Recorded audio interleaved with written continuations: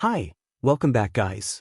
This is your friend, the What If guy, back with another fanfiction. This is the first part of What If Betrayed Issei Finally Had Enough. Now before starting, please give this video a like and subscribe to the channel if you want more videos like this. Now let's get into the fanfic. After school, after the meeting ended, the teachers left because they still had things to do. The remaining club members prepared for the school festival. Issei and Kiba were assigned to handle the power-related tasks.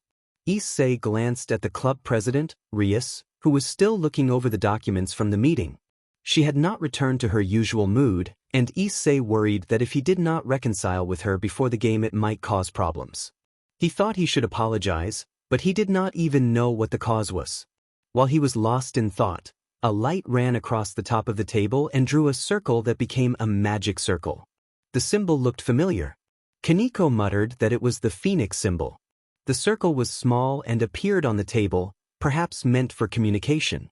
A holographic image projected from the circle and a young woman with a high-class bearing appeared, her hair styled up and adorned with expensive accessories.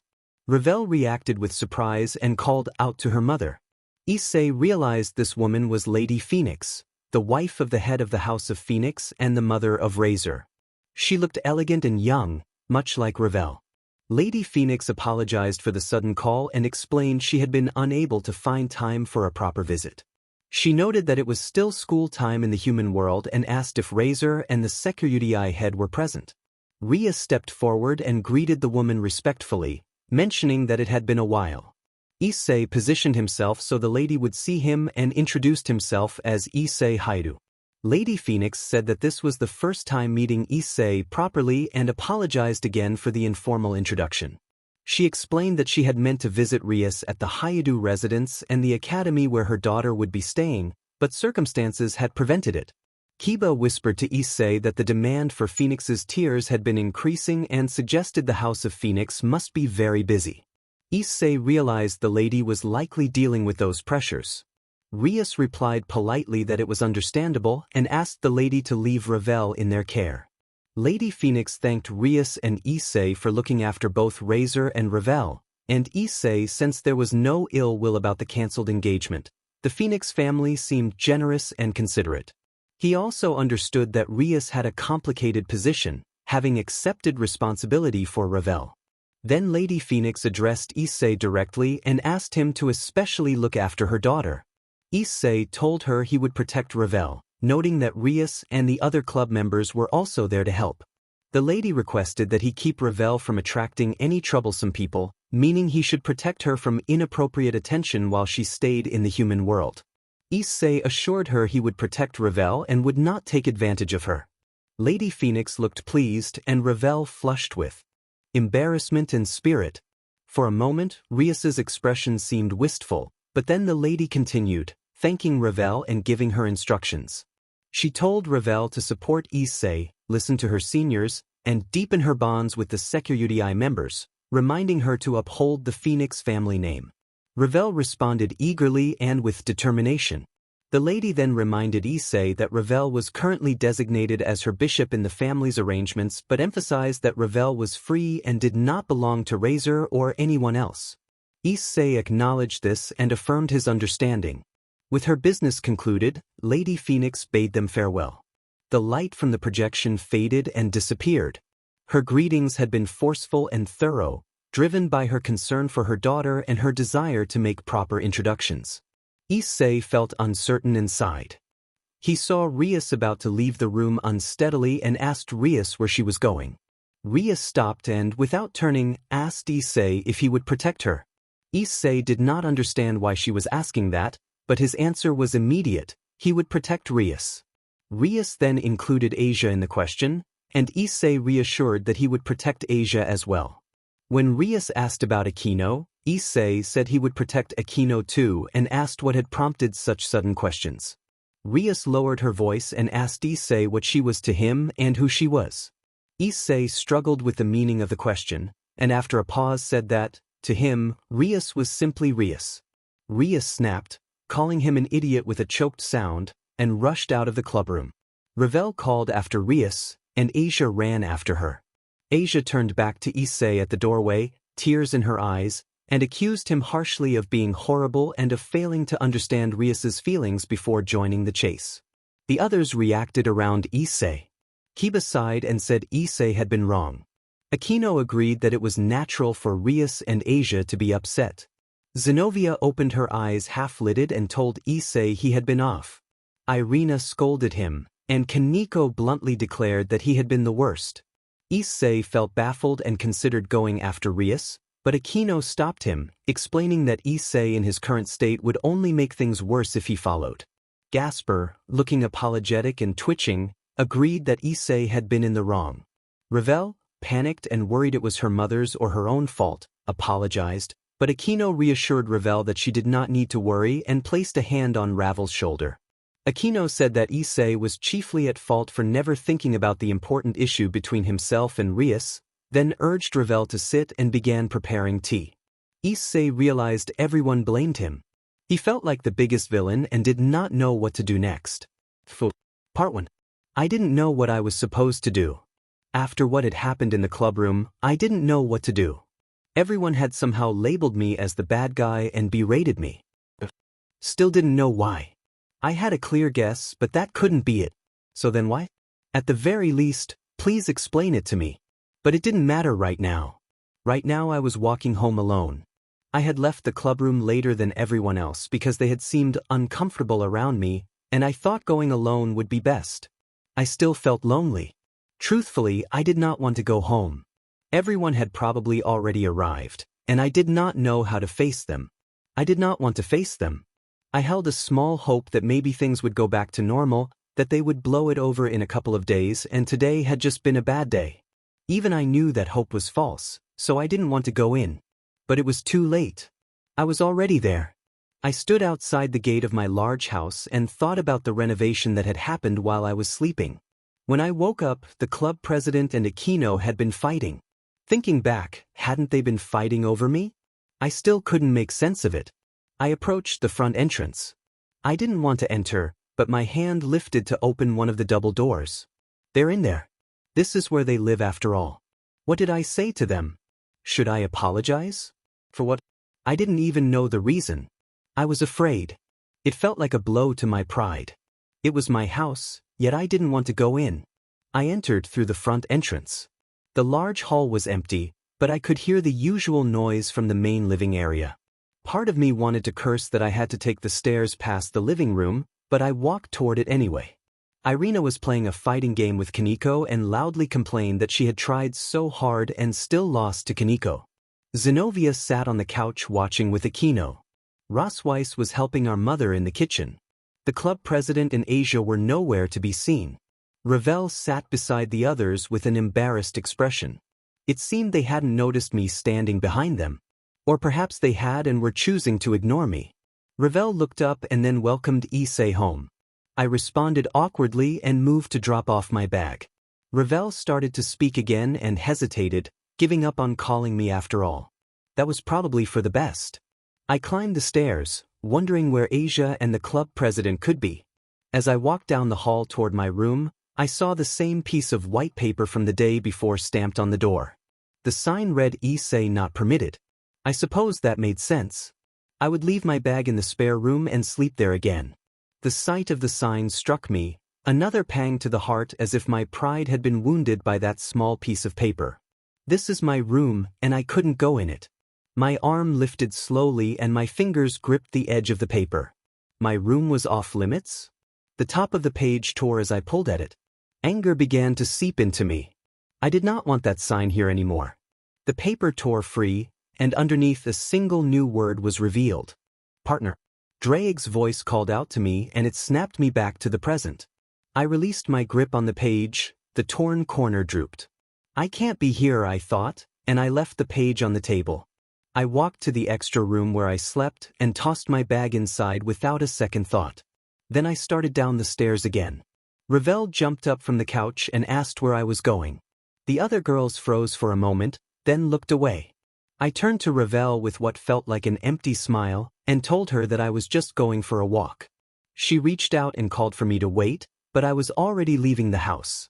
The others may have watched me go, But it no longer seemed to matter. I needed to be alone. I didn't want to be alone, but I felt I had no choice. A lump formed in my throat and I fought the urge to cry. Everyone had been ignoring me. It made sense, of course they were angry with me. I didn't fully understand why, but it still hurt. I didn't want to be ignored. I wanted to talk with everyone and have things go back to normal. I wanted it to be okay. But it felt like that wasn't possible because of something I had done. I kept asking myself how I had messed up, but nobody would tell me. I couldn't fix it if they wouldn't let me. They were all disappointed with me. Asia, Aquino, Irina, Zenobia, Kiba, Kaneko, Gasper, and Jayasuk, each one felt distant. I started going over everything we'd been through together. I remembered trying to protect Asia from the fallen angels and failing. I remembered the time I couldn't save her from Diodora. I wondered if that was why she was upset with me. I had tried to help Aquino with her struggles and the conflict in her past, but I feared I hadn't been enough. I thought of Kaneko, who had feared her power and her sister, and how she had grown a little stronger. I worried I had somehow failed her too. Kiba had said he would always have my back, and I had thought we were close, but now it all felt uncertain. Irina had looked up to me once, and I had hoped I hadn't let her down. Zenobia had always been a comrade rather than a friend, and I wasn't even sure what she'd wanted from me. Gasper had been someone I wanted to watch grow, someone I hoped to help become stronger, and now I worried I had let him down. Rosweiss hadn't been there. I wondered what she would have said. Ravel came to mind last, and I feared it might be my fault. I walked a path I knew well. The road led to the park, the same time. The sunset was draining the light. The sky was turning dusky. I didn't know why my feet were carrying me there, but I had walked this way before and I knew what waited. I remembered that day clearly. The memory was still fresh. The perfect date, the way I had enjoyed myself, and how sure I had been that I was doing the right thing. I had convinced myself I was ready to change, to leave behind some of my worst impulses if it meant giving someone a better future. I had imagined a life together, marriage and children, and the thought felt both hopeful and painfully naive. A bitter laugh echoed in my head, mocking the idea that someone like me could deserve that future. I told myself to move on, then kept walking into the dimming evening, the park coming into view. He wondered if he had failed him too. Laughter filled the air, a long, hollow sound that seemed to come from everywhere and nowhere. The sky stretched above, and a voice told him to blame the god who had placed that sacred gear inside him. He looked up at the sky and thought of the being everyone assumed was dead. He asked if that being truly hated him so much. The partner voice called to him.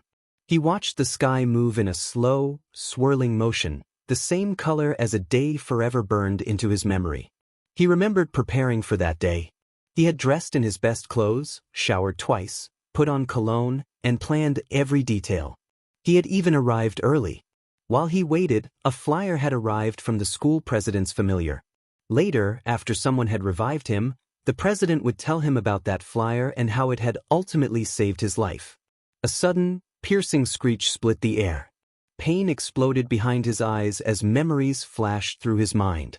The partner voice urged him to listen, to concentrate, warning that what he was seeing and hearing was wrong. The world spun. He clung to a bench until the motion subsided enough for him to sit. He tried to reason. He told himself the president could not have prevented what had happened. The fallen angels had been sent by Professor Azizel and were positioned at the edges of the conflict.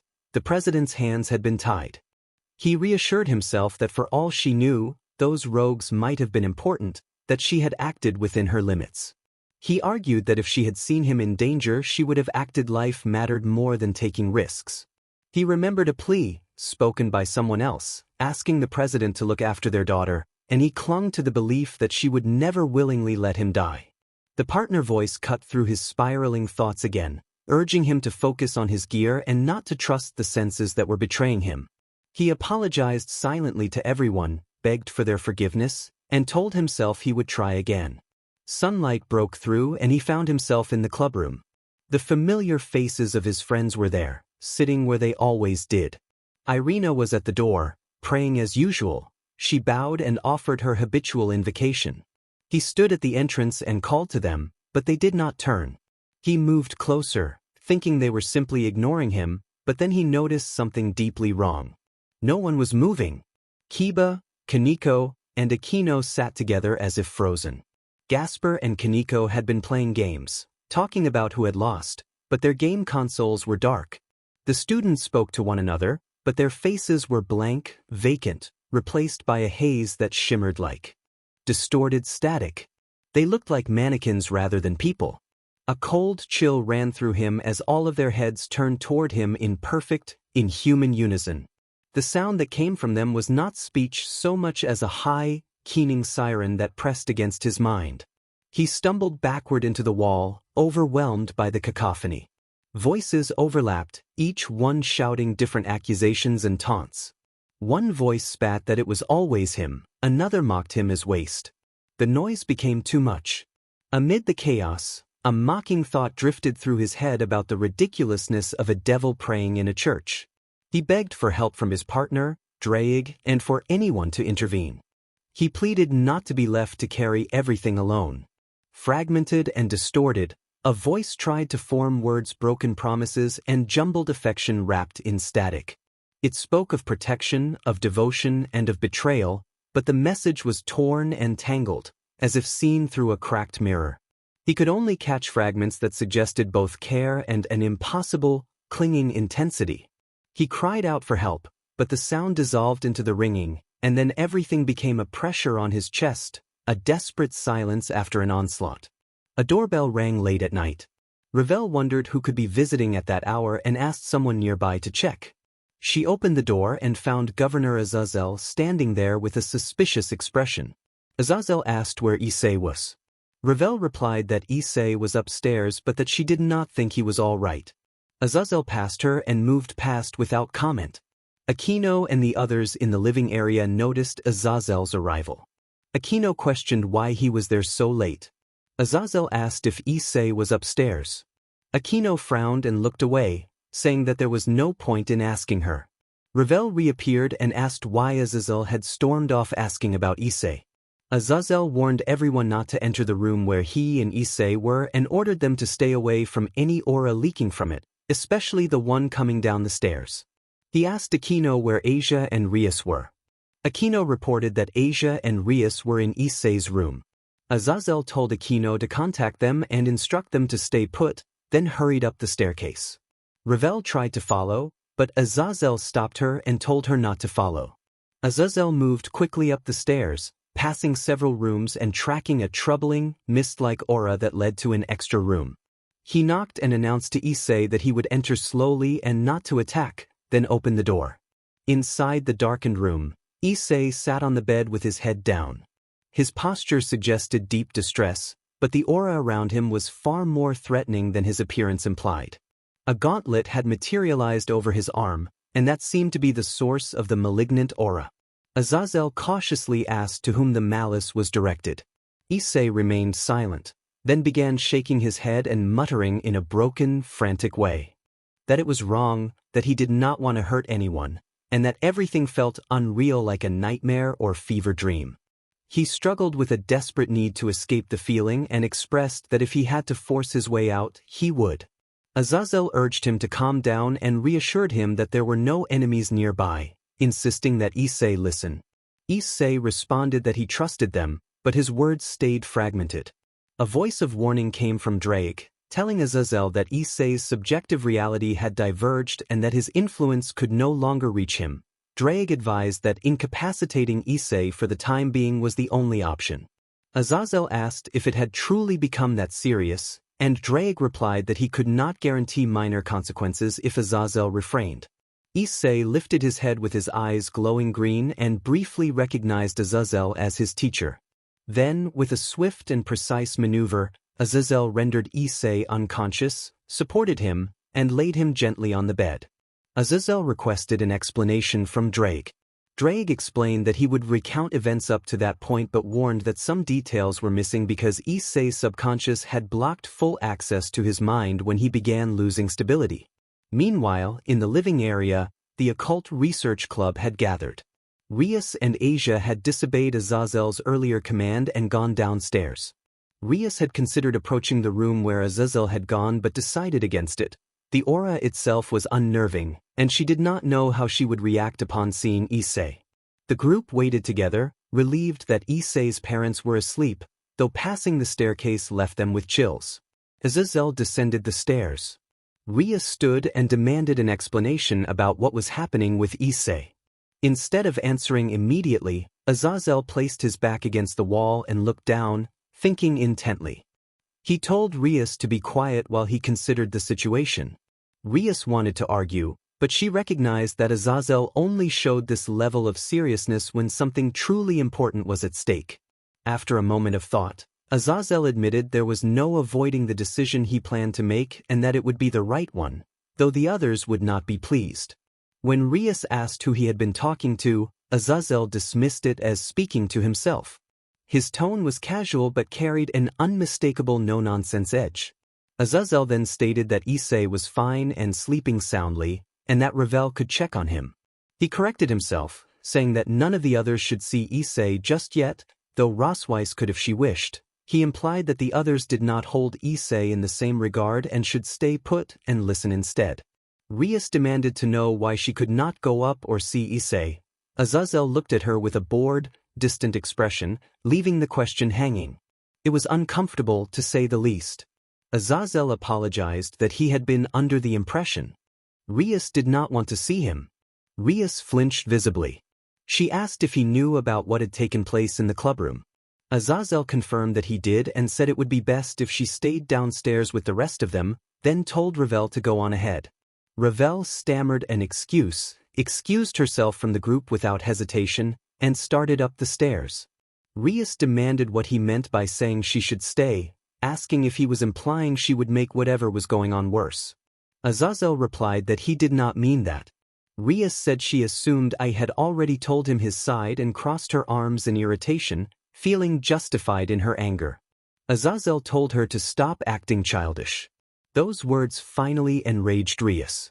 She was already stressed by the situation, and his attitude made it worse. She released a subtle aura of anger and warned that he had gotten on her last nerve and that she would act if he continued his games. Azazel told her to quiet down and called her a spoiled brat. Rias was taken aback and her aura almost immediately dissipated. It was not unusual for Azazel to use that term for the younger ones, but what unnerved them was his gaze, nearly devoid of emotion and sending a chill through the room. He looked like a cadre class being, one of the strongest in existence, and his unusually formal tone was unsettling. He relaxed his sharp gaze, sighed, closed his eyes, and crossed his arms. Azazel said that Surzex might be annoyed if he admitted this, but Surzex would understand. He was a proper adult who knew the difference between genuine conflict and petty drama and would likely scold Rias gently. Rias reacted in confusion. Azazel continued that despite her intelligence, Rias tended to be arrogant and selfish at times, something others noticed easily and something her parents knew well. He suggested that might be why they had entrusted her to Issei, but it did not excuse her behavior. He said Surzex had mentioned that Rias liked to present herself as a fully grown woman capable of acting independently, and if that were true she would have thought more carefully instead of acting on her own grievances. Azazel pointed out that this was especially important with an important game approaching. Her impatience had disrupted the group's synergy. He advised that if she truly considered herself an adult, she should tell her mother she would take things at her own pace, noting that she had likely earned that right after the razor incident. They had no words. This was the first serious lecture they had ever received from Azazel. He had given them advice on training before, but to speak to them so sternly was almost unbelievable. Azazel said he was not finished. He cracked his neck and criticized them for projecting themselves onto Rias to further their own progress. He pointed out that, while most people would find choosing between a best friend and a lover difficult, they had treated it as an easy decision because they had been thinking selfishly. From a young girl's perspective he could understand Rias's feelings, but from the standpoint of comradeship he found it appalling that no consideration had been shown for their teammate. He dismissed the idea that isolation was a form of bonding as strange and said experience, not argument, was the teacher of such matters. Then he asked what such an experience would teach an honest but weak-minded boy about trust and relationships. Azazel made it clear he was not angry, though he had been close to it at first. What he felt instead was disappointment. As their teacher and ally, he said he had failed them. As their teacher, he had not instilled in them the ability to be less selfish and closed-minded. Above all, he said he had failed with regard to Issei, and that realization made him saddened. That statement made them worry. Rias stammered in concern and demanded to know what was wrong with Issei. Azazel shook his head and told them not to overthink things. He admitted to being surprised by how badly Issei had reacted, but took some responsibility for not foreseeing it as their sensei. He said that had he known, he would have stopped them sooner.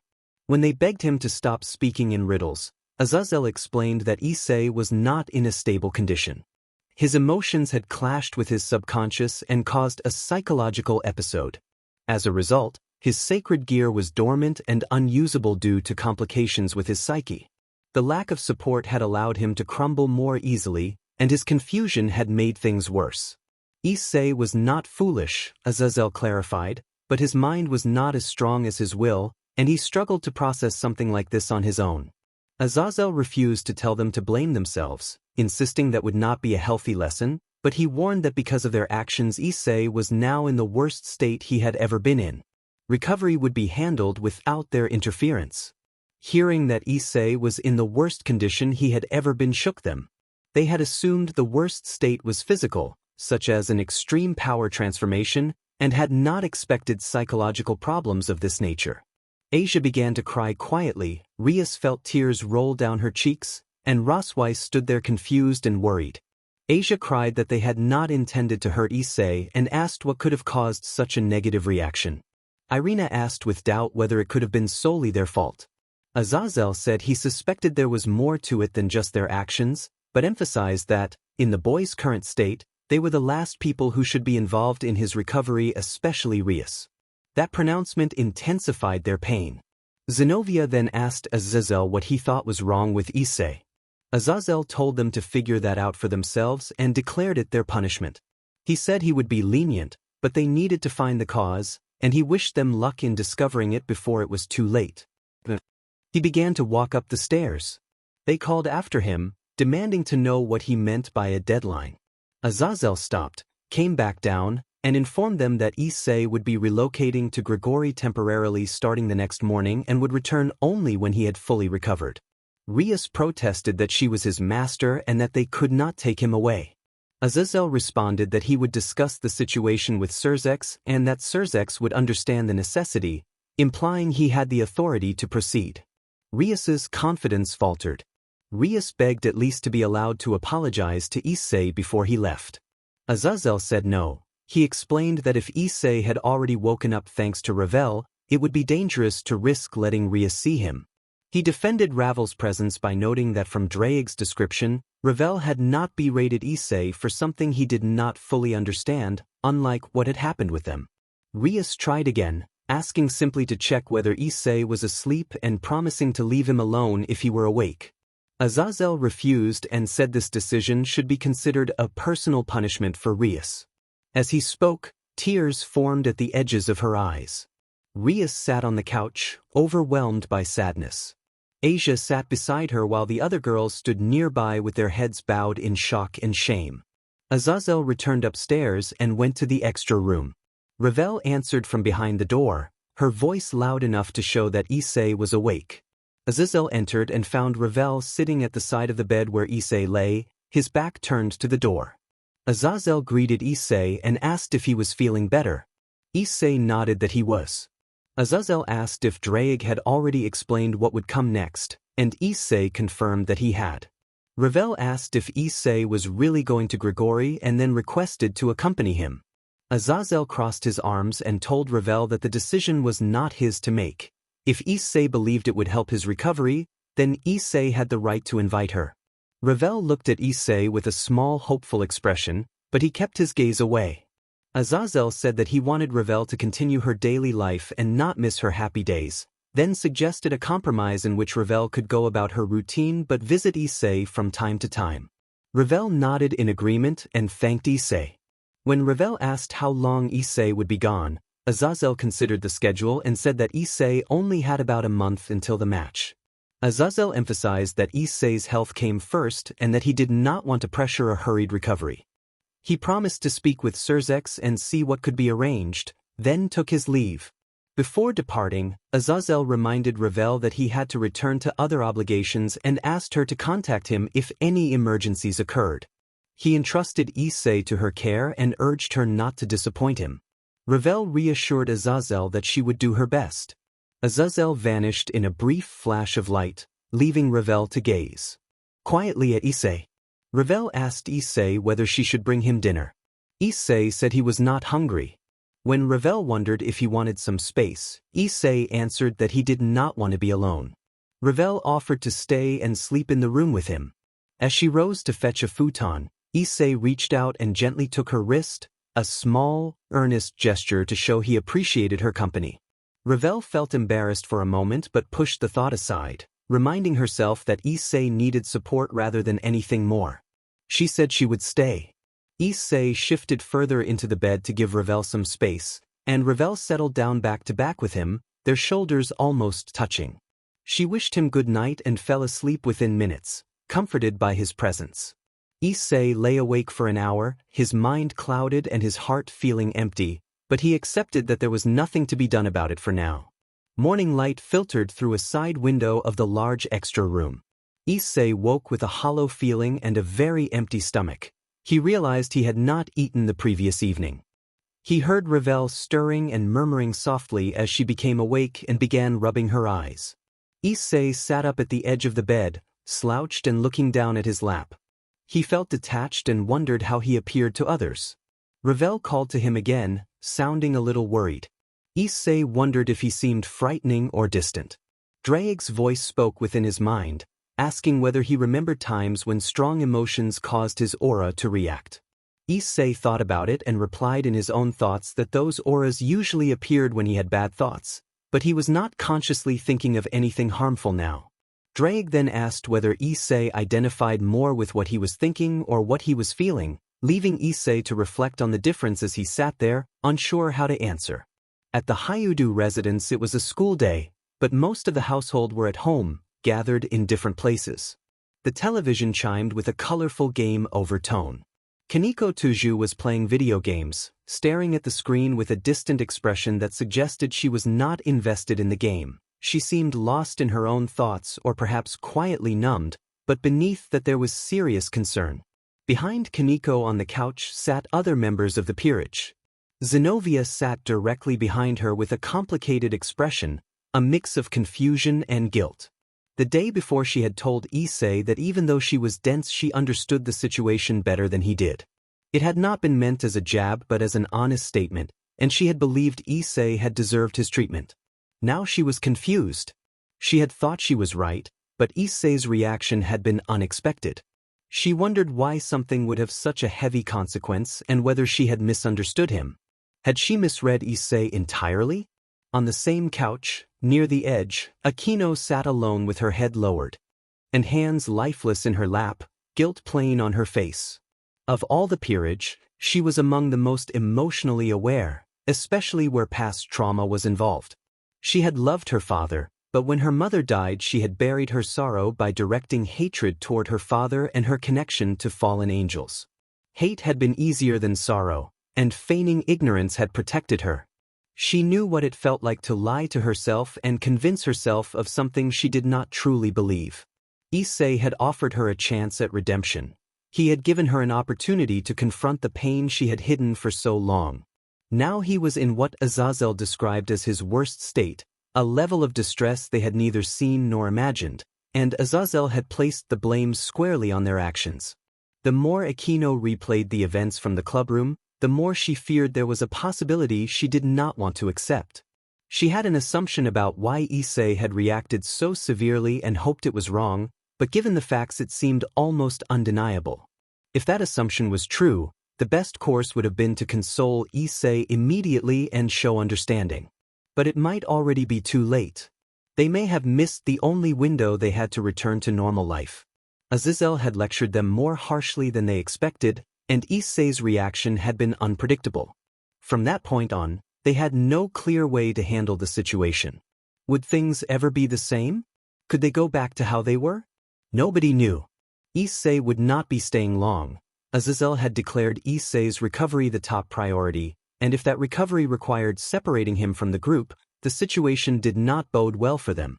The male members, Gasper and Kiba, were attending school as usual and were unaware of the incident because they did not live in the same mansion. Rosweiss, as a teacher, fulfilled her duties but found herself briefly distracted during class. Irina, though concerned, remained an attentive student and decided that staying home like the others would do no good. She felt no closer to Issei now than before, and the old days of their friendship felt long gone.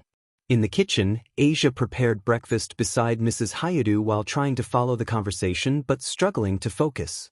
Guilt weighed on her for how she had reacted the previous day when the woman she called her older sister had been hurt after Issei had disregarded her feelings.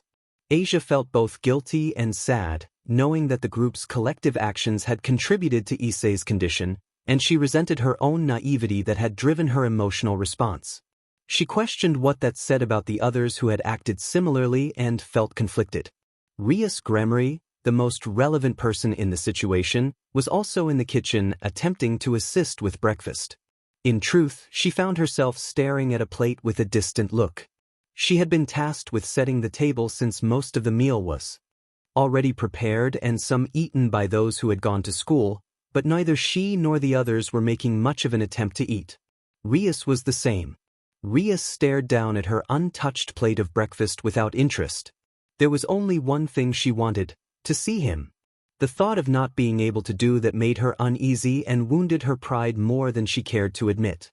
She wished she could be near him, speak with him, and feel reassured by his presence, but she knew those things were not possible now. Asia stood beside her with a concerned expression and called to Rias, who said she was all right. Asia did not believe her and had no proper response. There was nothing she could say to fix whatever was wrong. Issei's mother noticed the strained mood among them and suspected it had something to do with her son, thinking he must have done something irresponsible. The sound of footsteps descending the stairs snapped Rias from her stupor. She mouthed Issei's name and turned toward the living area with Asia following her. They hurried out of the kitchen together. Rias's weak, hopeful smile faded when she saw who stood at the bottom of the stairs. It was Ravel Phoenix. Ravel greeted the Gremory women awkwardly, and the small spark of hope the others had vanished. Summoning what courage she could, Ravel said that Issei wanted breakfast, which briefly brightened the atmosphere. Rias attempted to say she would bring it to him, but when Ravel lowered her head and apologized to Rias, the reality of the situation settled over everyone again. Issei's mother appeared and asked whether Issei was awake. Ravel explained that she had come for his breakfast. Issei's mother scolded her son for sending a girl to fetch his meal, insisting that if he wanted breakfast he should get it himself. Ravel fidgeted while the rest of the group exchanged wary looks. Issei's mother noticed their discomfort and felt awkward too. Ravel then asked if she could have a plate of her own. Issei's mother agreed and led Ravel back into the kitchen. The household slipped back into a quiet, sullen atmosphere. I shot upright, gasping for air. Hark, he thought, blinking. Draig's voice spoke in his head, urgent and steady. Draig reported that he had lost consciousness and had been lying on the ground. The gear was misbehaving and seemed dormant. Draig warned that it was tied to his unstable state of mind and that he could not control it in its current condition. He told himself he should get home quickly and maybe have the president examine the gear, but Draig objected strongly and insisted that calling Azazel was the only acceptable course. Draig emphasized that any action that further agitated his subconscious would be dangerous and that sheer force of will would not be enough in his current state. He felt hollow and unsure of himself, swallowed by a strange emptiness he had never experienced before. Draig advised him to return to the estate, contact the governor, and temporarily distance himself from emotional turmoil. It was not the healthiest choice, Draig said, but it was the wisest for now. He headed home. When he entered the estate, Ravel greeted him excitedly from below the stairs. Draig warned him not to lift his head and to go straight to his quarters. He obeyed. He moved past Ravel with a forceful, practiced composure. Ravel called out again, but he kept walking. She must have seen something in his eyes, he realized, and she hesitated at the base of the stairs, nervous and unsure. He reached the room down the hall and found his door slightly ajar. A torn piece of paper fluttered into his hand from the door. He slipped it into the wastebasket and shut the door behind him. He decided he had to contact Azazel immediately. His hands trembled as he brought out his phone and began to dial. Azazel answered quickly and told him to stay right where he was. Azazel was on his way and not to hang up. He closed his eyes and tried to form words, but when Ravel returned she appeared tentative and anxious. He managed a faint, empty smile. He knew it looked fake. Ravel responded nervously and bowed her head, clearly intimidated by the change in his expression. Ravel asked how he felt. He interrupted and asked her to call Azazel for him. He wanted to speak to Azazel alone. Ravel offered to bring him breakfast, and he accepted even though he had no appetite, because she would feel better if he did. She left quickly, promising to return shortly, and the door closed behind her. Alone, he felt a little calmer. Last night he had been terrified to sleep alone, certain something terrible would happen if he did. Yet when he tried to lie beside Ravel now, a thin, piercing dread rose in his stomach. He shook his head and tried to center himself. A sudden ache cut across his forehead and a ringing filled his ears, then faded. A single thought rose and settled. He was sure it had to do with Ravel. He sat on the bed in silence, waiting for either Ravel or Azazel to arrive. From his room he could not see much of the house, but it seemed many of the others were still at home. He did not want to see them now. A familiar light flared behind him and a magic circle appeared. Azazel stepped through and greeted him, then paused, studying him with concern. Azazel asked if it was really him and whether his behavior matched what had happened yesterday. The mentor's worry was plain. He turned to face Azazel without attempting another practiced smile. Azazel moved to the opposite side of the bed, sat down casually with his back turned toward him, and asked if he could sit. He thanked him and took the seat, mirroring the other posture. Azazel then asked what he had wanted to discuss. He found himself searching for how to begin. The room fell silent because Issei could not find the words to speak. Sensei told him to take his time and reminded him that Shemhazai should be covering things back home, which should be fine. Chuckled and called that an irresponsible governor. He began to speak haltingly, trying to start with what had happened the day before.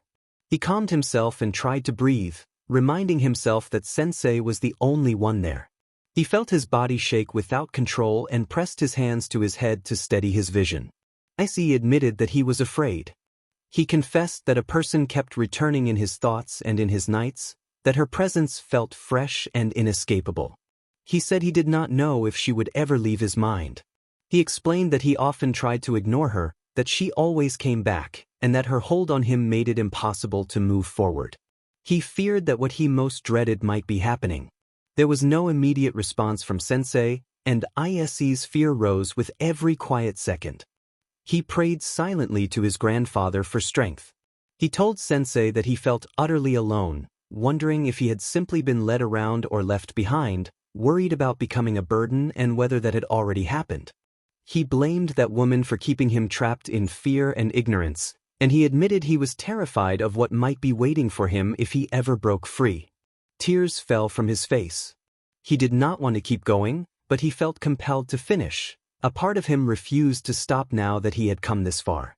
He said he did not want to be like this, that he tried so hard and still felt unfairly judged. He asked whether he had been a terrible person all this time and apologized for whatever that might mean. He confessed that he had clung to that one thing because it was the last thing he could hide behind, his only form of protection, and that he wished he were stronger. He explained that he tried to bear everything so others could rely on him, and he feared that if he failed he would have nothing left. He fell silent for a moment, trembling and exhausted. Sensei shifted on the bed beside him and placed a hand on his shoulder. He told Issei that there was nothing wrong with being afraid. He spoke with a rare gentle tone and reminded Issei that even the strongest people feared something. He said Issei's sensitivity and kindness were part of his strength but also left him open to pain. Sensei explained that Issei was not unbreakable and was not meant to be. He needed support like everyone else. Sensei insisted that Issei should not feel compelled to carry everything alone, and that the people around him should not expect him to do so. He acknowledged that it was natural to feel cheated when something unfair happened and that running away did not make someone a coward.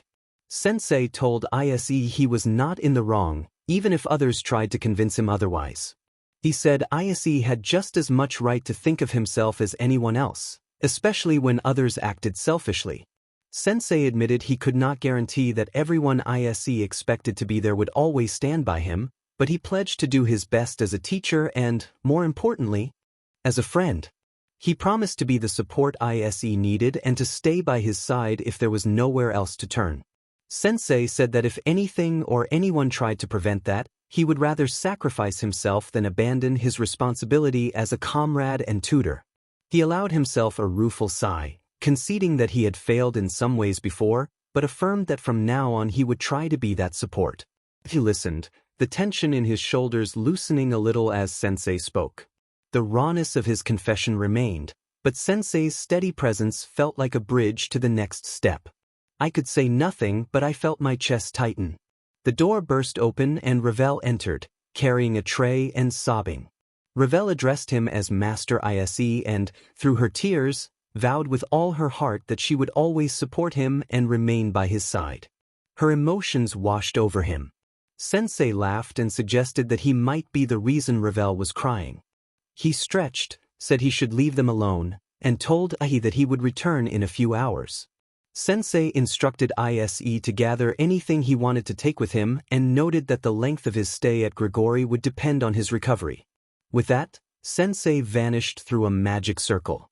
After Sensei left, Ravel reached out and grabbed the back of his shirt, calling to him again as Master Issei and clinging to him. She stepped forward and embraced him, resting her head on his shoulder. Ravel begged to stay by his side, admitting she did not know what haunted him or who was responsible, but insisting she wanted to support him no matter what. Her grip tightened and her sobs grew louder as she apologized for crying. He felt a sharp ache in his chest, but he could not pull away. He wrapped his arms around Ravel almost without thinking. Even as tears streamed down his face, each quiet tear eased the tightness in his chest a little. He questioned whether it was right to put all his trust in her, while a distant memory of mockery, someone calling him a filthy devil, echoed in his mind. Ravel continued to cry and promise her devotion. He found that he could no longer hold back. Breathing felt easier as the tension began to release. Their cries carried through the estate. From downstairs, everyone could hear the sound, faint but unmistakable, and they stood frozen, motionless. Reality had made its call. Part 3. A couple of hours had passed. After the recent events with Ravel, he had spent some quiet time with her and his teacher, which helped him feel better. Still, a part of his heart felt heavy. He was unsure how to process everything that had happened with the other club members and the club president. His teacher had said it would take time and mentioned speaking with Surzex, but Issei did not want that and worried about the consequences. He wondered how Surzex would react and what his teacher might ask him to do. He had only a month to recover before the match, yet his teacher insisted on not rushing his recovery. Issei worried whether his teacher would ask Surzex to delay the game, knowing how unpopular that would be with the audience. Cancellation seemed impossible, but the uncertainty sat uneasily with him. After calming down, he had sent Ravel out to make sure no one came to their floor while he gathered his things. His teacher had advised minimizing contact with the others for now, and though it felt harsh, he agreed. He did not think he should see them yet. He did not know how he would feel. Back in his room, he packed the few essentials he wanted to take. There was not much that he needed beyond what already would be provided. He decided to keep his packing simple and practical. A message from his teacher arrived on his device asking if he was ready. He thought he was as ready as he would ever be and sent his reply. He finished packing quickly. Soon a magic circle appeared near his bed. It was a fallen angel circle similar to the Grigori transport symbol but filled with more complex runes. He sensed someone important. The light revealed a somewhat familiar young man with pale hair. Issei recognized him as Shemhazai. Shemhazai greeted him and said it had been a long time since they first met. Issei remembered the brief communication during the incident with Loki when Shemhazai had transported Saji in a new form. This was their first proper meeting. Shemhazai appeared more unassuming in person than Issei had expected. Unlike his teacher's mysterious air or Barakil's intimidating presence, Shemhazai looked young, with a softer voice and smaller frame. Issei asked what brought him here. Shemhazai explained that he had come to pick him up because his teacher had been delayed by an interaction with Barakil. Shortly after, Barakil and Azazel arrived and exchanged words about Issei's situation. Azazel told Barakil that Issei would be staying at Grigori for a while to recover. Barakil asked whether this would interfere with the important raiding match Issei was training for. Azazel admitted that the situation was complicated and that Issei and the group had had a falling out that had become more serious than expected. He cautioned Barakil not to jump to conclusions about Issei and Aquino, asking Barakil to wait while he explained everything properly later. Barakil agreed to let Shemhazai fetch Issei while Azazel handled the arrangements with Issei's parents and finalized the leave. He asked Barakil not to be too angry when he explained the deeper details. Issei nodded inwardly, trying to steady himself for the next step. Issei remembered that this was around the time he had come here. He watched Shemhazai explain things to Barakil and hoped Barakil would listen to the teacher. He did not want to die yet. Shemhazai then turned his attention to Issei and asked if he was ready to leave. Issei began to answer, but the door opened and someone entered the room. Daquin announced Ravel Phoenix. Shemhazai introduced Ravel as a friend. Ravel greeted him with a nervous bow, clearly aware of his importance. Ravel asked if she could visit Issei often. Shemhazai said she was welcome to visit as much as she liked and that he had no reason to refuse, especially given Issei's status as the Azure Dragon Emperor and that Issei would be staying at Grigori.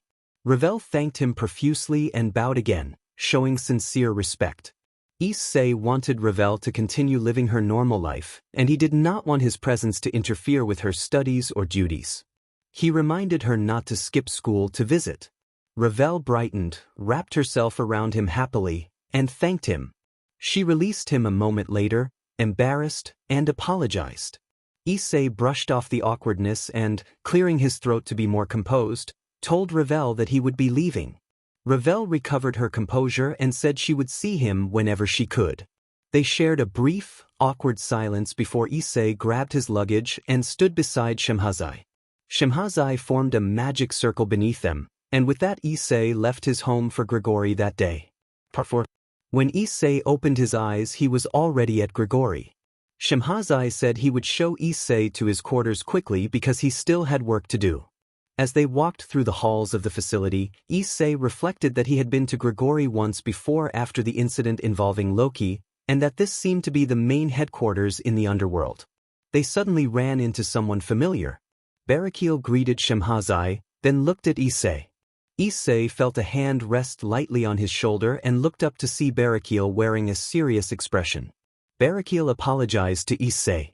He explained that when they had last met he had decided to leave Aquino in Issei's care, and that only recently had father and daughter begun interacting properly. As a parent, Barakil admitted he had not spent much time with Aquino and there were many things she had not yet been taught. He acknowledged that some matters required guidance and understanding, and asked Issei, for Aquino's sake, not to let the incident affect his connection with her. Then Barakil bowed his head fully and begged Issei to consider his request. Shortly after Issei disappeared with Shemhazai, Ravel came down the stairs to announce his departure. Someone was already in the kitchen with the rest of the household, informing them. Azazel informed Mrs. Hayudu that he would be taking care of her son for a while, and hoped she did not mind. Mrs. Hayudu smiled and, having heard many compliments about him from the children, offered him breakfast. Azazel politely declined, explaining he had already eaten before arriving. As he declined, he noticed Ravel approaching and asked if Issei had already taken his leave. Ravel confirmed that he had. The remaining women fell into guilt and despair at the news that Issei was gone. Azazel requested permission from Mrs. Hayudu to speak with the girls privately about a matter of importance to them as his students. Mrs. Hayudu excused herself and left them alone. Azazel began by explaining that Issei had been escorted to Grigori by Shemhazai and that they had not had enough time to prepare. He asked if they had reflected on their actions. As he looked around, many averted their gazes. Rias kept her head lowered in despair. Only Aquino met his eyes with a stern, unflinching expression. Aquino stepped forward and accused Azazel of knowing exactly what had caused Issei's condition, insisting he was responsible. Azazel met her accusation with a cold, composed expression and reminded her that he had asked them to discover the truth for themselves. When Aquino pressed that the only reason he would hide it was because it was his fault, Azazel warned her to watch her tongue, and she quickly backed down, ashamed. Azazel sighed at the reactions of the group. Seeing their attention fixed on him, Azazel decided to explain the matter fully. He recounted that several months earlier he had suspected the existence of a sacred gear user who had not yet unlocked his power. Concerned by the gear's potential, Azazel had sent a subordinate to observe that possessor. The subordinate, however, exceeded her orders. Seeking glory and acting on ambition, she gathered allies and stole a crucial piece of technology to advance her own plans. Azazel continued that, instead of merely observing, she took reckless action. She killed the possessor and used the stolen device to seize another sacred gear for herself, nearly provoking conflict between factions for her own ends. Azazel expressed regret and chastised himself for not recognizing the danger sooner. Rias asked why he was telling them this. Azazel replied that the subordinate had betrayed her duties and caused great harm, and that among her crimes the worst was the harm she inflicted on children who would have been his future students. He said that while her death had been justified, its consequences had not entirely ended. Azazel then described, in restrained terms, how the subordinate had manipulated an innocent human boy, leaving him emotionally broken and changed. She had forced him into a new, damaged state and returned him to the world incomplete. Over time the boy had built a kind of emotional armor to protect himself, which helped him survive but also kept others at a distance. His peers criticized him for being unable to connect with them. Rather than letting that armor crush him, the boy now used it to guard against a lingering spirit that haunted him. His journey ahead, Azazel explained, would involve confronting and overcoming that spirit, with a mentor guiding him through fear and pain so he could become stronger. The girls had no immediate response to Azazel's measured, dramatic explanation. Azazel allowed a brief, dry comment about his tendency toward theatrics before returning to his serious tone and fixing them with a stern gaze. Azazel concluded by making clear that the spirit haunted the boy and that this presence would shape the difficult road ahead. There was no road ahead, only a chasm with an oasis visible on the far side. Now it was a question of whether he could make the jump. With the encouragement of his friends, his will could have been strong enough to clear it, perhaps even with ease. But that did not happen.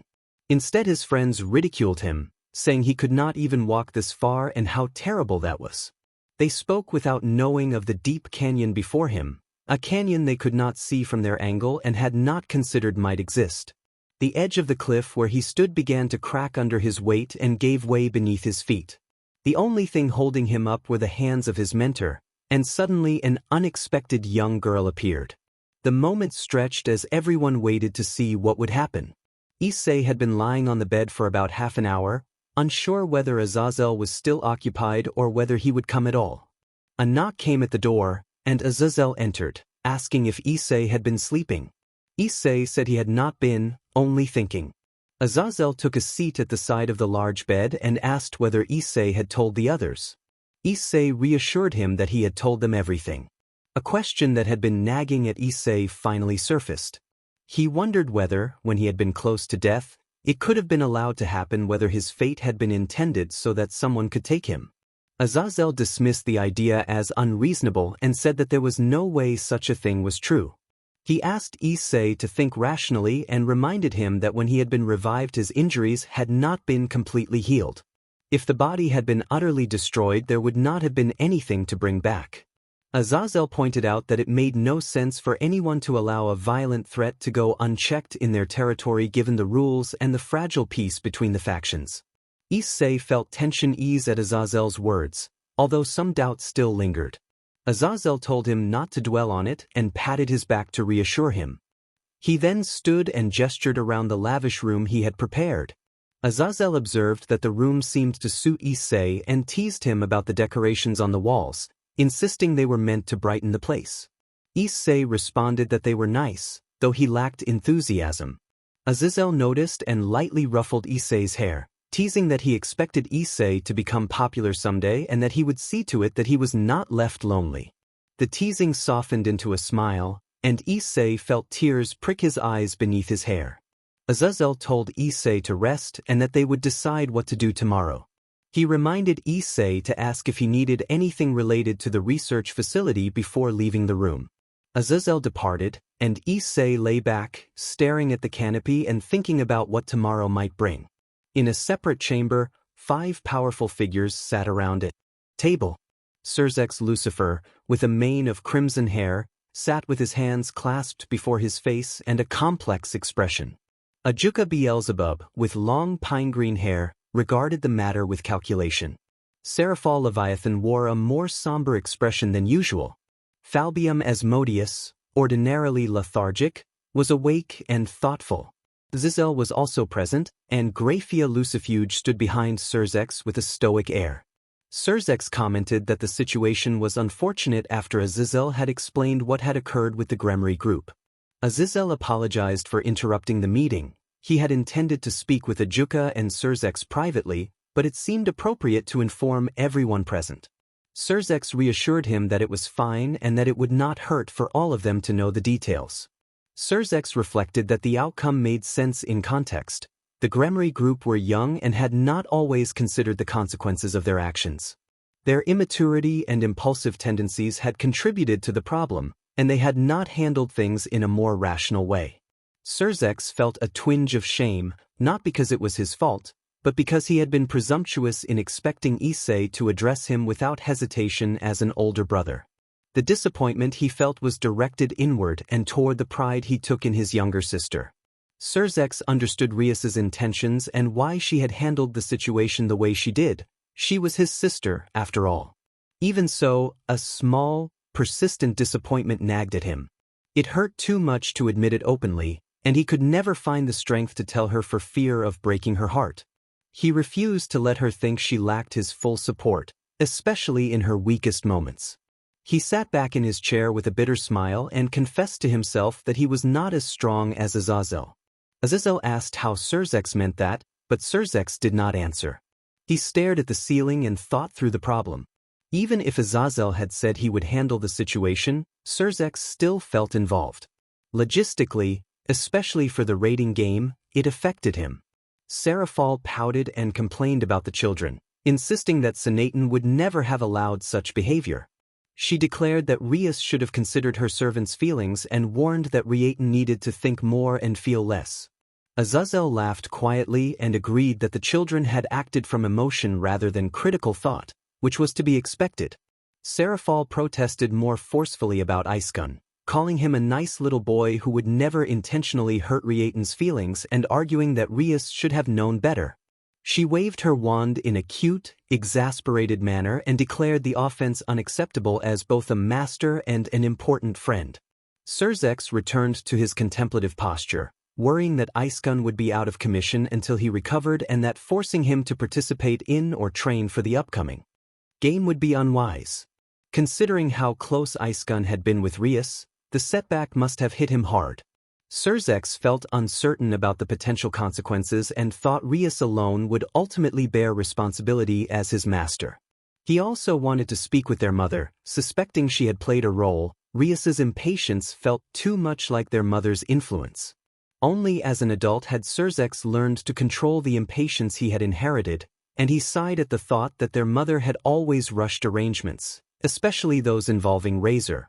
Ajuka interjected to ask Azazel about earlier irregularities with Icekun's gear and whether Azazel had been able to assess the effects.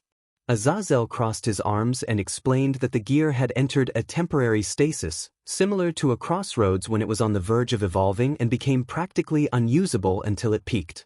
The problem, he said, was that this had happened while Issei was in that state. That raised the question of whether it was another evolution, which seemed unlikely, or whether the gear had reacted because the user was subconsciously prohibiting himself from activating a certain mode. When Ajuka sought clarification about which mode Azazel meant, Azazel indicated that it was the obvious one. Ajuka found that prospect worrisome. Azazel described how careful he had to be when confronting Issei. He had tread more cautiously than he had in a long time, and in the end he had to resort to force to succeed, leaving him feeling unexpectedly incompetent. Another voice urged him not to berate himself, reminding him that they had avoided a catastrophe. That voice asked about the impression Azazel had of Issei's aura, since Azazel had described it as unnatural. Azazel answered that the aura had felt heavy and almost oppressive, more like a miasma than a typical aura, and might have been poisonous to ordinary humans. He had kept the children away to be safe. The aura had an odd tendency to slide off Issei like smoke instead of sticking to him. It settled on the floor as it dissipated. The observation unsettled the others, and Azazel pointed out that he had been the one to touch it. Surzex then asked about Issei's current condition. Azazel reported that a couple of days had passed since the incident and Issei was okay for now. He received constant visits from the girl who cared for him and had been trying to train as usual. Azazel could not be sure how well Issei was progressing, but at least he was able to use his gear normally again. Surzex voiced relief and wondered whether the recovery might be only superficial. Azazel admitted uncertainty. He had not had the opportunity to interact with Issei properly since the day he arrived and had been busier than expected. He had arranged for Shemhazai to keep an eye on Issei, and reports indicated no signs of deceit toward himself or anyone else. Everything looked genuine so far, and Azazel planned to judge for himself when he saw Issei later that day. He trusted Shemhazai's assessment, since Shemhazai usually noticed the nuances of Issei's interactions with the girl. They noted that Ravel appeared to be the only one remaining inside a comfort zone, while others had not fully withdrawn but were clearly distant from her. Surzex wondered about his own relationship with her and hoped the distance between them had not grown too great, resolving to prevent it from widening. Another voice expressed that it could not say the same for itself, and Azazel reminded Surzex not to worry. Issei was a child like the others, but he would not judge people solely by the sins of their parents. Surzex acknowledged that thought, yet the reminder made him feel more ashamed rather than comforted. Falbium noted that it was the same there. Surzex sighed once again and observed that the conversation had become a rather weighty topic. Azazel complained that, for a group of young people, they certainly knew how to give him a headache and added that perhaps causing trouble was what kids were good at, though he dismissed the thought. Surzex called for Graphia, and Graphia stepped forward to answer him respectfully. Surzex asked Graphia to check on Rias, explaining that the situation could not have been easy for her and that she might need support rather than having the burden placed on the other girls in similar states. He said he would try to visit if possible, but for now Graphia should simply see how Rias was doing and offer encouragement. Graphia acknowledged the order and teleported away as the others resumed their discussion. Azazel then stated that, personally, he wanted the game cancelled, but admitted that was too drastic. He confessed that shame or a subtle fear informed that opinion after feeling the unsettling aura, yet he recognized cancellation was not an option. He explained that the matches between Gremory and Bale and between Citri and Agars were far too important to be scrubbed, and that they were beneficial to the underworld's current condition. He proposed postponing the game by about a month as the next best option, arguing that postponement would be less controversial than removing the Security Isse from the game entirely. Surzex agreed that canceling the game was impossible. He noted that future generations needed to see these matches and that postponing could still cause trouble. He suggested that keeping the Gremory from facing Bale temporarily could be explained, but sidelining the Security while his group fought would spark rampant speculation and paranoia because of Isse's popularity. Azazel agreed and compared the underworld's media to that of the human world, saying the reincarnated devil's presence meant the press would seize on any hint of scandal. Removing only Isse would play into those rumors, and Isse himself would not want that. In light of that, Azazel considered postponement still better than exclusion. Surzex concurred and raised the remaining question of whether Isse actually needed the extra time. Azazel argued that Isse did need it, not only for recovery but for training, pointing out that training while still recovering would limit real progress. He believed giving Isse as much time as necessary was best, and suggested an additional month would suffice. Surzex considered the proposal in silence. Serafal reacted with surprise when she learned more time was being discussed, expressing indignation that Issei could be in such a bad state and declaring she would take matters into her own hands. She fantasized, in a playful, dramatic way, about visiting Issei as a magical persona in order to help him regain his confidence with women, but also worried that would make Issei fall for her instead of Rias and the others. Azazel laughed softly and warned that having the Mao of Leviathan show up at Grigori could cause complications. Serafal was taken aback by that reply. Serzex, having weighed the discussion, said he would see what he could do and planned to consult with the House of Baal. He expected Serorg would not want to experience the raiding game without the security present. Serzex also intended to meet with the organization that arranged the games to inform them of whatever conclusion they reached. Azazel agreed that this course was best and noted that Issei was likely not the only one needing recovery time. Serzex acknowledged that possibility. Azazel rose from his seat and announced that he would leave to visit Issei while the others continued. He asked to be informed once the details were finalized. Ajuka requested that Azazel notify him of any irregularities with Issei's demonic powers so he could assess the condition of Issei's evil pieces. Azazel gave a brief confirmation and left the room. The four Mao remained. Falbium called out to a distant-looking Serzex, who murmured that the situation was troubling. Issei sat in an empty training space prepared specifically for him within the facility and began to meditate. A voice called from far behind him. Ravel had returned. He sighed and told Ravel that she came too often. Ravel waved happily while running toward him with something wrapped in cloth in her hands. When she reached him, she jumped into his chest with obvious excitement and clung to him tightly. He reminded himself to stay calm. It was only Ravel. After a few seconds she realized what she had done and stepped back, her face bright red as she waved her arms nervously and apologized profusely. He laughed and said it was all right. He noticed the box-shaped item wrapped in thin cloth she held and asked what it was. Ravel looked down, gathered her courage, and offered the wrapped bento box to him as a gift. He thanked her and accepted it. They stood in silence for a moment. Ravel fidgeted as if she wanted to say something but could not. Ravel looked up with a bright smile and eagerly asked to join him. He told her he did not mind, and she excitedly agreed to sit with him. They took a place on a small bench by the large training room. Ravel observed that he had been training very hard and, after a pause, added that he had been training all by himself. He admitted to disliking being alone and, with some hesitation, asked if Ravel would still be there for him. Ravel's face brightened and she promised without hesitation that she would remain by his side no matter what. He felt a weight lift from his chest and thanked her. Ravel said she would always support him and if it was all right, she would like to stay by his side forever. He could not make out the last words clearly, but he understood the meaning and told her that it was fine and that it was best if she stayed by his side. Ravel squirmed with excitement, clearly pleased. He opened the bento box to find a beautifully arranged, carefully prepared meal with a small dessert compartment. Ravel watched him expectantly, and he used chopsticks to pick up some of the food. He tasted it and immediately declared it delicious, saying that even the extravagant meals he was served elsewhere did not compare to Ravel's cooking. Ravel, flushed with pride and a little nervous, insisted that it was made with care for him. He assured her that whatever she had put into it had made it special. A quiet memory of a voice, Draig, rose in his mind. He remembered that he had asked Draig to help with his recovery, and Draig had agreed. Draig had told him bluntly that avoidance would not solve his problems and that he needed to confront what he had been running from. The voice had challenged him to stop pretending and to be honest with himself. He admitted silently that Draig was right and that he could no longer protect himself by ignoring the truth.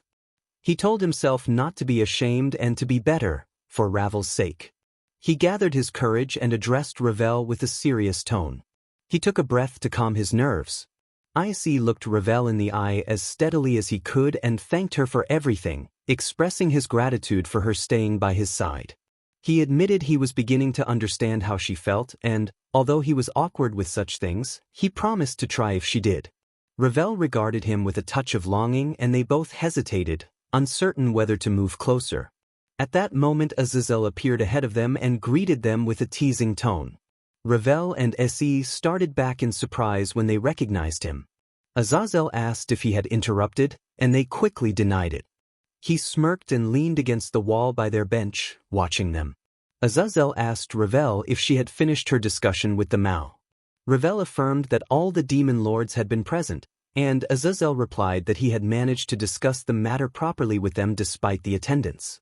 When Ravel asked what Surzex had said, Azazel turned to Yend, at first with a dark expression, suggested the demon lord had spoken harshly, then immediately laughed and said he had been joking. His tone shifted back to serious as he explained that Surzex had understood the situation. He was capable of considering both sides and, for now, his alliance supported Issei because Issei's recovery was the priority, even though Surzex worried about Rias and how the public might react. Issei worried about the implications for his upcoming game. Azazel suggested that the event would likely be delayed by about a month. Issei thought that was a long time and began to blame himself for the delay, imagining how fans would react. Azazel told him not to shoulder all the blame. If anyone were at fault, it was those who had put him in harm's way. Issei then asked a question that had been bothering him since the day he died. He wondered why Rias had not simply followed him on that day as a precaution. Kaneko sometimes followed him at school, so why had no one watched him then? Azazel explained several reasons. Rias had likely believed the fallen angel in her territory was there on official business. Rainier had been sent personally by Azazel and was acting as a representative, so any incident involving her would have been diplomatically explosive. At the time, tensions were high and an attack on someone in that position would have demanded immediate and severe retaliation. Rias could not act on mere suspicion. She would have needed solid evidence before launching any punitive action, and that evidence only came to light after Issei's death. Azazel emphasized that his own side would not have accepted suspicion as justification for harming someone he had sent on an observational mission. He pressed on, asking why Rias had handed him a summon slip if she had any doubts. Azazel said the slip had been a basic failsafe. Beyond that, it was a matter of inexperience.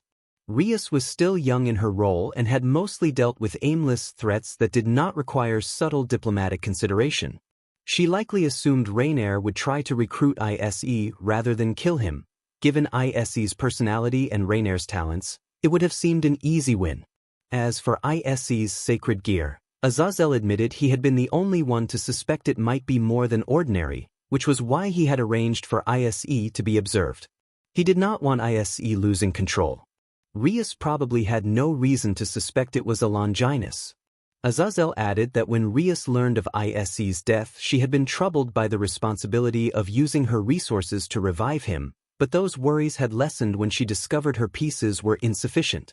Ravel listened and, shocked, insisted that Rias would never do anything to cause Issei's death. Azazel said I had been worried and had constructed conspiracy theories while he was unstable, but that he seemed calmer now. Issei admitted he had been frightened at first and had allowed those fears to grow, but he felt better and could think more clearly. He understood now that Rias would have asked him directly if there had been any reason to involve him in such a plan. He would not have refused if she had explained matters like peerage assignments and the expectation of forming a group of loyal retainers. The pieces did not fit the grim picture his fears had once painted. Azazel watched him and then asked what he planned to do next. He suggested that Issei should not simply sit idle during his recovery and reminded him that training his body would help his mind follow. Azazel pushed him to think about an alternative training method now that his usual routine was unavailable. Issei had not yet made a decision and found himself uncertain where to begin. Azazel urged him to think hard about the next step. The partner urged him to consider how he had trained before and what his previous evolutions in strength had in common. Issei reflected on his past training. The first time he had trained seriously was before the Razor match, but it had not produced any major change. He had trained with Tanninasen afterward and still had not reached Balance Breaker. Later he trained with Kiba and they had grown stronger together, but he remained uncertain what to do next. The partner prompted him to remember when those significant changes had occurred. He thought back through his evolutions. The first real unlock had been when he first manifested his gear against a fallen angel named Calawarner. Later, The gear became the boosted gear at the time of Asia's death. In his rage he used the newly unlocked boosted gear to defeat Rainer.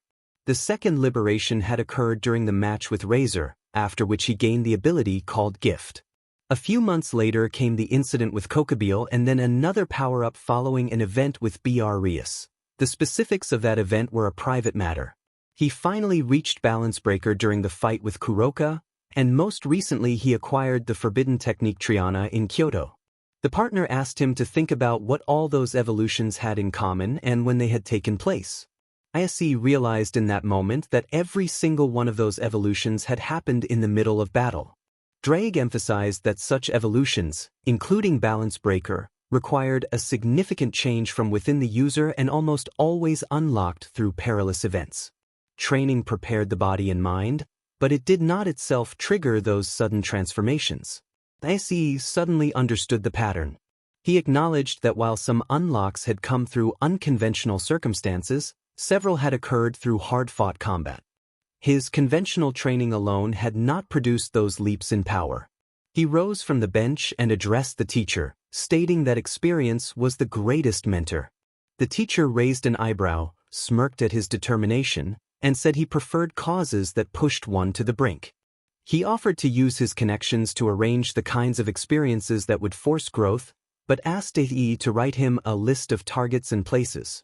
He insisted he was not a mind reader and would rule out anything impossible or excessively dangerous. The teacher laughed and suggested that Issei and Valley might be more similar than Issei realized. He told Issei to bring the list when it was ready and that he would cross out anything he could not arrange, half joking about the risks involved before he walked away. Ravel looked puzzled and asked Lord Issei what he planned to do. Issei explained to Ravel that, as a devil, he had lost relatively few battles and his win ratio was high. He admitted he was probably about to reduce that ratio significantly. Ravel pet her head in confusion when he remained cryptic. He then asked her, without intending to alarm her, how many enemies he had fought who were stronger than him. Ravel reacted with surprise. Part 3 Kiba. It was an otherwise ordinary day in the clubroom, but the air felt flat. The pillar of the group was gone. Issei was not here. A few days earlier, the morning after the incident in the clubroom, the teacher had explained the situation to Kiba over the phone. The teacher had said that he would take Issei with him to Grigori and had ordered the others to take the time to reflect on their actions.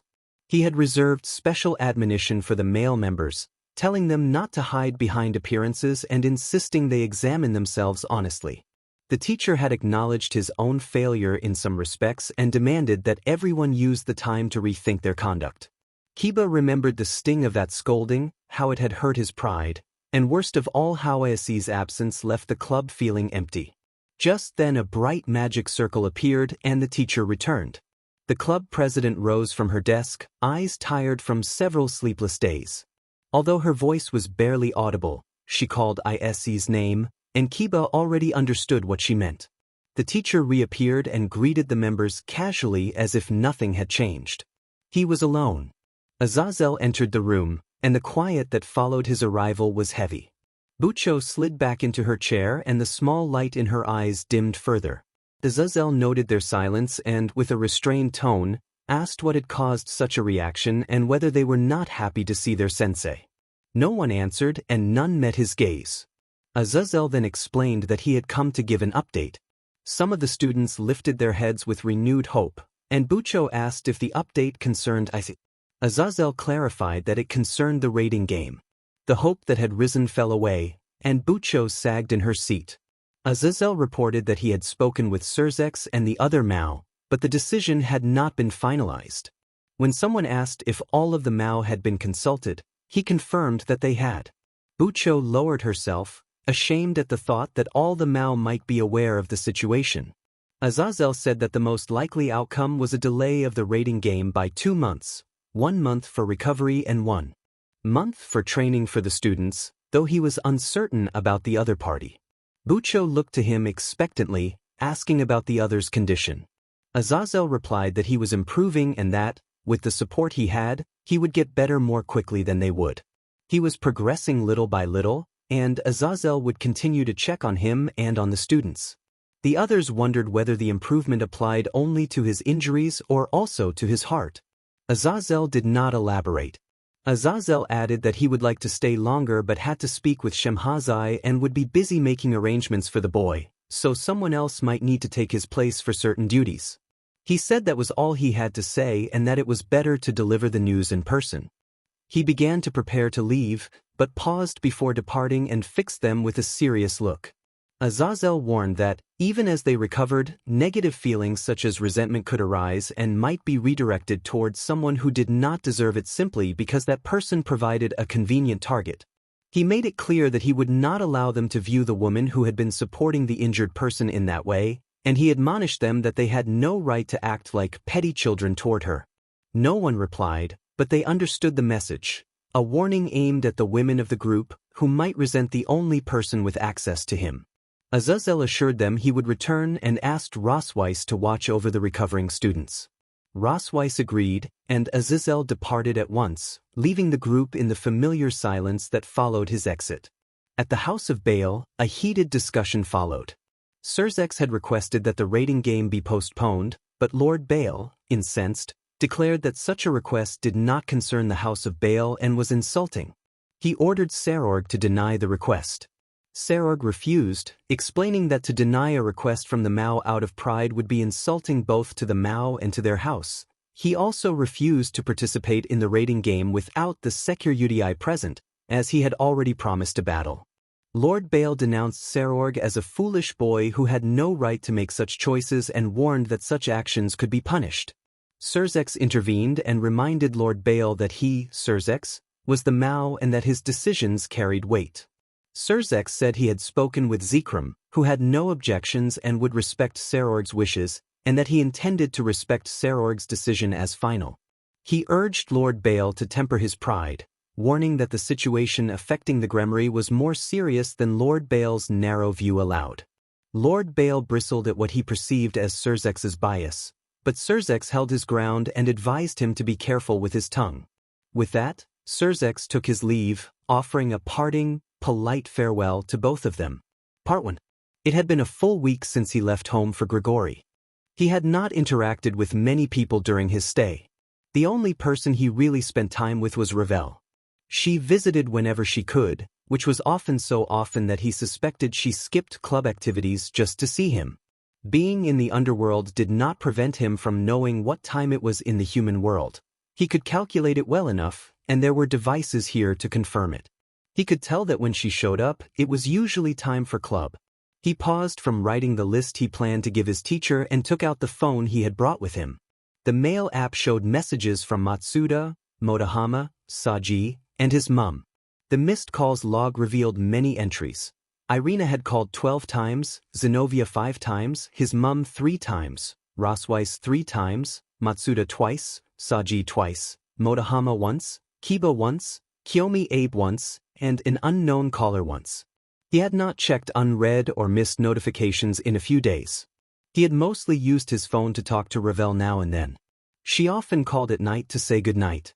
Her frequent interaction made him quietly happy someone cared enough to reach out, and sometimes their calls ran long into the night. Some of the callers were expected. Matsuda and Motohama were the usual suspects, likely asking where he had gone and why everyone was acting differently. Saji probably had similar concerns.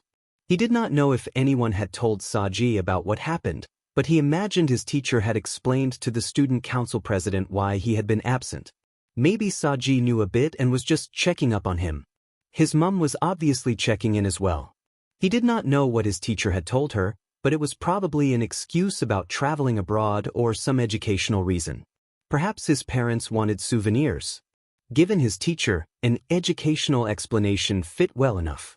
In truth, he was here to learn many things. He wanted to become more mature. He felt as though he had lost a lot of his dignity after everything that had happened. The support he once relied on felt diminished, and his confidence was not what it had been. Whenever he thought about the reckless and embarrassing things he had done, shame followed, as if everyone had been laughing at him the whole time and he had been the butt of the joke. More than that, whenever he reflected on how hard he had tried to help everyone, he felt foolish. He wondered whether people had secretly snickered behind his back at his bold declarations and silly antics. He had no answer, but he knew Ravel was not laughing. He trusted Ravel. She had always addressed him as Lord Issei, and that steady respect comforted him. The many young fans who admired him only made him more aware of how much he wanted to be someone worthy of that admiration. He did not want to be a joke. He wanted to be looked up to. He wanted to be more than a mere children's icon. He had been causing trouble for Drake and damaging their reputation as the Dragon Emperor. Because he had not been able to be mature. Even after everything, Drake still supported him without hesitation, despite any feelings of unworthiness he had. He owed his partner much. He also owed his teacher. When he had been at his lowest, his teacher had appeared and helped without hesitation. It was because of the teacher that he had a chance to recover. He owed Ravel too. She had visited almost every day, talking, calling, making lunch, spending time with him. With her help, his fears had slowly eased. He felt comfortable with her and found it easy to talk about many things. Whenever he admitted something about himself, she usually replied with something of equal honesty, and their exchanges often lasted for hours. He had become comfortable around her in a way he had not been with many people, except perhaps his teacher. He owed a great deal to others as well. The old man Tannen had helped him train toward Balance Breaker. In the end, he had not achieved it during training with Tannen. What had actually happened afterward had been embarrassing. Nevertheless, Tannen had accepted the responsibility to train him, and that kindness mattered. He also owed his parents. They had tolerated his antics for so long when they did not have to. Because of his foolish behavior, their family had been somewhat isolated. Visits to relatives had become rare. He could not remember the last time they had seen each other. He hoped that during his time here he could become someone his parents were proud of. Above all, he wanted to become a dragon emperor that the world could accept with respect. Returning to his phone log, Irina's repeated calls surprised him most. Why had she called so many times? Had she wanted to say something before he left? She had been one of the people who left for school the next morning, so perhaps she had something on her mind. He put the phone away and tried to focus on the list he intended to hand to his teacher. He wanted to make the most of his time here and repay everyone who had helped him. Issei weighed whether to call back. Sensei had told him not to contact them for now, so he should leave it be. He thought of Zenobia and wondered what she might want to say. He admitted privately that she was not the most analytical person, so he could not imagine what she would say. Kiba had called once. Perhaps he had simply been checking to see if Issei would answer. He had gotten his answer. Rosweiss had called 3 times. Issei wondered why she had not been present for the event, so he had never known her perspective, but Sensei had likely explained things to her, and she probably understood the situation. Maybe she was checking on him. He resolved to call her back later. He remembered giving his contact information to Kiyomi Abe, the tennis club captain and a beast tamer, about a month ago. They did not share classes, so they did not see each other often, and he wondered why she had called. Then there was an unknown caller. He hesitated over whether to call back, but decided there was no harm in trying. He dialed, and a cheerful voice on the other end asked if it was Issei.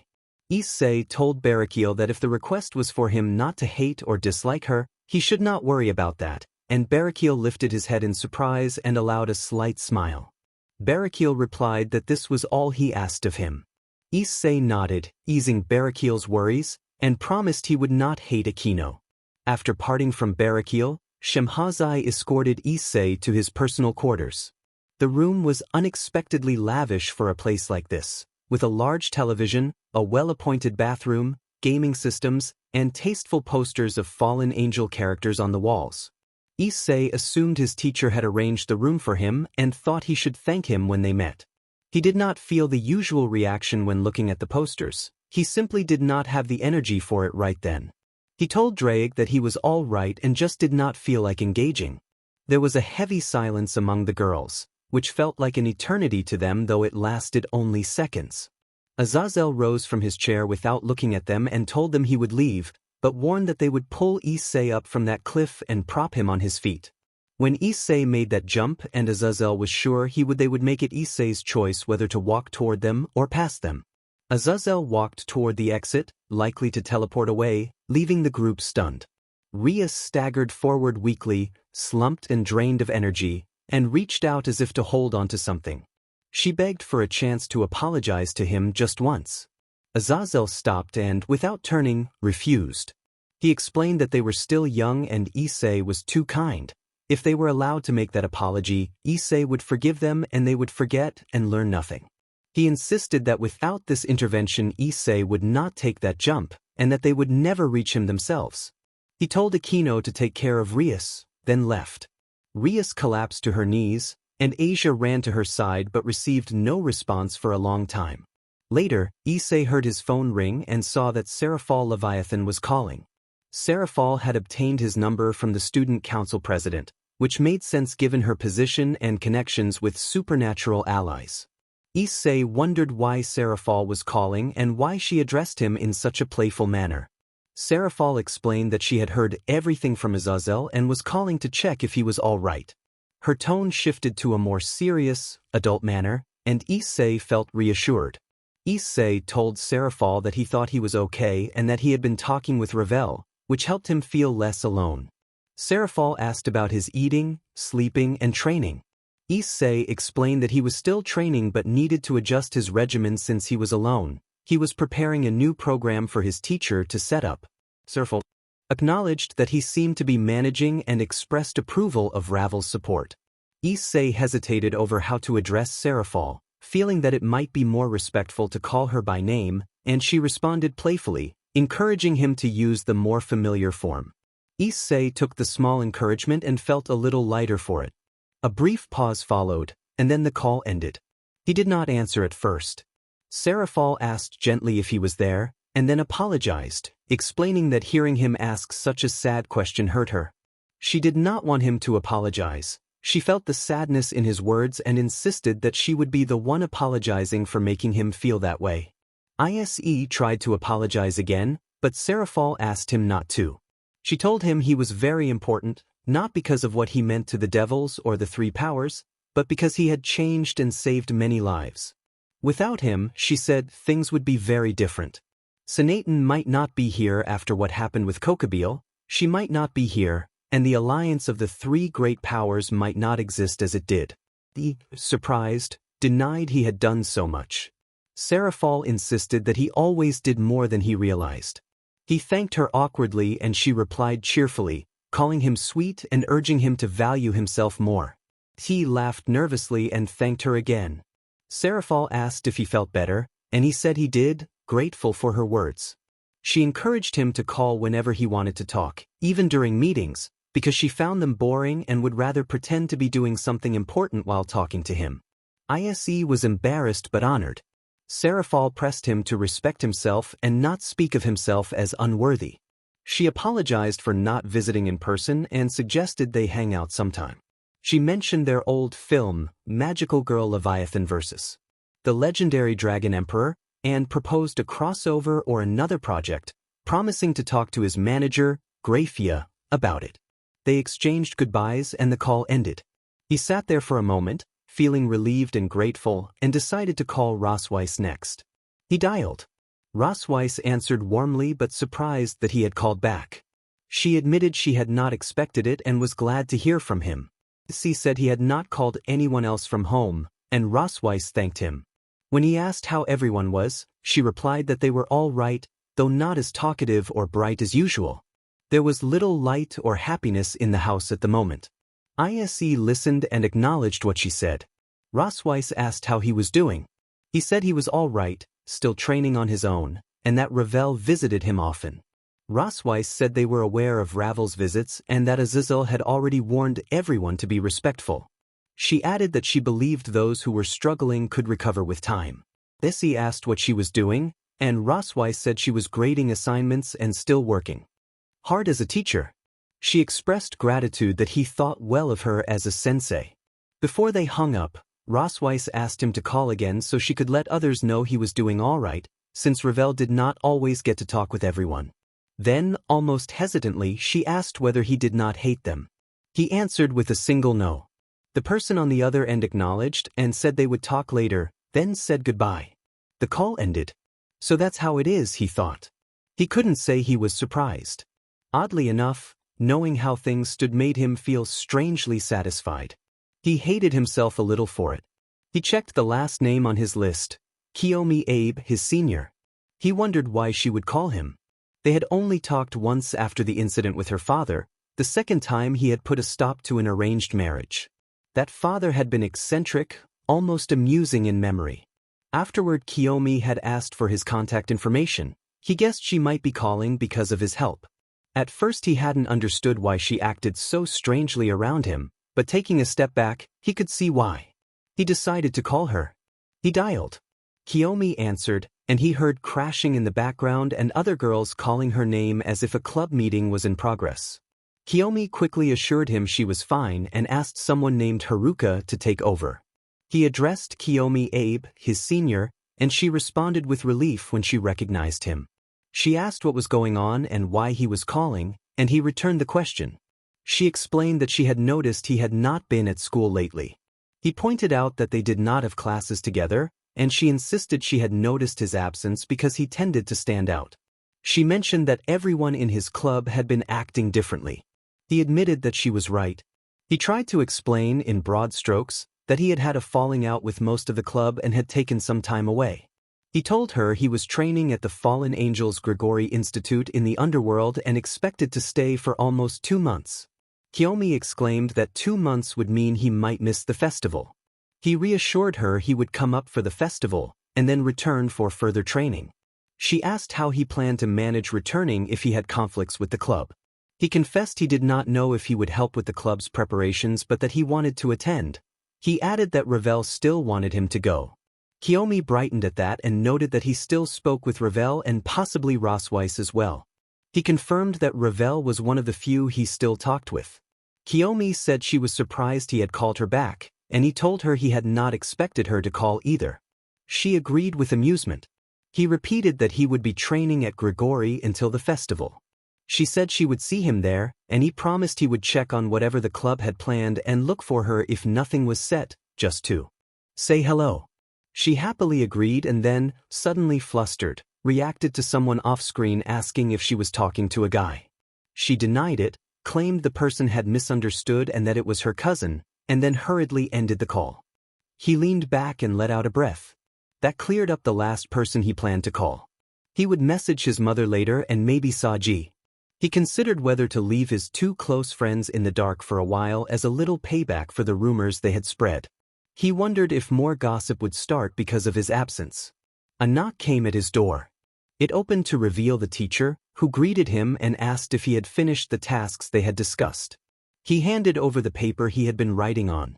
The teacher took a pen from his suit, crossed out some impossible items, and left several intact.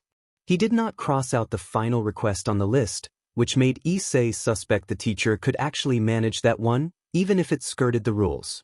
The teacher commented that the list was ambitious and suggested they start small and work up to the bolder requests. He told Issei to give him a couple of hours and then left. Issei panicked inwardly when the door shut. He had not expected to begin so soon. He spent an hour alone in his room, feeling antsy. He did some light training and meditation to avoid burning out before whatever the teacher had planned. Later he sat in the center of the field and meditated, as was his habit. From time to time he glanced toward the clubroom. Everyone there was going about their usual activities, eating, playing, chatting, bantering, yet when he opened his eyes he felt utterly alone. He admitted to himself that he avoided looking because the solitude hurt. He longed for one person the most. He heard a voice call his name, but her face in his mind was covered in a muddy haze and the voice sounded distorted and distant. The image felt like a bad dream he could not look away from.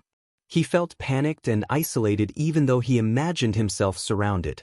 Laughing faces floated in the darkness of his thoughts, and he wondered why no one helped him. He asked himself if he was expected to deal with it alone and whether the others simply didn't notice him.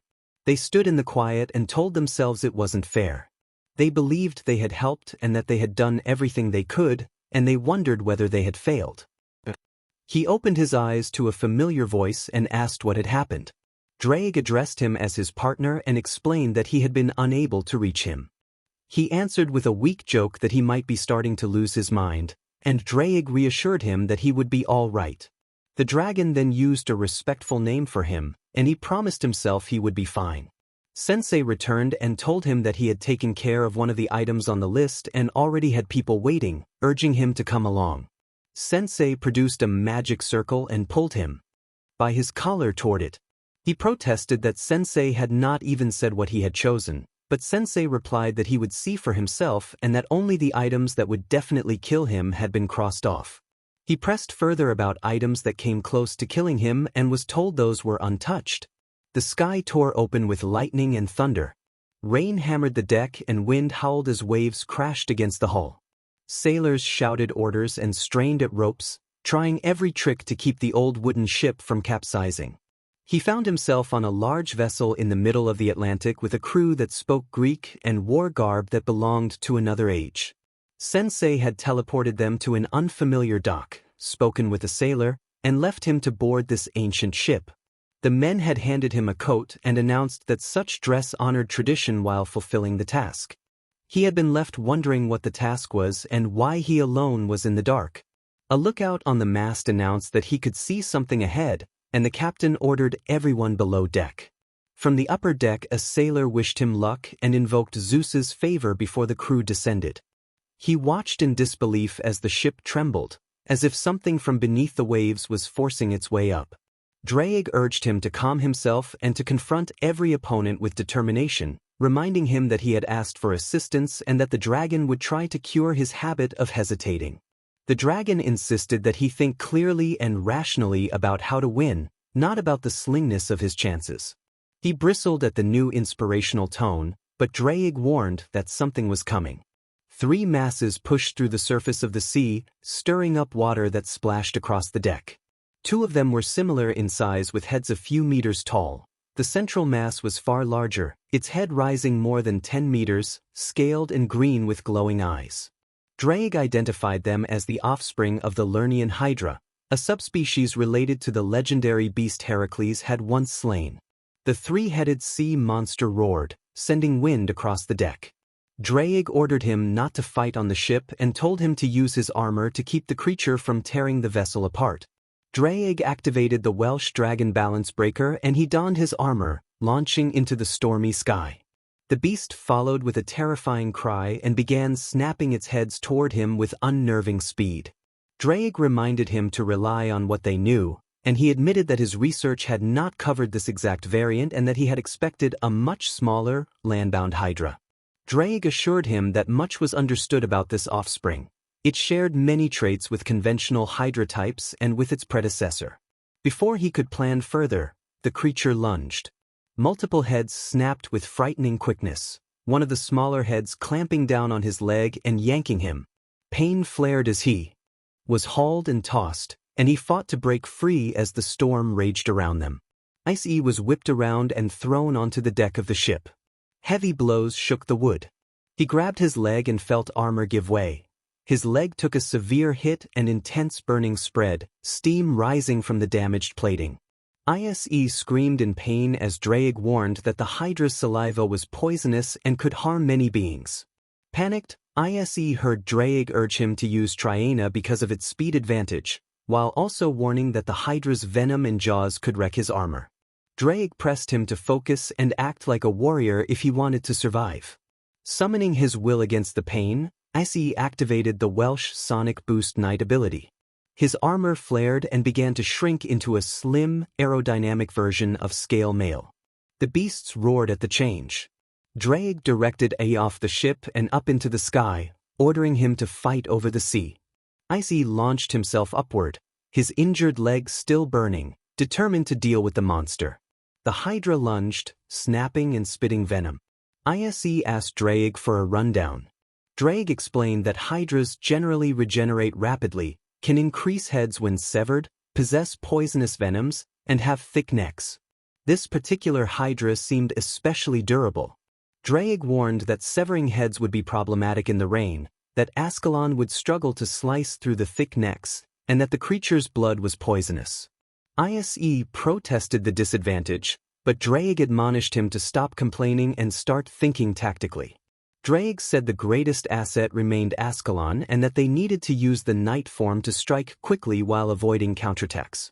The only reliable way to overcome a Hydra was a dragon-slaying power, as with Razor Phoenix. Drake continued with specifics. This Hydra was born with 3 heads and regenerated differently from the classic legend. Its healing relied on mutual support from the smaller heads. The larger head could not single-handedly restore wounds in the same way.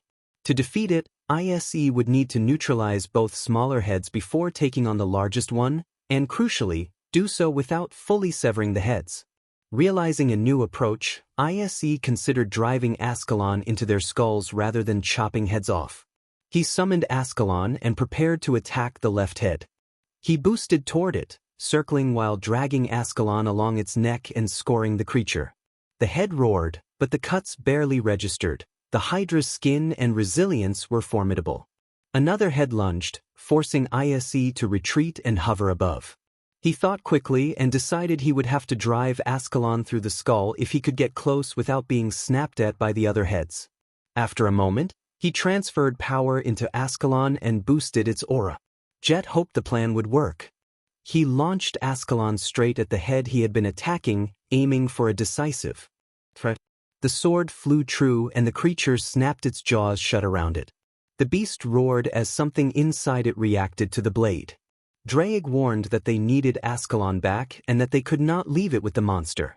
Jet considered the options and told Drake that he had an idea. Drake reminded him that the point of the training was to survive. Jet acknowledged the reminder and prepared himself. He blasted toward the beast's maw. The creature lunged to bite, and Jet tucked in and shot into its throat with his jetpack. Drake shouted that he could see Ascalon. Jet pushed his jetpack deeper into the slick passage, fighting toward the sword despite the corrosive vapors eating at his armor. Drake alerted him that his armor was taking damage from the venom. Jet gritted his teeth and forced his way forward. He grabbed Ascalon and felt its light flare in his hand. With his back braced against the inner wall and the sword in hand, he drove Ascalon outward.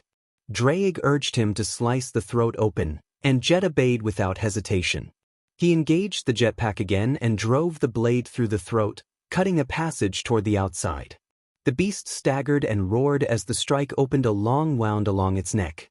Jet slid Ascalon along the cut and used the opening to pull himself free.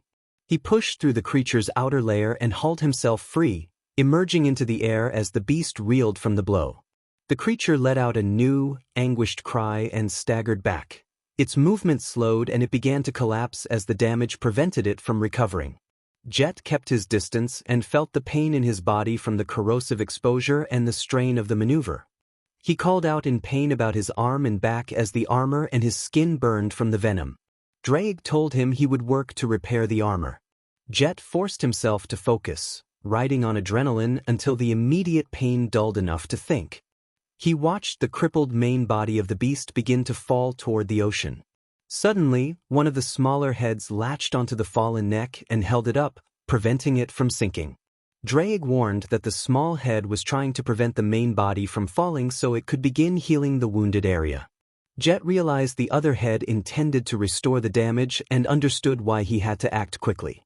He knew he could not repeat the throat entry tactic again. He would not survive another such injuries unless someone with strong healing was available.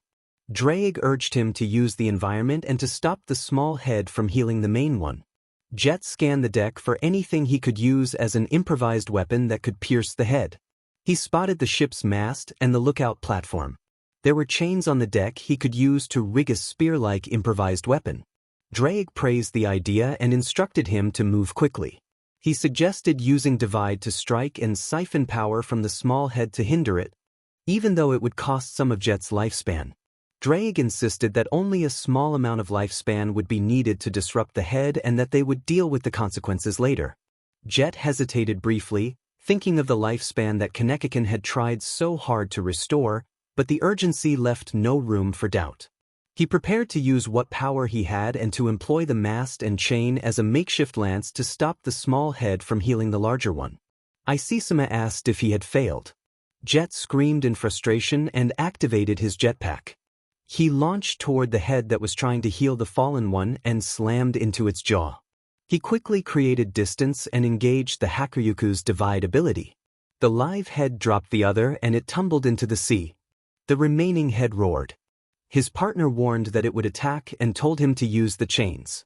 Jet answered with a quick, affirmative nod and blasted toward the ship to grab the heavy chain. He cursed inwardly at its weight but grinned at the advantage. Its length would let him wrap it without snapping. The smaller head lunged, jaws wide, and Jet threw the chain into its open mouth before flying around it. The creature bit down, clamping the chain between its teeth and tearing out a chunk of the ship's side. The chain remained lodged. Jet pushed his jetpack to keep it open, spiraling as he wrapped the head tighter and tighter. Once it was secured, he took hold of both ends and pulled with everything he had. The head shrieked and pulled back, straining under his grip. He kept boosting, angling toward the broken mast. Using powerful bursts, he slammed the bound head against the mast. The wood cracked and splintered under the force. The larger, main head launched an attack. Jet evaded, and the assault shattered more of the mast, leaving a large, sharp stake of wood protruding. He laughed unexpectedly as the remaining bound head thrashed. He cursed the creature and pulled with all his might, driving it backward until the stake pierced through and pinned it in place. The beast struggled with its last reserves, then went still. The voice in his ear, his partner, congratulated him. 2 were down, 1 remained. The last, main head roared like a gale, its screech reverberating across the deck and threatening to tip the ship. Jet stared at his last weapon, Ascalon, feeling the pressure of the moment. He wondered how he could possibly finish it. Something slammed up from the sea and struck the beast's head, lodging in its side. Jet saw a trident embedded there. His partner urged him to use it now. Surprised, Jet took a breath and propelled himself toward the weapon, ripping it free from the beast's skull. The creature bellowed in rage. The trident felt heavy and charged, more powerful than anything he had fought with before. His partner urged him to strike. Jet steeled himself and flew straight at the beast. It snapped at him. He slipped past the jaws by inches and drove the trident into its lower jaw. The beast pushed back, resisting the blow, and the force spun him backward through the air. When he regained his balance and looked back, he saw that the lower jaw was hanging loose. The beast could no longer close its mouth. His partner urged him to finish it with a decisive hit. Jet launched himself high, hovered for a beat to gather momentum, and then plummeted straight down toward the beast's crown. He slammed the trident into the creature's head with everything he had. The impact clearly stunned and felled the beast, and Jet's momentum carried him down into the sea below. The water closed over him as the massive form of the monster stilled on the surface. Ravel called out to Issei, and he gently held her. He apologized to Ravel, promising to take better care of himself and asking for her forgiveness. Ravel, flushed with embarrassment, clung to his back and vowed that she would always support him, no matter the cost. They held each other in silence for a long time. They talked quietly as they lay in bed and eventually fell asleep. A few hours later their mentor interrupted them and teased them about their position, commending Issei for his progress. Issei credited his mentor, and in the course of the conversation he remembered how, earlier, Ravel had unleashed a sudden burst of phoenix flames in a fierce display to protect him. Issei felt relieved that Ravel had not stayed angry with him after he returned so badly hurt. Her reaction had been painful to witness, but her support steadied him. He thought about how close they had become and how much he cared for her. He resolved to be more careful in the future, not only for himself but for Ravel. He could not stand the thought of causing her that kind of pain again. He reminded himself that Ravel cared deeply for him and that he cared for her in return in a way that went beyond mere companionship. He woke from an awkward, embarrassing dream feeling flustered. The great red dragon Drake complained that Issei's dreams felt like night terrors, and the two traded good-natured barbs until Issei noticed the digital clock beside his bed. It read 8 a.m. Issei reflected on how time in the underworld felt different from the human world because there was no sun, yet most devils followed human time since many residents were reincarnated. The facility itself never truly slept. Scientists and researchers worked around the clock. He told himself to get up, to eat, and to do a light workout before his mentor might send him out again. Just the other day he had been badly overwhelmed in a mission against a Lernean Hydra, an encounter that had gone far worse than expected. If not for Ravel and her phoenix tears, The injuries could have been far more lasting. The experience had frightened Ravel, and her tears had healed him. The memory of her distress still made him uneasy. Someone knocked on his door. When Issei answered, the tall, broad-shouldered leader of the fallen angels stood there. Barakil, who was also Akino's father, asked permission to enter, and Issei let him in. Barakil greeted him, and Issei returned the greeting awkwardly, wondering what had brought him so early. Barakil invited Issei to join him for breakfast. They ate in silence. Barakil put away a substantial meal, an imposing appetite befitting a warrior, while Issei ate more modestly. Afterwards Barakil suggested a walk, and they sat together on a bench in one of the facility's courtyards where researchers tested experiments that required open air. Occasionally colleagues waved or greeted them from a distance. After a moment of quiet, Barakil asked Issei a single direct question about Ravel, whether he hated her. Issei answered that he did not. Barakil visibly relaxed, and the two returned to their quiet companionship on the bench, each taking in the morning in his own way. Even though I had promised back then, his lingering doubt made sense. He asked how I felt about it. The question was something I had subconsciously expected but did not want to hear. I hesitated. I had thought about those events when I first arrived, but recently I had been forgetting them more and more. I did not yet have a final opinion. All I knew for certain was that I did not hate any of them. I admitted that I was unsure, and he said he understood. Then he fell silent. He began a story about Shuri. He explained that in the past he had faced a similar conflict between the child Shuri was carrying and his duty as a fallen angel. His pride for his race had been strong, but he loved Shuri and had never felt so torn, not even during the war. I said nothing and listened. He recalled growing distant and at times aggressive, while Shuri never wavered. In response to his attitude, she offered only love and support, and that steadfastness gave him a new strength and a clear sense of purpose. He realized what mattered most, not just being a warrior, but being a father and a guardian for his family's future. He had finally found his place. Then his tone changed. He noted that Shuri had been an adult who understood her priorities and knew the life she wanted. Because she had made her choice, he had been able to make his as well. He turned to look at me and I felt myself flinch.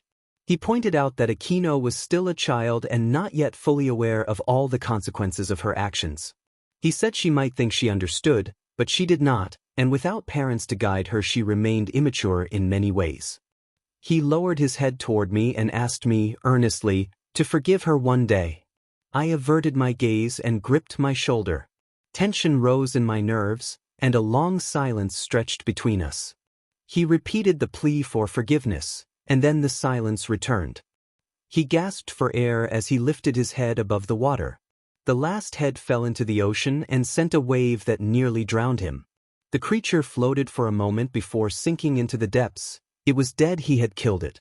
The crew on the ship cheered for him, the captain and sailors praising his victory and calling him a true partner. He felt exhausted but elated. Sailors tossed a rope and hauled him back aboard. As they pulled him onto the deck, he noticed his trident was gone and wondered where it had disappeared to. He could hardly wait to tell Ravel. Part 3. He returned to Grigori to rest and recover and found Ravel waiting in his room. Ravel stood frozen for a moment, then rushed forward and called him Lord Issei with obvious concern. She supported him as he leaned on the shoulder of a fallen angel and helped him limp to the bed. Ravel demanded to know what had happened, alarmed by the scorched state of his clothing and the burns on his leg and arm. He explained that it was the result of extreme training and a difficult fight. The fallen angel left them alone while Ravel examined his wounds and flinched, tears welling in her eyes. Ravel pulled a small vial from her pocket and revealed that it contained phoenix tears. She urged him to take it. He gratefully accepted the vial and drank. The healing warmth spread through him and the injuries mended. He exhaled in relief as his right arm returned to normal, and Ravel watched him with tears in her eyes. Ravel then spoke with raw urgency, scolding him and expressing how terrified she had been to find him in such a state. She explained that she had brought the phoenix tears as a personal gift because she thought he would only need them once, and she could not bear to see him injured like that. She pressed that she could not easily support such dangerous choices. He told Ravel that he understood her fear and did not blame her. He reassured her that he would not hold it against her for being afraid and thanked her for all she had already done. Ravel, steeling herself, declared that she had promised to support him no matter what, even if it hurt her, and that she would do whatever it took. She vowed to produce Phoenix tears as often as possible and to learn the best healing magic if necessary, promising to care for him and to keep trying, even if it was painful to see him like that. A gentle voice nearby said that forgiveness need not be demanded immediately and that one day he might find it in his heart to forgive this foolish, innocent girl. A brief memory from the past touched him and then faded. Barakiel confessed his love to Issei in a soft, earnest voice. He answered with a small, choked sound and then realized a single tear had fallen. The sound was like a whimper, fragile and wet as a raindrop. He blinked and admitted to himself that he was crying. Barakiel reached out and placed a hand lightly on Issei's shoulder. His other hand found the opposite shoulder and, after a brief hesitation, he pulled Issei into a quiet, close hug. The embrace was steady and reassuring, and Issei finally let his emotions go, crying softly like a child comforted in a parent's arms. Later, Issei found himself back inside the facility's personal training hall. He went through light exercises to stay ready in case the teacher assigned another grueling task. After the earlier moment with Barakiel, he and the others had walked and talked about less heavy things like training and battles, and an hour later they had parted ways. He still felt a little stunned that the day had taken such an unexpected turn. He moved into one-handed push-ups, switching hands each time and edging toward 300. For someone with the boosted gear, it was hard to judge what counted as a lot of repetitions. Devils trained different ways. Rumors said Seror could do 500 easily. Issei did not know how true it was, but the idea of closing that gap pushed him.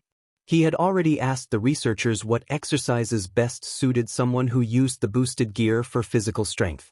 Most gave similar warm-up routines. A few insisted on odd experiments that made him back away, and some suggested extreme regimens like what the teacher sometimes imposed. The thirst for knowledge among them seemed to border on obsession. Issei decided he would try to catch up, the same way he would have trained back home. Maybe that was the teacher's goal too, accelerating his progress by forcing him into extreme situations. He still wasn't sure whether to fully trust the teacher, but the intent behind those trials might be to help him improve faster. The teacher appeared as if out of nowhere and greeted Issei. Ravel arrived at the same moment, emerging from behind the teacher. Issei stopped his push-ups and sat up straight. Ravel stepped forward and hugged him before he could rise, and then she drew back with a shy smile. She was dressed casually, it was a day off from school. From her pocket she produced a small red bottle and offered it to him. Ravel presented a vial of Phoenix tears to Master Issei. He recognized it immediately and asked how she had obtained it. Ravel explained that it had been difficult to produce. The tears filled with strong emotion often did not work for what she needed, so she had to be careful and remember certain things to make usable ones. Her eyes were a little red, and I could tell she had put real effort into it. He accepted the bottle carefully and thanked her. Ravel cautioned him to be careful, and I assured her he would be. The teacher handed him an envelope and kept his expression unreadable. He instructed Issei to open it and place its contents on his shoulder. When Issei lifted the flap, a small magical seal adhered to his arm and settled into place.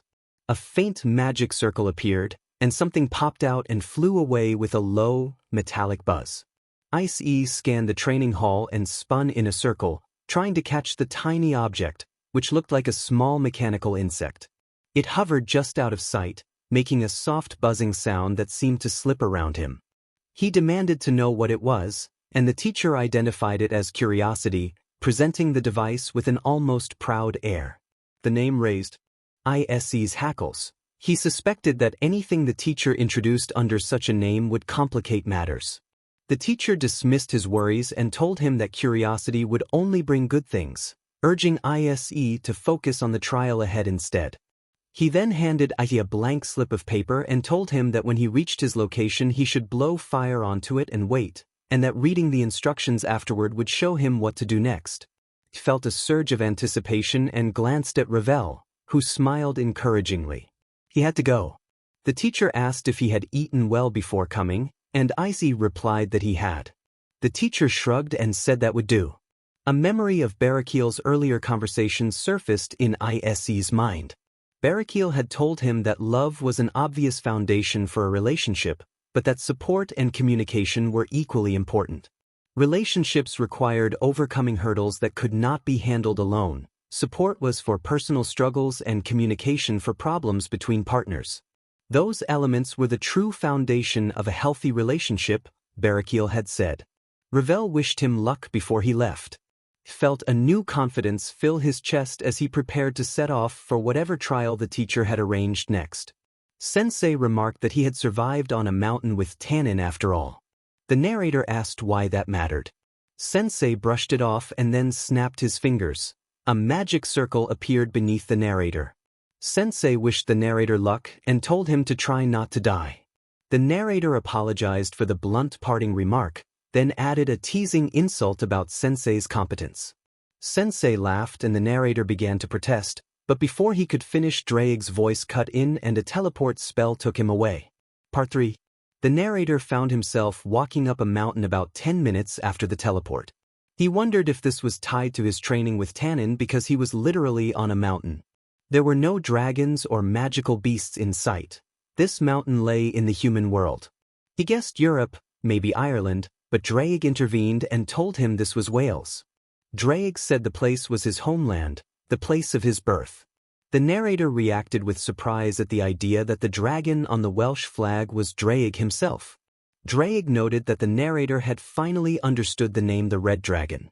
When the narrator asked whether Draig remembered his rivalry with Albion, Draig explained that it was more a sense of familiarity than a detailed recollection. Most of his existence had been spent across these lands, flying the skies and resting among mountains and caves, until Albion became his rival. The narrator reflected that it was strange to end up here and wondered what Sensei had planned.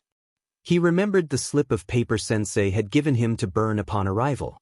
He had already burned the top side, which told him to head west up the mountain and to rip the paper in half when his trial was over. Now he tried burning the other side.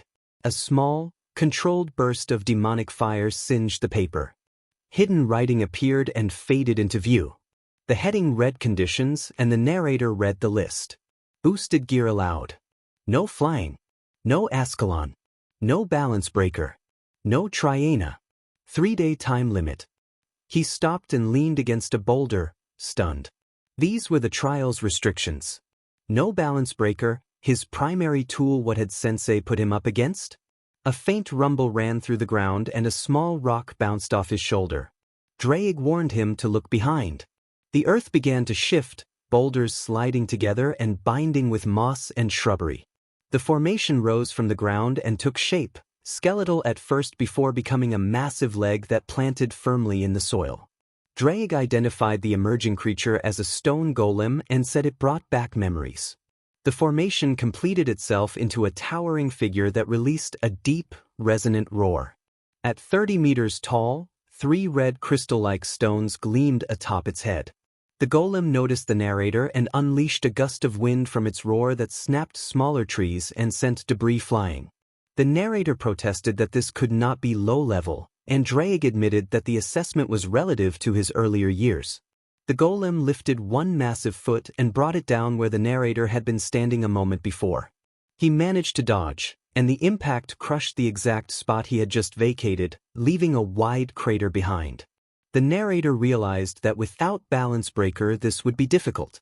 Draig urged him to stay calm and to apply reason, reminding him that there must be a purpose to the trial and that Azazel would not set him up without reason. Draig asked the narrator to recall what he had originally requested. The narrator explained that he had looked for something durable in his studies and had found the frost trolls from northern lore. He had intended to learn about those creatures. Draig indicated that the true lesson was not the literal monster the narrator had requested but something deeper in his wish. The narrator muttered a harsh insult at Sensei, then forced himself to focus. The golem struck again, smashing the ground where the narrator had been seconds earlier. The narrator felt the urgency of the moment and Draig emphasized that adaptability and perseverance were the marks of a warrior's spirit. The narrator slapped his own cheeks to steady himself and demanded a clear explanation. Drake obliged, explaining the situation. They faced a stone golem, and while an iron golem would be far more durable, this challenge was still formidable. Because the boosted gear was permitted, they would have to defeat the golem using the narrator's base form and strength amplified as necessary.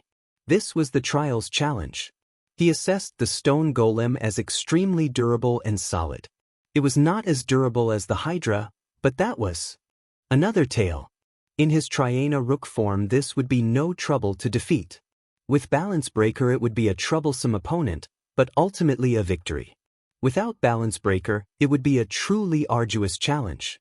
He acknowledged that he had expected as much. Drake reminded him not to forget partner. The base form might be substantially weaker than Triana Rook, but it was not terribly weaker than the regular Balance Breaker form. It was still his body beneath that armor. Some of the strength was simply his own. Drake estimated that he was near half his Balance Breaker strength normally, without counting boosts or the jetpack propulsion momentum. They could try to close that gap as much as possible with the boosted gear. It would be difficult, but they could certainly damage the golem using his base fists. He laughed and joked about fighting with his bare fang fists. Drake agreed, then explained that the trial was not merely a petty trick by the governor. Golems were the essence of durability. To defeat this one in his base form would be more than just a trial, it would be the perfect test. His opponent was Serorg, a devil who trained his body to the absolute limit and fought with his bare fists. Someone of that level could topple this golem, a creature that could toss aside most high-class devils. Drake made it clear that the governor was not setting him to reach Serorg's level as he had intended, he was setting him to surpass him. He asked if that was so. The golem towered over him, casting a broad shadow that swallowed much of the area behind him. The creature let out a deep, resonant bellow that rolled across the battlefield. Drake advised that the more he trained in his base form, the more his overall strength would increase. It was important to refine skills in different areas, and for the enemy they would soon face, this was the perfect method. He remembered Sensei's words that the simple way worked best for idiots like him, and he let out a short laugh. He asked Drake to repeat the quote he had given earlier about when a warrior smiles. Drake reminded him that a warrior smiles in the face of adversity and scoffs at the sound of death. He muttered an expletive under his breath. Drake commanded a boost. He hoped he could keep death at bay long enough not to have to scoff at it. Drake approved of the sentiment. The golem responded with another deep, echoing bellow. Ravel approached Azazel-sensei with concern and asked what he had Issei doing. Azazel tried to reassure her, saying it was nothing like the Hydra incident and that it should be much less dangerous this time. Ravel pressed him, skeptical. Azazel stammered through a string of explanations. Issei had his balance breaker, but Azazel had imposed the condition that he could not use it to pass the trial. Still, he admitted it could be used if things turned dangerous. He insisted Issei would know when to use it, though he suspected Issei's sense of integrity might keep him from doing so. Azazel emphasized that he had given Issei a 3-day time limit so he could make cautious decisions, and he kept insisting that Issei should be back very soon, perhaps in 2 days, maybe even tomorrow, asking Ravel to believe in him. A sudden flare erupted, and Azazel cried for Ravel to put the fire out while clutching his leg in pain. He quickly assured her that Issei would be fine and repeated his hope that Issei would return soon. Someone moved to extinguish the small blaze and calm returned. Part 4. It had been over a full day and a half since the fight with the golem began.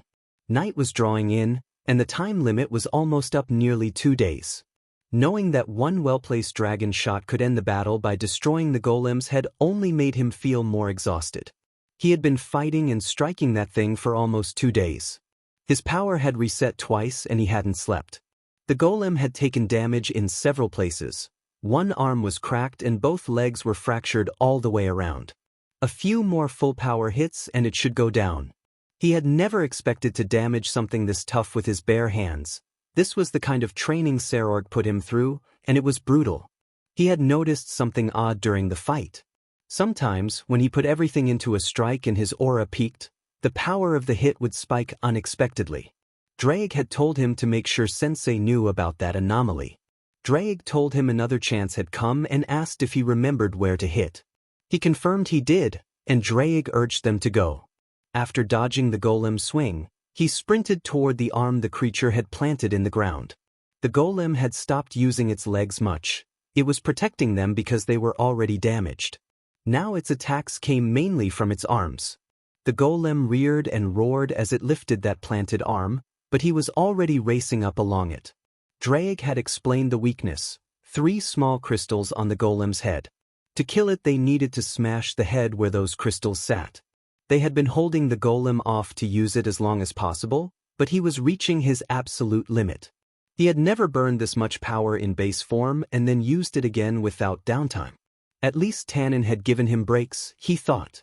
Drake ordered him to strike now. He reached the golem's shoulder and leaped, aiming for its face and the crystals. He raised his gauntlet and poured repeated strikes into the head where the jewels were located. A powerful gust from the golem's roar knocked him clear into the air. Below, the earth cracked and rose into jagged, tentacle-like spikes.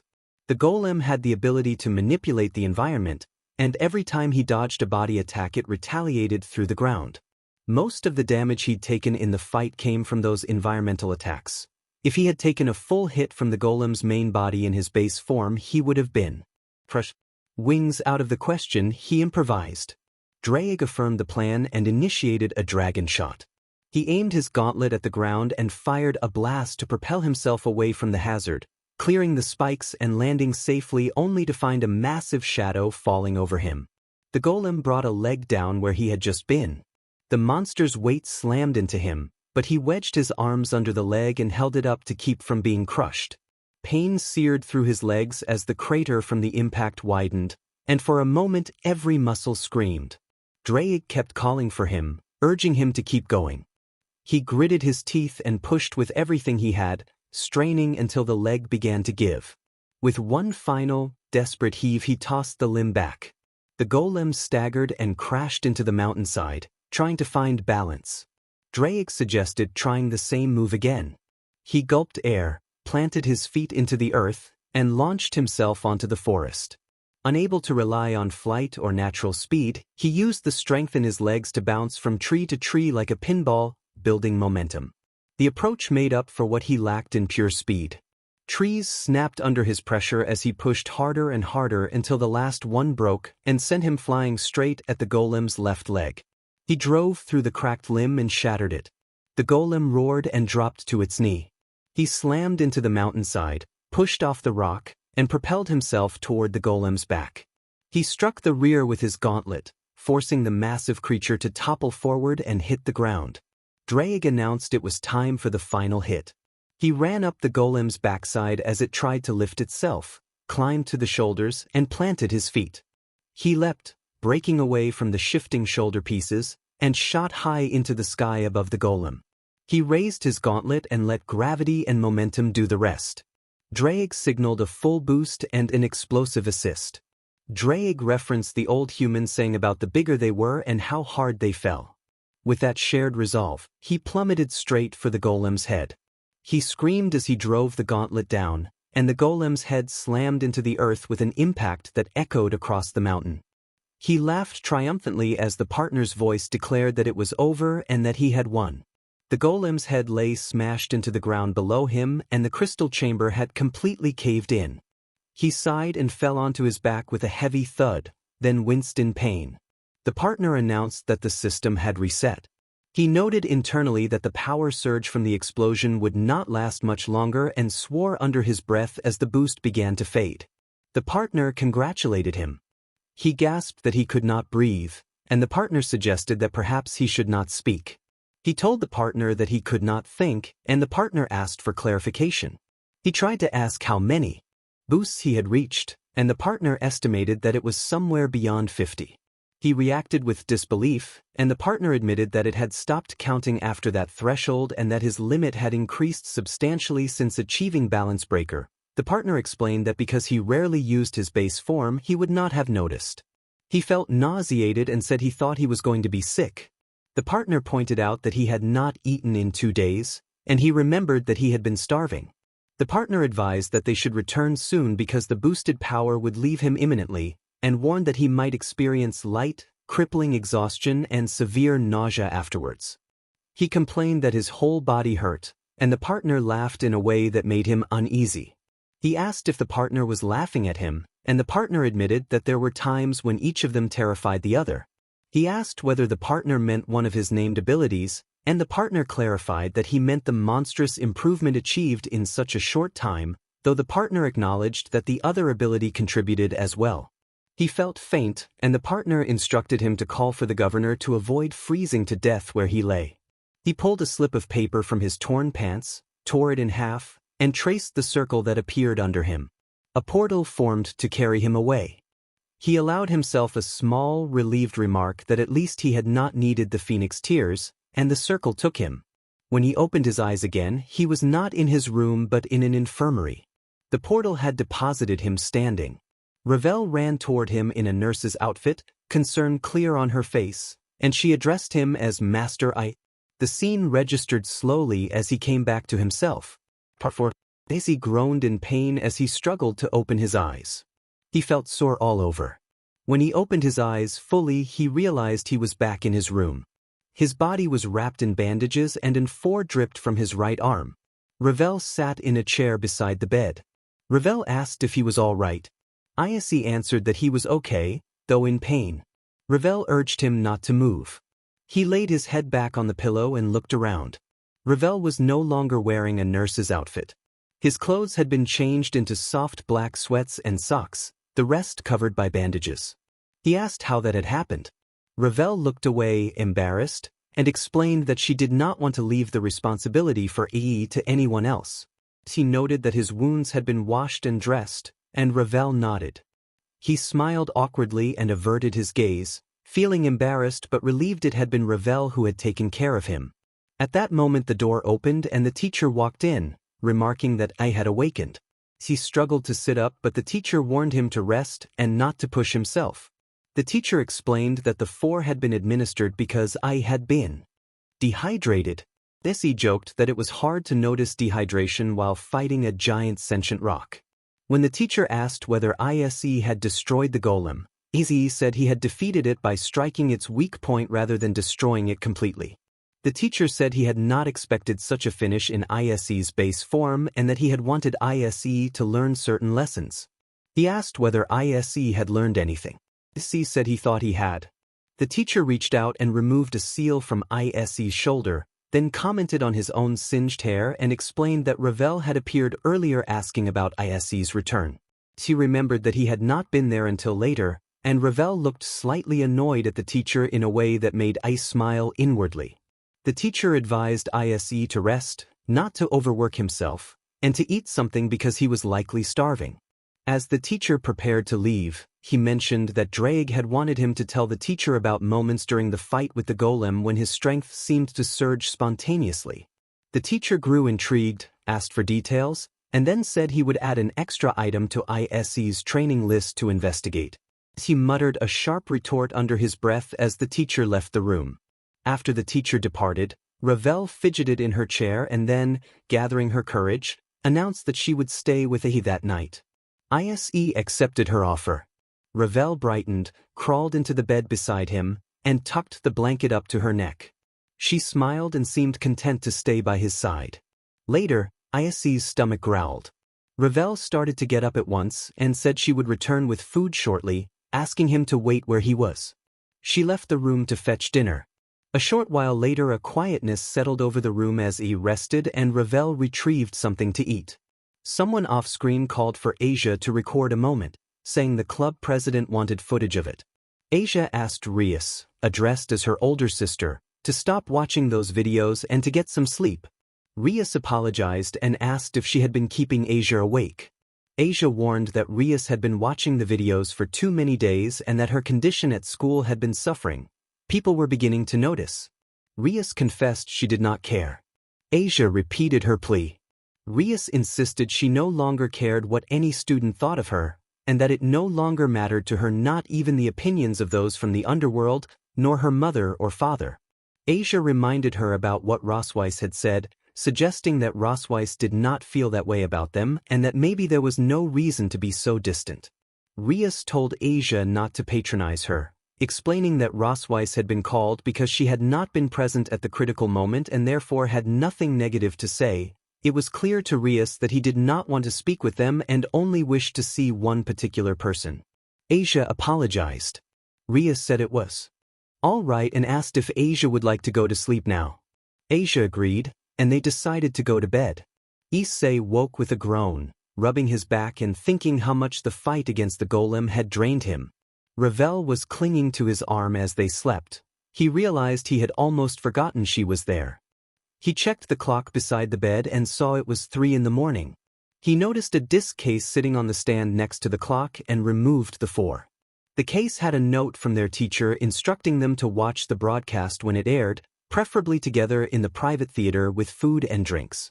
The note added a casual postscript asking them to try not to break the equipment and mentioning that spares were available. Curious, Issei rose and went to the entertainment system beneath the flat screen where the media equipment was kept. He inserted the disc and dimmed the brightness and volume so as not to wake Ravel. The screen came alive with text in Devil script that translated to Adventures of the Foolish Security. The video opened with an energetic, profanity-laced exclamation from someone on the recording, followed by a call to Drake to give a rundown. I was confronted with footage of myself and my battle with the golem, shown from an over-the-shoulder perspective like a video game character.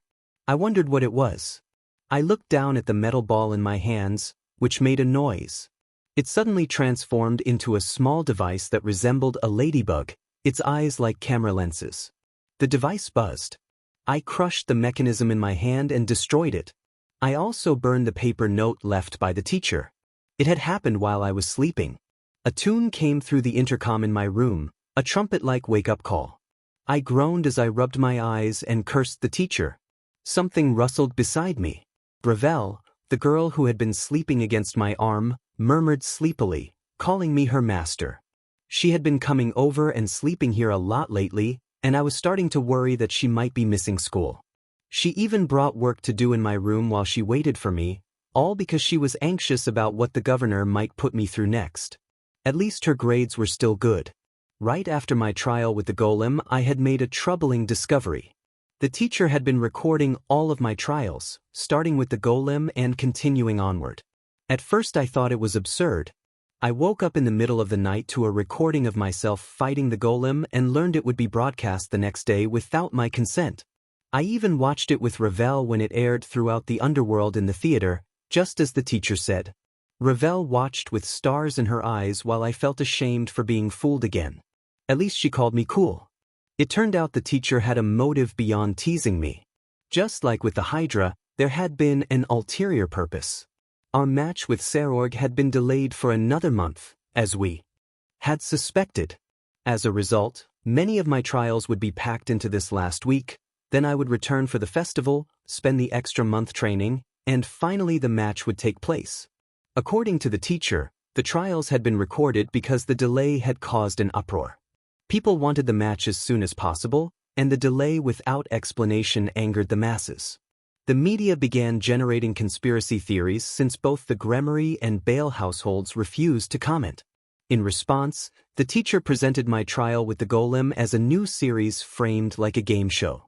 The uproar quieted almost immediately, and the episode received huge ratings. In other words, the teacher had created a marketing tactic to placate the public. To avoid revealing sensitive information, the footage was edited so anything not public was cut. Any trials that revealed things like Triana and other unknown abilities would not be aired until after the match with Serorg, where they would first appear in battle. The teacher had really thought everything through. Fortunately, this meant I could still watch Saji's match against Agar's, since that one remained on schedule. 1 week. I had 1 week left until the school festival, and a majority of my trials had to be completed by then.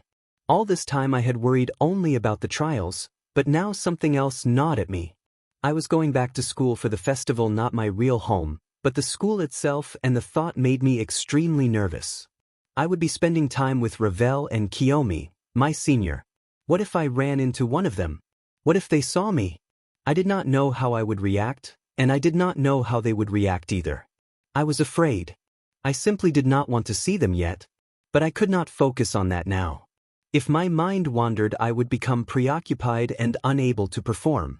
I forced myself up, slapped my cheeks to wake up, and shook off the nerves.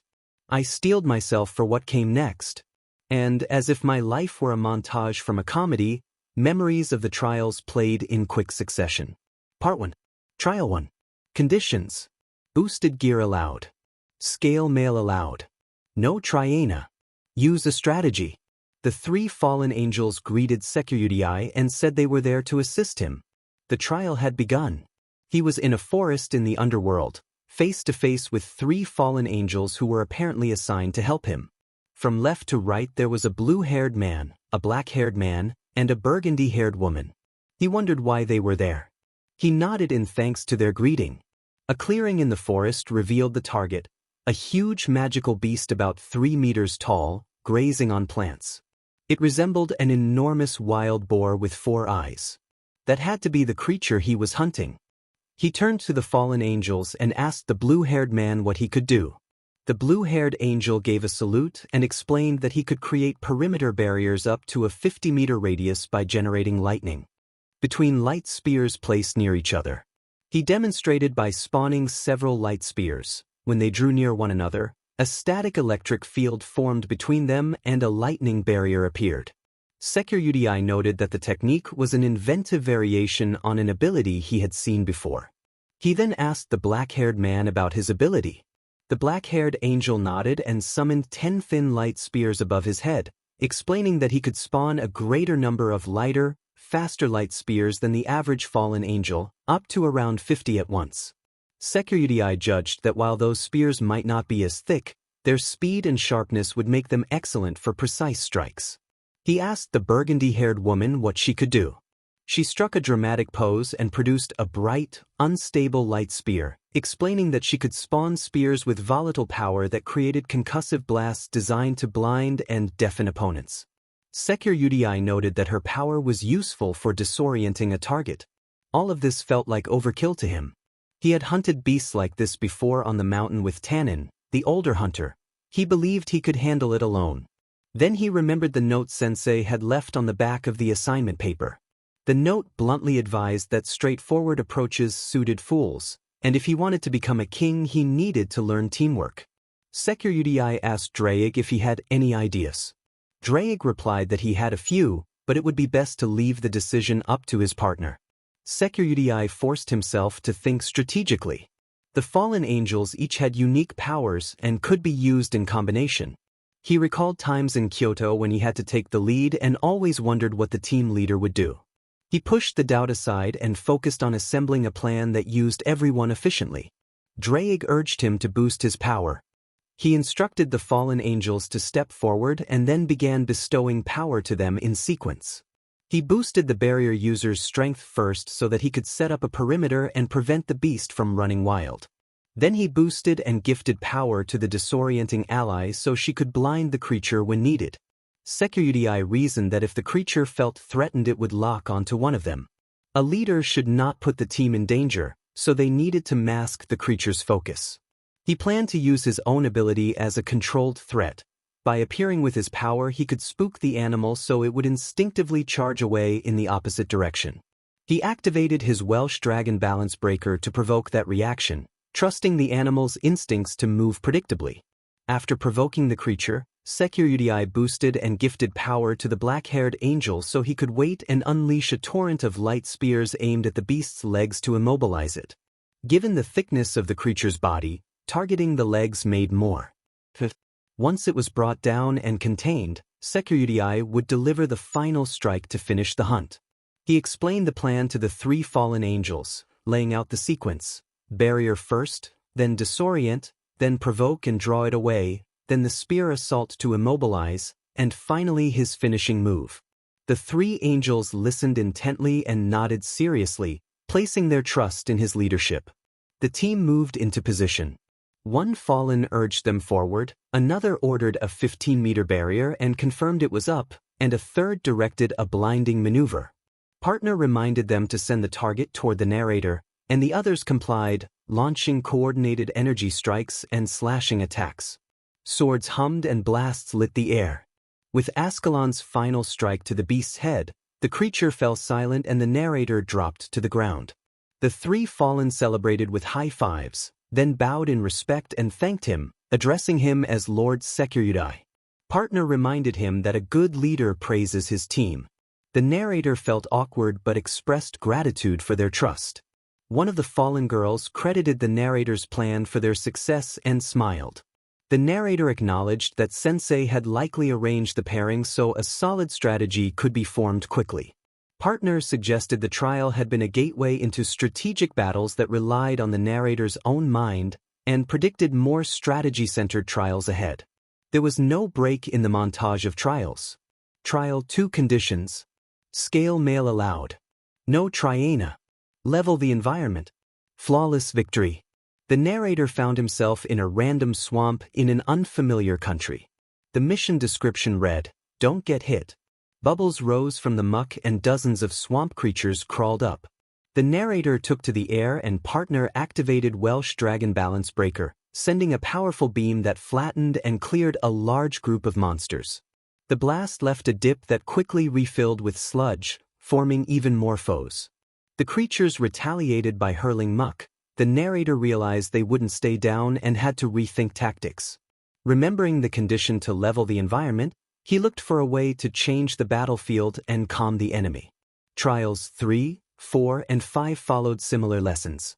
Trial 3 involved ghouls, foul creatures resilient to ordinary attacks. Because the narrator could not use armor in that trial, Ascalon's strikes failed to permanently stop them. Their bodies kept returning, and the task demanded finding the right element and method to end the threat without being hit. Another trial focused entirely on teamwork and strategy. The narrator served as chief strategist, directing rookie sacred gear users to defeat trolls without real combat experience. He could not interfere directly and felt the anxiety of responsibility, worrying that a wrong call could hurt someone. The pressure taught him what it meant to be a king in practice. Trial 5 was a mental exercise. Sensei presented a mock investigation to locate a stray devil from a set of clues. The narrator had to deduce its motives, abilities, and hideout, training his deductive reasoning until solutions began to come more naturally. Sensei had insisted the brain is a muscle that can be strengthened, and the narrator felt it growing sharper with each task. Trial 6 conditions. No boosted gear. No scale male. No triana. No Ascalon. Capture it. The narrator walked through a silent, desolate ghost town in the underworld. Buildings creaked with age but showed no signs of recent battle. He sensed a presence nearby, something that did not fit the place. Using deduction, he concluded it had fled from somewhere rather than roaming in the wild, that it was not a magical beast that would travel in packs, and therefore it was likely a solitary humanoid. The aura felt like a devil's, but different enough that it could not be a ghoul or vampire. Partner noted the unusual signature and asked if the narrator had felt it before. He had not. The narrator reasoned that this must be a humanoid with demonic origin unlike any he had encountered. He felt his thinking sharpening and smiled inwardly at the progress. Partner complimented him on becoming a more proper thinker. He walked into the graveyard and heard a low, stuck voice behind him. When he turned, he saw a striking woman floating a few feet above the ground, wearing revealing attire. Small black leathery wings kept her aloft, and a short black tail with a tiny heart-shaped tip completed her otherworldly appearance. He tried to recall what he'd learned about different species from the Grigori Library and cursed himself for not having studied more. The woman addressed him with an inviting tone and called him handsome as she lingered in the air. He reached into his pocket for the paper his partner had given him and checked the description. The letter advised him that he should learn control and refine his tastes, and it concluded with a clear task: defeat the succubus and master his impulses. Realizing the creature was a succubus, the stucked predator known for preying on people's desires, he understood why she was trying to draw him in. The woman glided closer and reached out toward his chin as if to test his resolve. A faint, intoxicating scent and the warmth of her presence made him feel woozy. A voice in his head dragged, His partner urged him to focus and reminded him that he could not use boosted gear. Drake warned that the succubus would not be a challenge in raw strength but in breaking his self-control. The woman identified herself as Morrigan and continued to address him in a flattering tone. Her presence seemed designed to unbalance him, and he felt his thoughts growing muddled. She stepped down and closed the distance, deliberately invading his personal space in an attempt to disorient him. Drake cautioned that Morrigan was releasing a pheromonal influence. To cloud his judgment, the succubus made a deliberate movement intended to further break his composure. He staggered under the pressure and felt lightheaded, fighting to hold on to reason. He took a breath, steadied himself, and prepared to resist. My eyes snapped open and my reasoning returned. I pushed the succubus away, and she cried out in surprise. Drake told him that he had been calling out, but the narrator had not answered. He panted and tried to get his bearings. The succubus's expression flickered between confusion and anger. She seemed certain he should have been drawn in by her and now grew furious. She released a strange pink mist over the graveyard. He covered his nose. Drake explained that it was not poison but an alluring mist similar to pheromones, far more potent this time, and warned that without his armor the narrator would be at risk of being overwhelmed. Drake ordered him to keep thinking about the girl who had snapped him out of a trance before Ravel and to hold her face and presence in his mind.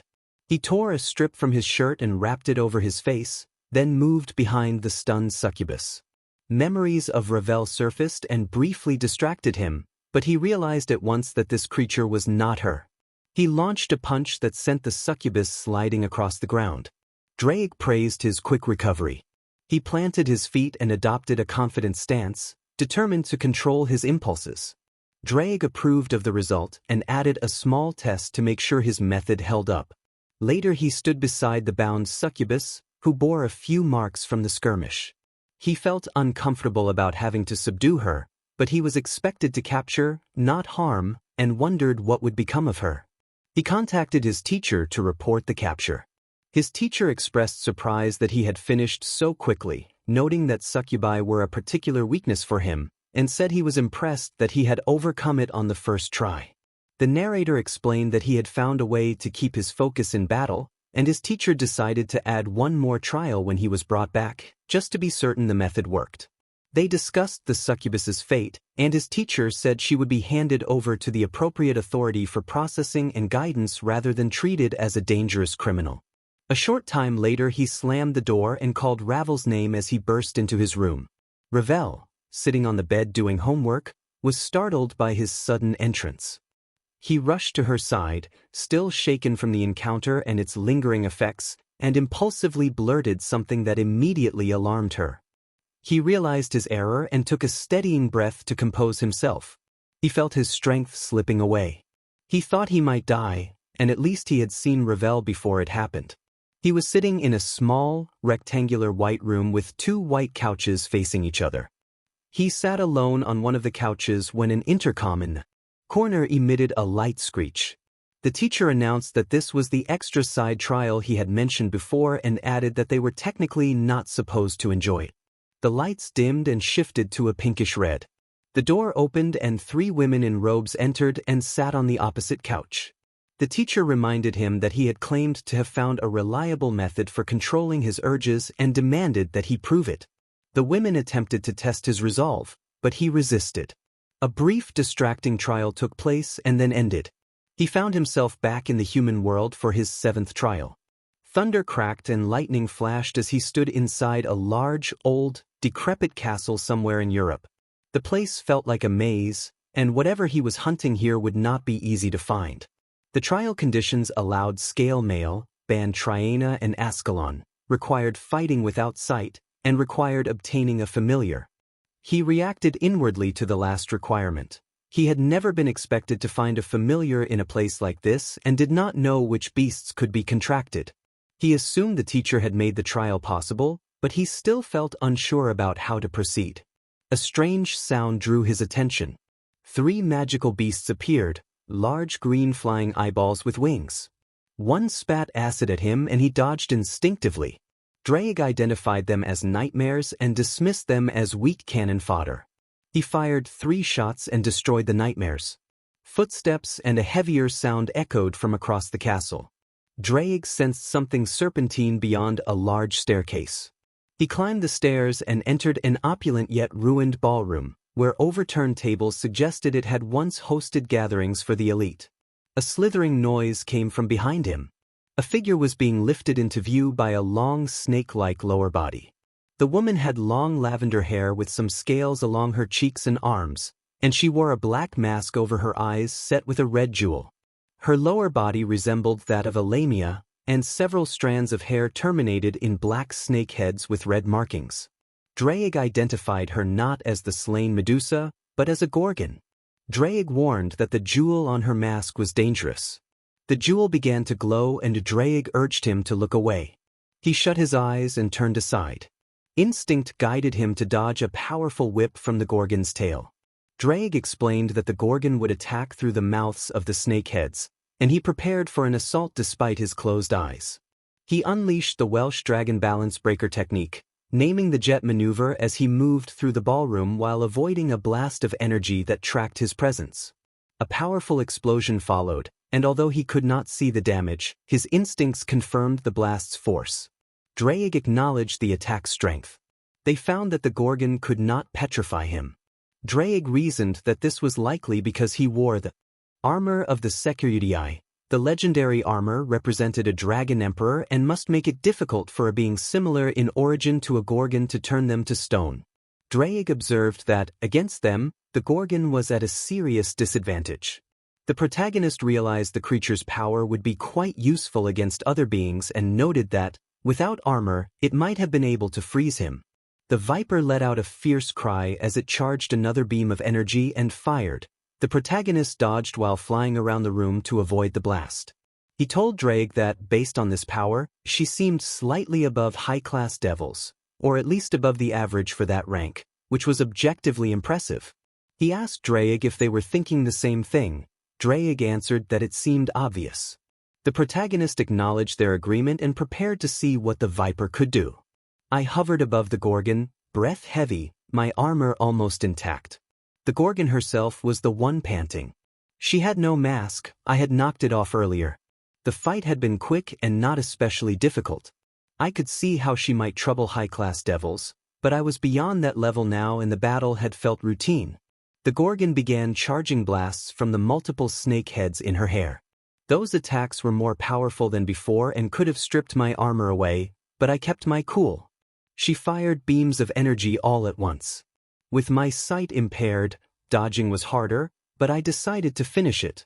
I activated my jet boost and moved through the barrage, taking some scrapes where the blasts grazed my armor. Trusting my instincts, I stopped dodging and surged toward her instead, the beams growing erratic as I closed the distance. I landed a powerful punch to her midsection. She hunched and toppled to the floor, struggling to catch her breath.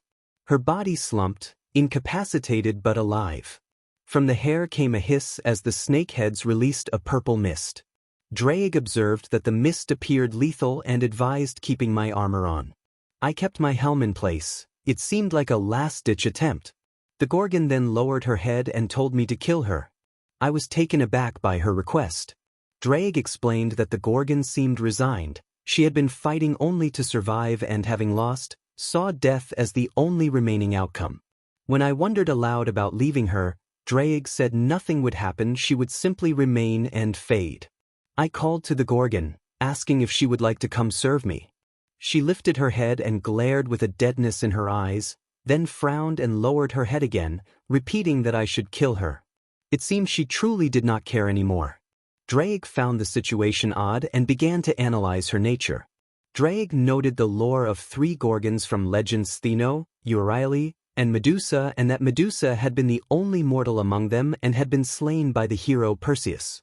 This gorgon, however, did not match the usual descriptions. She possessed snake heads in her hair, a trait associated with Medusa in myth because of a curse centuries ago, and yet this being's aura was a strange mix of calm and chaos. Her appearance did not align neatly with the legends, and Drake suggested she might be some other kind of gorgon entirely. A sudden roar cut through the hall like a thunderclap. From the opposite entrance, across the ballroom, a tall creature with the form of a bull stood framed by shadow. Drake identified it as a minotaur. I was surprised to see such a being here. Myths had taught me they belonged to labyrinths, but Drake explained that the term labyrinth could be broad and that places like this castle, with maze-like architecture, attracted minotaurs. There were many of them, not just the single monster of legend. The snake heads in the gorgon's hair hissed, and she glared at the minotaur more fiercely than at me. Drake said minotaurs were territorial and would try to kill anything roaming their domain, and it appeared the gorgon and the minotaur had clashed before. I considered whether the minotaur might make a better familiar than the gorgon, and asked Drake if it was stronger. Drake answered that the minotaur was indeed stronger than the gorgon in a straightforward way, brute strength with limited growth potential, whereas the gorgon seemed to have greater potential despite her current weakness. Drake's instincts told him to focus on the gorgon. I felt the same pull. There was a mystery about her I wanted to unravel. The minotaur roared again, directed at the gorgon. She hissed in return, but Drake pointed out that she looked afraid. He concluded that her exhaustion before our encounter had been caused by fleeing from that beast. She had likely been low on stamina after escaping the minotaur. Drake observed that the gorgon's reaction was like a cornered animal. Issei wondered if that was the feeling she was getting. He noted that she seemed afraid of being killed, even though she had once spoken of resignation. Drake explained that resigning to die did not necessarily mean she wished for it. It could mean she saw no other option, that dying without purpose seemed preferable to serving an evil master. Unlike the mindless monsters common in that place, this gorgon was aware of everything around her and carried a hollow existence with nothing to live for. The gorgon continued to hiss at the minotaur, her gaze remaining empty. Issei stepped forward to block her view of the minotaur, and the hissing behind him stopped. The minotaur growled and roared at him. Issei challenged it with a taunting question, and the beast responded with a furious charge. Drake remarked dryly that Issei was acting like a mythic hero. Issei grinned and accepted the role. He boosted toward the minotaur and met it head-on. His fist struck the creature's snout, sending its head forcefully into the ballroom floor. The impact echoed through the hall, but the minotaur recovered quickly and launched a series of powerful attacks. Drake commented that the creature was strong enough to threaten even high-class devils, but Issei countered that he would not be disappointed by the challenge. He matched the minotaur blow for blow, driving it back with a sequence of strikes. One well-placed punch to the nose sent it crashing again. Climbing onto its back, Issei grabbed the horns and held on as the minotaur thrashed. With a couple of well-timed boosts, he finished the encounter decisively. The minotaur fell to its knees and collapsed, defeated, leaving the ballroom quiet. Issei removed his mask. The gorgon looked surprised to see his face. He knelt down and tried to speak gently. He explained that he had no intention of hurting her further and offered the possibility of her serving him as a familiar. He clarified that as a devil he could provide her with a role, she would assist him in fights and he would be her master, but he insisted that he would not be abusive or push her beyond what she could handle. He stumbled over his words and admitted his awkwardness, then spoke more plainly. He admitted he could not promise to make her happy, but he offered at least a home. The gorgon's snakes relaxed slightly and a faint light appeared in her eyes, but she gave no immediate response. Issei stood and told her that she would no longer need to worry about the minotaur. He began to walk out of the ballroom. Drake agreed that killing the minotaur had likely been the only way to end its relentless rage, otherwise it would have kept rising until it could kill Issei. Issei mused that he had been encountering many figures from Greek legend lately, the Hydra, the Gorgon, then the Minotaur, and wondered what would come next. Drake reminded him that he had come close to greater things. As Issei reached the staircase, the Gorgon called him back and asked who he was. He introduced himself as the current Security Issei Haidu. The Gorgon fell silent for a moment, then, to his surprise, she declared that she would serve him. Issei ran back to the ballroom in disbelief and joy at her sudden decision. Drake advised not to let the opportunity slip, noting the Gorgon's high potential and suggesting that the governor examine her to understand her nature. Issei promised quietly that he would treat her well. He stood before her, formed a magic circle beneath her by concentrating his demonic power, and invoked his name to formalize the bond. He commanded her to become his familiar, completing the ritual to bind her into his service. Hayadu began the ceremony to contract the Gorgon. The creature continued to glare at him. It was less hostile than before, but a glare remained. The magic circle shone brightly, then the light faded. He wondered if it had worked. His demonic partner observed that it appeared so and noted that he could sense some of Hayadu's demonic power on the Gorgon. Hayadu felt a rush of triumph at having a familiar and a mythical creature, but then realized he had not introduced himself. His partner advised him to do so with confidence and reminded him that he now represented the Security. Hayadu introduced himself as Hayadu Issei, the Red Dragon Emperor, and stated that he would be the Gorgon's master. He promised he would not force the Gorgon to do anything against her will, admitted his inexperience with familiars, and asked for patience. He rubbed the back of his neck awkwardly. The Gorgon relaxed her glare slightly and raised an eyebrow, then identified herself as Medusa. Hayadu paused and told her that she could not be the Medusa slain by Perseus, encouraging her to reveal her real name. The Gorgon responded with a glare full of hostility. Hayadu quickly agreed to call her Medusa to placate her. Her glare softened a little. Hayadu wondered why she wanted him to use Medusa's name. His partner suggested that the reasoning ran deeper than admiration or resemblance. Hayadu decided to wait and see what his teacher would say. Part 3. Hayadu was in Grigori. He had finished the last of his trials the day before and now sat in a spare room that looked like a small white classroom. He was alone in the room except for his teacher, Shemhazai, who stood at the whiteboard and presented practice problems test questions meant to train Hayadu's reasoning. Shemhazai described a scenario in which an enemy repeatedly disappeared from sight and reappeared nearby in bizarre places. Each disappearance and reappearance produced a momentary sense of imbalance and slight nausea, with no warning before the disappearances. Shemhazai asked Hayadu what sort of ability such an enemy would possess. Hayadu recalled that this training was part of his teacher's regimen to strengthen his mind. He remembered Shemhazai insisting that simple approaches suited him but that repeated practice would improve his reasoning. When Shemhazai called his name to prompt him, Hayadu apologized for taking a moment and asked for time to think. He then considered the clues. Hayadu Issei examined the situation and concluded that it was not a teleportation ability. Shemhazai raised a brow and asked why he thought that. Issei crossed his arms and explained his reasoning. If it were a teleportation ability, it would affect the spaces being left and arrived at, not him. Every time the opponent used the ability, Issei himself became affected. There were no visible signs of spatial distortion or smoke that usually accompanies teleportation.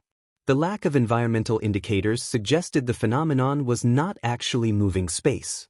In addition, the effects on his body, dizziness, loss of balance, nausea, pointed to something affecting his senses. Sensory overloads were a strong indicator of illusionary effects, and the enemy appearing in bizarre places only supported the idea that they were using illusions to disorient their opponents. Shemhazai put his pen down, crossed his arms, and confirmed that Issei's deduction was correct. He praised Issei for his insight. Issei beamed with pride at the compliment and felt humbler and smarter for the improvement. At that moment the door opened and the teacher entered, asking if Issei was ready. Issei answered that he was. Today was the school festival. Outside the school gates, the festival buzzed with activity. As Issei walked in, students noticed him and reacted with shocked faces. Several students murmured that it was Hayadu, that he had been gone for weeks, and that his club had been in low spirits while he was away. The rumor spread quickly and eyes turned toward him. Aika Kiryu, known for her outspoken and bold behavior, pushed through the crowd and placed a finger on his chest, demanding an explanation. She said that since he had left, everyone in his club had been acting terribly, including Asia, and that no one would talk about it. Asia had apparently only cried out for Issei and could hardly explain anything, Aika added, and she accused Issei of being responsible for the club's state. Issei felt his nerves tighten. He chose not to answer in public and placed both hands firmly on Aika's shoulders, telling her that this matter was not for public discussion and that it was none of their business. Many students flinched or looked away. Aika's aggressive expression softened into one of thoughtfulness. Issei asked Aika whether she knew where Ravel was. She looked puzzled but said that Ravel Phoenix should be with her club, where she had been the only one not depressed when Issei was gone, and that Phoenix had been missing school lately. Issei then asked about the tennis club. Aika explained that they were holding a mini-tournament. Issei instructed Aika to tell Ravel to meet him at the tennis courts and warned her not to tell the other club members that he was there. Aika narrowed her eyes but warned that the information would spread before he had a chance to reach the courts. Issei acknowledged the truth of that and hurried off. Students continued to whisper as he made his way toward the sports areas. Not long after, two familiar figures ran up and skidded to a stop on either side of him. Matsuda and Motohama, his old partners, reacted with a mixture of relief and anger. They demanded to know where he had been and why he had vanished without answering calls or messages, saying that they had thought he was gone and that his disappearance had left the club in a poor state. Issei ignored their shouts and kept walking at first, but their insistence and their claim that they were his friends caused him to stop in his tracks. He looked at them, uncertain how to respond. They looked up at him expectantly. He did not know why he reacted the way he did.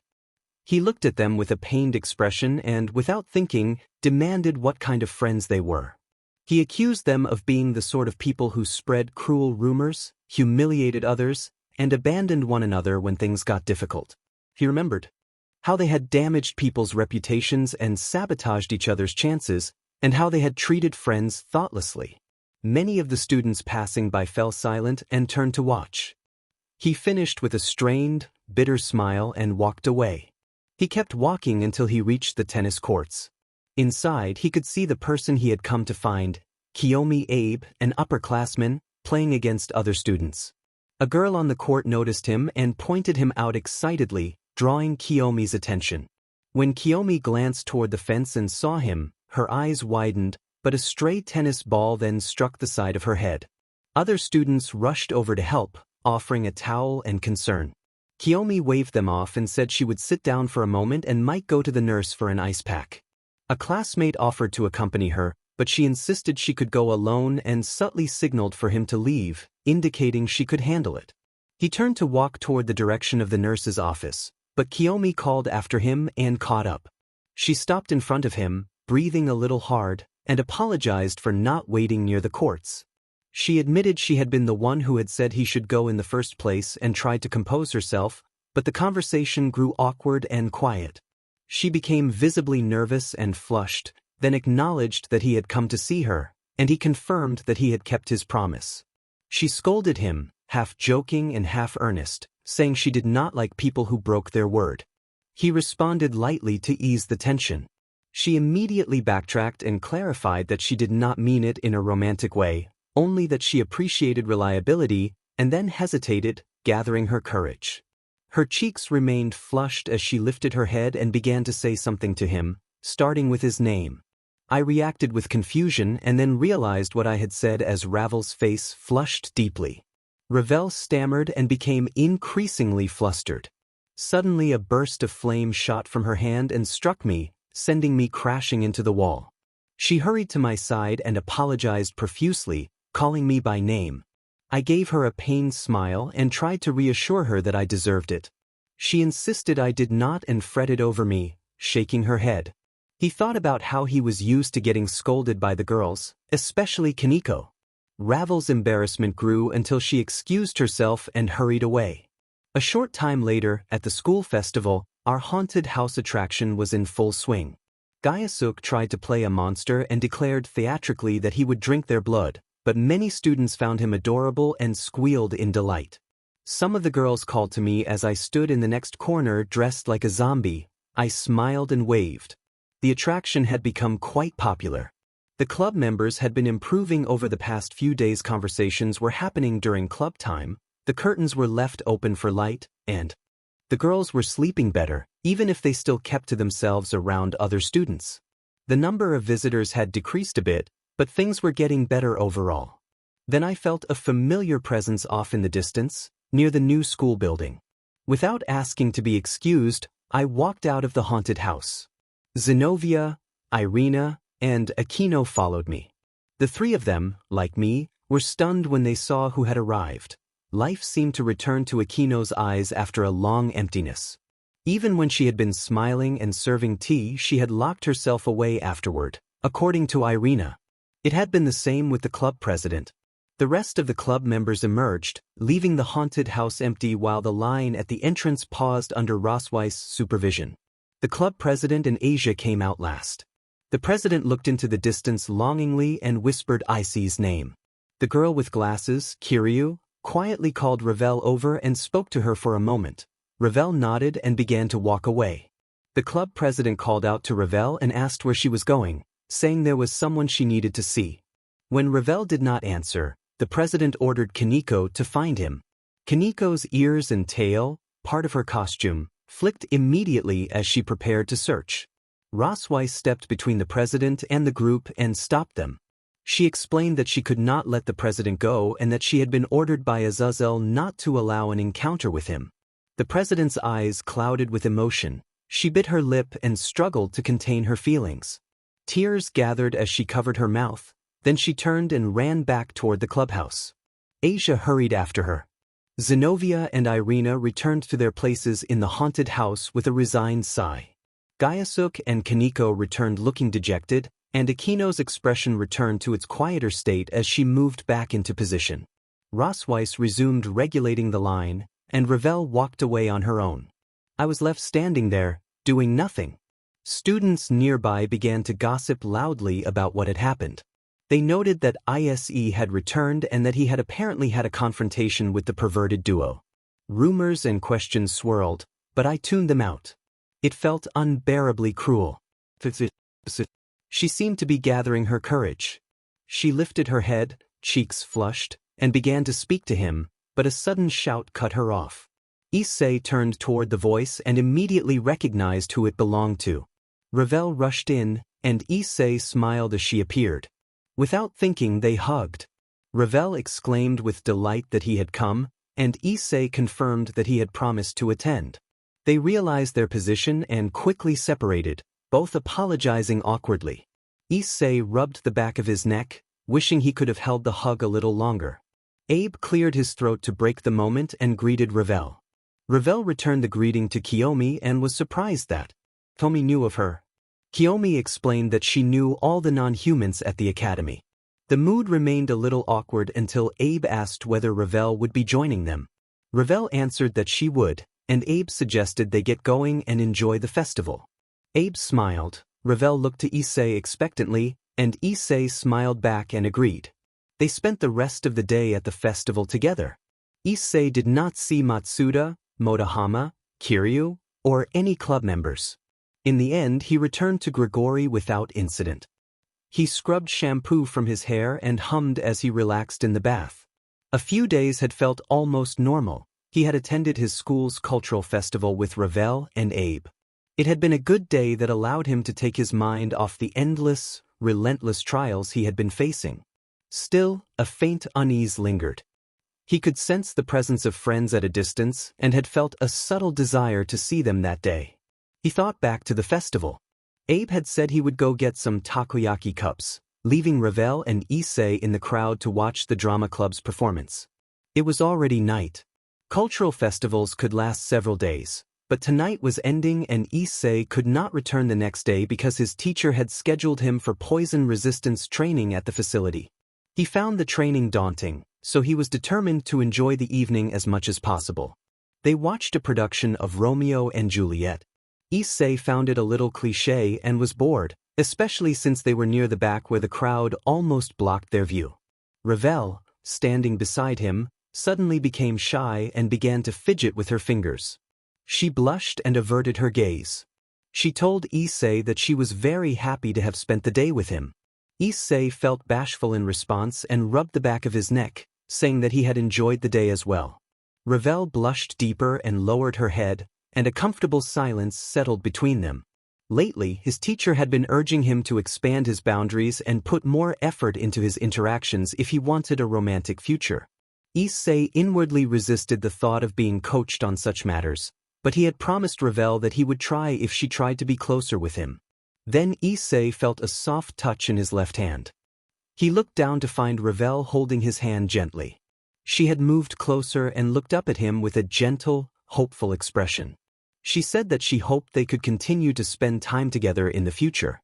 Issei felt flustered and unsure how to respond to such a hopeful, earnest sentiment. He struggled with his own insecurities and found it difficult to accept praise directed at him. The memory lingered as he finished his bath and let the steam fade. I wrapped my hand around Ravel's and the world tilted. I started feeling dizzy. My body grew hot and my chest tightened, like a fever dream. Was this real? What was I even saying? It felt natural and familiar, but focused. Somewhere new. Ravel lifted her gaze to meet mine. Her face was flushed and her eyes shone. Ravel told me that there was no one else she would rather have. The words landed like a blow and a lift at once. A weight that had been pressing on my heart vanished, leaving a lightness I hadn't known for a long time. Air rushed into my lungs as if a light had peeked through the darkness. Tears began to fall down my face. Ravel called my name in alarm and asked what was wrong. I wiped my face and told her I was okay, though my hands trembled. She looked up at me with deep concern, and I found I couldn't take my eyes off her. The festival lights softened her features and the world around us seemed to recede. The feeling that washed over me was the same that had overwhelmed me when I had seen someone standing at a windowsill long ago. Then someone called out and I was suddenly pulled back to the present. Abe, a senior, announced that she was back, holding 3 snack cups, and asked what was wrong. Only then did I notice how close Ravel and I had been. We both pulled away, startled. Abe asked us what was happening and joked about our expressions. I laughed in a strained, nervous way and tried to recover, but my body stayed tense. The memory of that moment replayed in my head, leaving my heart pounding. That flashback stayed with me. Ever since that day I had been overcome with a strange, inexplicable happiness. Even inside the creepy facility and through the endless trials, every morning I woke with an overwhelming sense of joy and freedom. I couldn't explain why.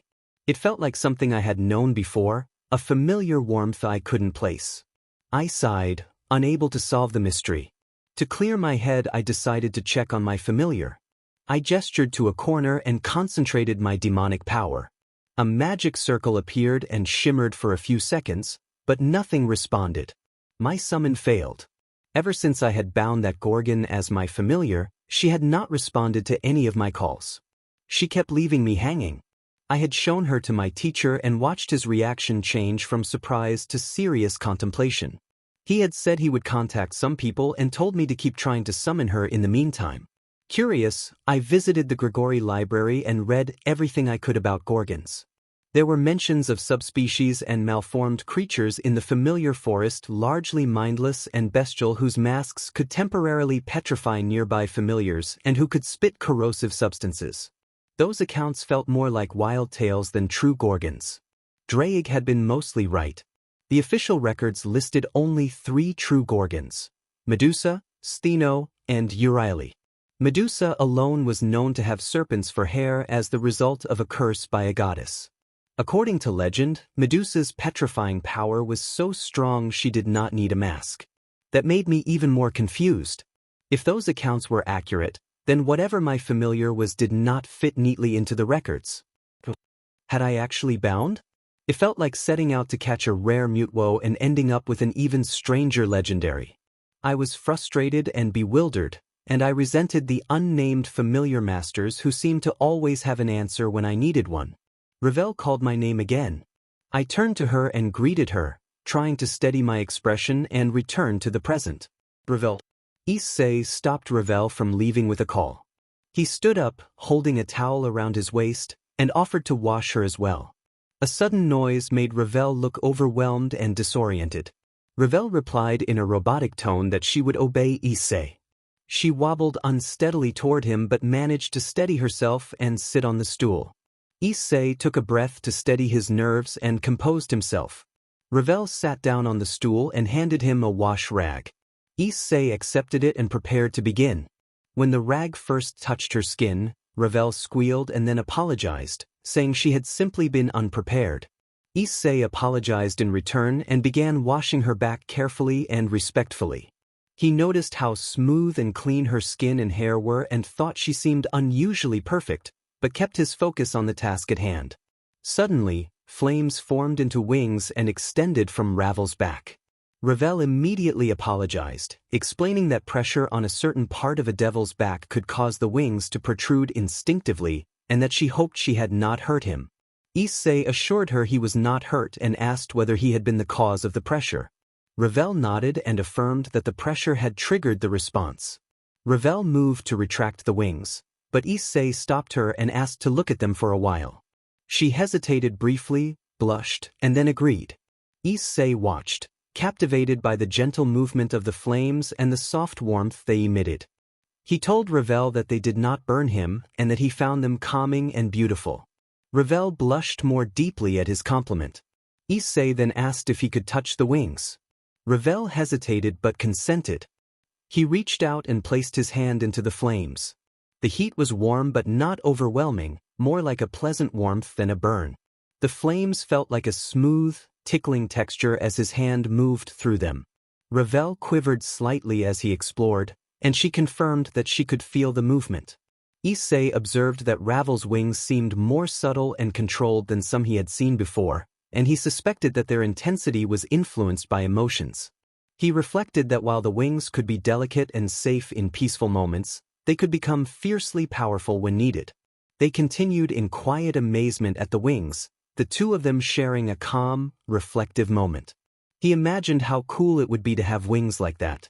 Because of his lack of awareness, he did not notice the flames growing hotter and brighter as he moved closer.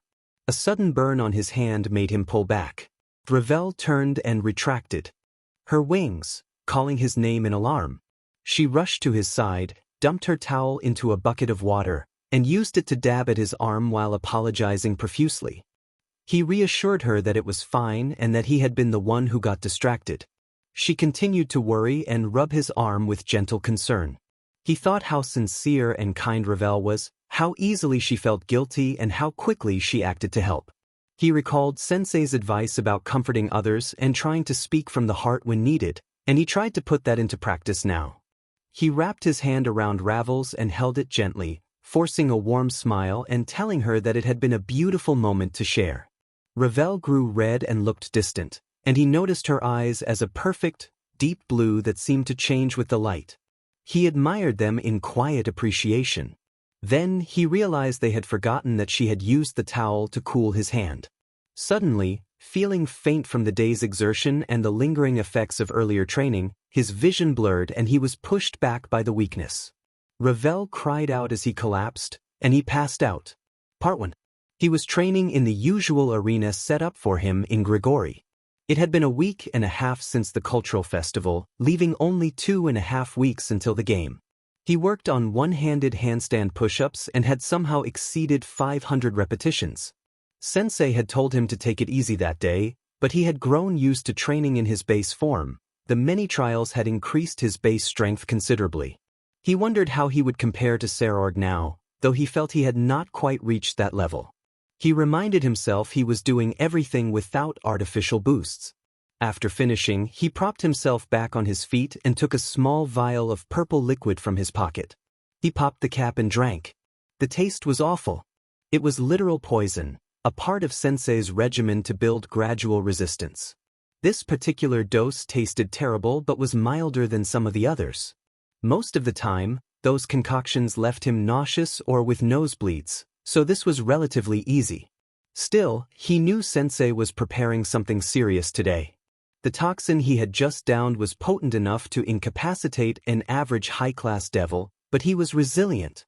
Sensei appeared and addressed him by name, motioning for him to follow. They walked through the facility, passing a room where Barakiel was training soldiers. They exchanged nods, as they had been sharing casual breakfasts and stories recently. They moved through several rooms and entered Sensei's workspace, a large area cluttered with devices, schematics, and a wall of many TV screens.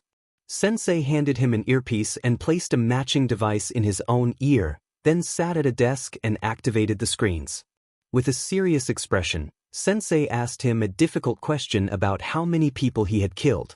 The question unsettled him. Sensei clarified. That he meant sentient beings, confirmed kills of enemies, not beasts or mindless monsters. He compared it to a kill count. He thought over it and responded mentally that he did not believe his count was high. He recalled that the only confirmed kill he was certain of was against Shalba Beelzebub. But that had been the result of the Juggernaut drive and I had not been conscious of it. Other than that, I did not think there had been anyone else. I wondered why he had asked me such a question. He turned to me seriously as he finished typing. A cluster of flying surveillance drones that looked like ladybugs moved to one corner of the room while the screen switched to standby. He would be watching me live and extensively. A growing unease settled in me as everything unfolded. Sensei told Ai that he was afraid he had to say something difficult. The way she had acted could not continue in the future. He explained that there would come a time when it would be necessary to accept that there was no other option. There would be moments, perhaps many, when she would face an enemy who had to be eliminated. Some adversaries made that outcome unavoidable. He said that making such a decision was one of a great warrior's responsibilities. Mercy was a virtue, but there would be those who should be recognized as threats that must be stopped. He added that this was as much a part of leadership as it was of being a soldier, and although he would rather she not face such a choice, she might have to by the end of the day. My mind raced and I reacted inwardly with confusion and alarm. Sensei clarified that she might need to kill someone that day. When I asked if the decision would be left to her, Sensei shook his head and wore a look that resembled mourning. He told her that she could not keep the mindset of always sparing enemies. He understood that her first instinct might be mercy, but sparing someone should not hinge on personal beliefs. It should be influenced by their crimes and, most importantly, their intent. If an enemy's intent was too dangerous, they had to be neutralized, especially if they were relentless. He gave a hypothetical. An enemy who could destroy the entire capital of the underworld and could only be stopped by killing him. He asked what she would do. Issei thought of the people and children in the capital and realized the answer was obvious. Sensei confirmed that in such a case she would have to act without hesitation. He emphasized that such situations did happen. There would be enemies who never gave up, whose intent persisted and whose threat level remained high even when they were hard to stop. Those would be the irredeemable targets she had to recognize. There would be times when she would confront such an enemy, and she would need to decide whether that enemy should be eliminated. He warned that this decision could rest on other lives. That was a decision she might have to face that day. When Issei reacted with shock and asked if she might need to decide whether to spare an enemy with lives depending on her choice, Sensei nodded slowly and confirmed that this formed the core of her trial. He acknowledged that this would be the greatest hardship of the trial, but he said it involved more than moral decision-making. He told her bluntly that she would be facing an opponent of great power, likely stronger than she was. Because of that, she would receive assistance. The trial was a matter of life and death with no restrictions. He would watch her during it to ensure she did not die attempting it. He had already informed contacts to assist if things became dangerous, and he had backups if they failed to arrive. This would be one of her last trials and likely the most difficult. For that reason, if there was a moment when she realized she could not win, he wanted her to escape rather than fight to the death. Sensei spoke cautiously as he handed me a glass bottle that glowed blue. When Issei asked what it was, he said he needed her agreement first. She agreed and asked again what the liquid was. Sensei told her it was a rejuvenation potion he had crafted, designed to provide the equivalent of days' worth of stamina or enough energy to sustain sustained boosts. He instructed her to drink it all. He sat at his desk and connected the drone's signal as I finished the bottle. The effect hit immediately, and Ai felt a sudden surge of energy like she could take on an entire army. Sensei asked if she was ready. Dee stretched, loosened up, took a deep breath, and affirmed that she was. He told her to pick up the slip on the table with the magic circle. Issei concentrated her demonic power on the paper and a magic circle appeared beneath her. Sensei reminded her not to hold back and to go all out while also warning her not to die. He told her that if she realized defeat was inevitable, she should run. Then he wished her luck for the first time, and I asked Ravel in her mind to wish her luck as well. A bright light enveloped her as the circle activated. Part 2. When I opened my eyes, I found myself on a large, wide cliff that formed a circular arena-like space. There was a tall mountain peak behind me. It looked like a cliffside shaped like an arena, spacious and exposed. I looked over the edge and a gust of wind rushed past. My breath caught at the sight below. I backed up immediately, stunned by how steep the drop was and wondering how many meters it could be. A man nearby warned that it was over a 450-meter fall. I jumped at the voice behind me and felt myself tipping toward the edge. He said he had me and grabbed my arm before I could go over, pulling me back to safety. He told me that had been a close call and that it would have been disastrous for the negotiations if I had fallen. He added, with a joking edge, that they were letting me help for a reason and asked me not to die. His cheerful tone made him sound like a light-hearted jokester, which irritated me. I thought about how serious a 400-meter drop was and wondered who he was. He announced that he would get me ready and began checking my limbs, patting them in an odd, professional way. I noticed his appearance as he moved. He was a young man, mid to late 20s, with short, scruffy blonde hair and gold eyes. He wore white rags resembling the old Greek robes and a bronze cap with small wings on it. In his hand he twirled a short staff that reminded me of the caduceus, the medical crest with wings and snakes. My gaze finally landed on his shoes. He instructed me to spread my arms and then placed his hand on my chest. Lights washed over my limbs and chest, and symbols appeared the same caduceus-like mark as on his staff. He said I should be a lot faster now and apologized that he could not do anything about my strength, explaining that making someone physically stronger was not his domain. He admitted he was physically weak among the gods and joked that most people could not catch him. I asked who he was. He brightened as if realizing the governor had not had time to introduce him, spun his staff in a flourish, and announced that he was Hermes, the messenger god of Olympus. I finally noticed the sandals with wings on his feet. Issei jumped in shock when he recognized the figure behind him, Ravel. He immediately asked what she was doing there. Ravel stood with a towel wrapped modestly and explained that she had come to wash his back. Issei felt his face flush and his heart pound with embarrassment at being seen like this. Drake urged him to calm down and reminded him that this development could be a good thing, advising him to accept her offer politely. Issei, flustered and unsure, forced himself to agree. Ravel knelt behind him and began to wash his back. Issei flinched at the unexpected touch but was quietly grateful. When he asked why she had decided to do this, Ravel answered that she wanted to be more assertive. Issei was confused by the phrase but accepted her explanation. When Ravel finished, she offered to continue with the front of his clothing. Issei declined quickly, insisting he could manage on his own. Ravel nodded and excused herself before leaving. As she left, Issei felt a mixture of relief and guilt, and he replayed his teacher's advice in his mind. His teacher had encouraged him to be more confident and assertive in his relationships, to take respectful opportunities when they arose, and to build confidence through experience. Suddenly, a loud reaction cut through the quiet. Issei pointed in astonishment as the newcomer clutched his ears. The man identified himself as Hermes, the Greek messenger god. Issei stared in disbelief at the divine figure. Drake urged him to compose himself and treat the encounter with proper respect. Issei introduced himself as Haid Issei, this generation's Security, and added that he was there at the request of Azazel, the fallen angel governor. Hermes responded that he already knew all of that, leaving Issei stunned and speechless. I broke the awkward silence by asking where I was, hoping for an answer.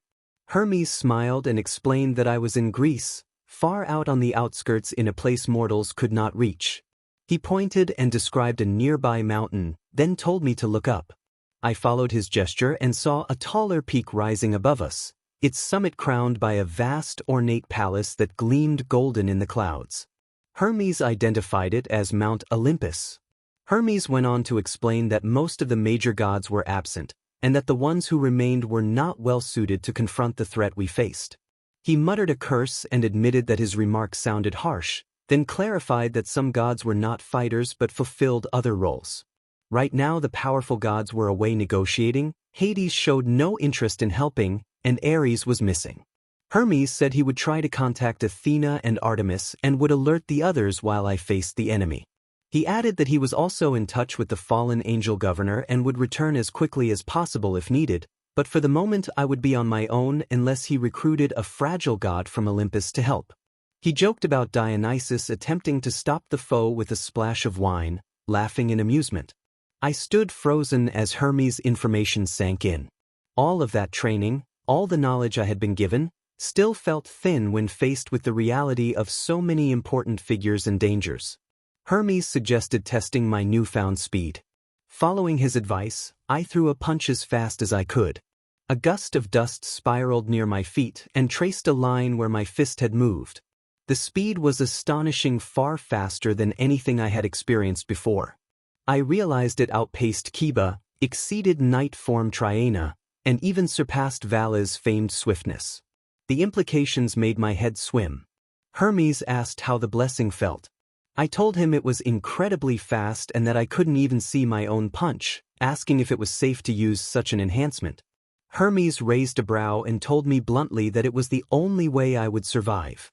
The chill of his words made it clear that without this power I could very well die. Hermes then instructed me to test the speed while using the bulky rook form. I hesitated, unsure about entering the rook immediately.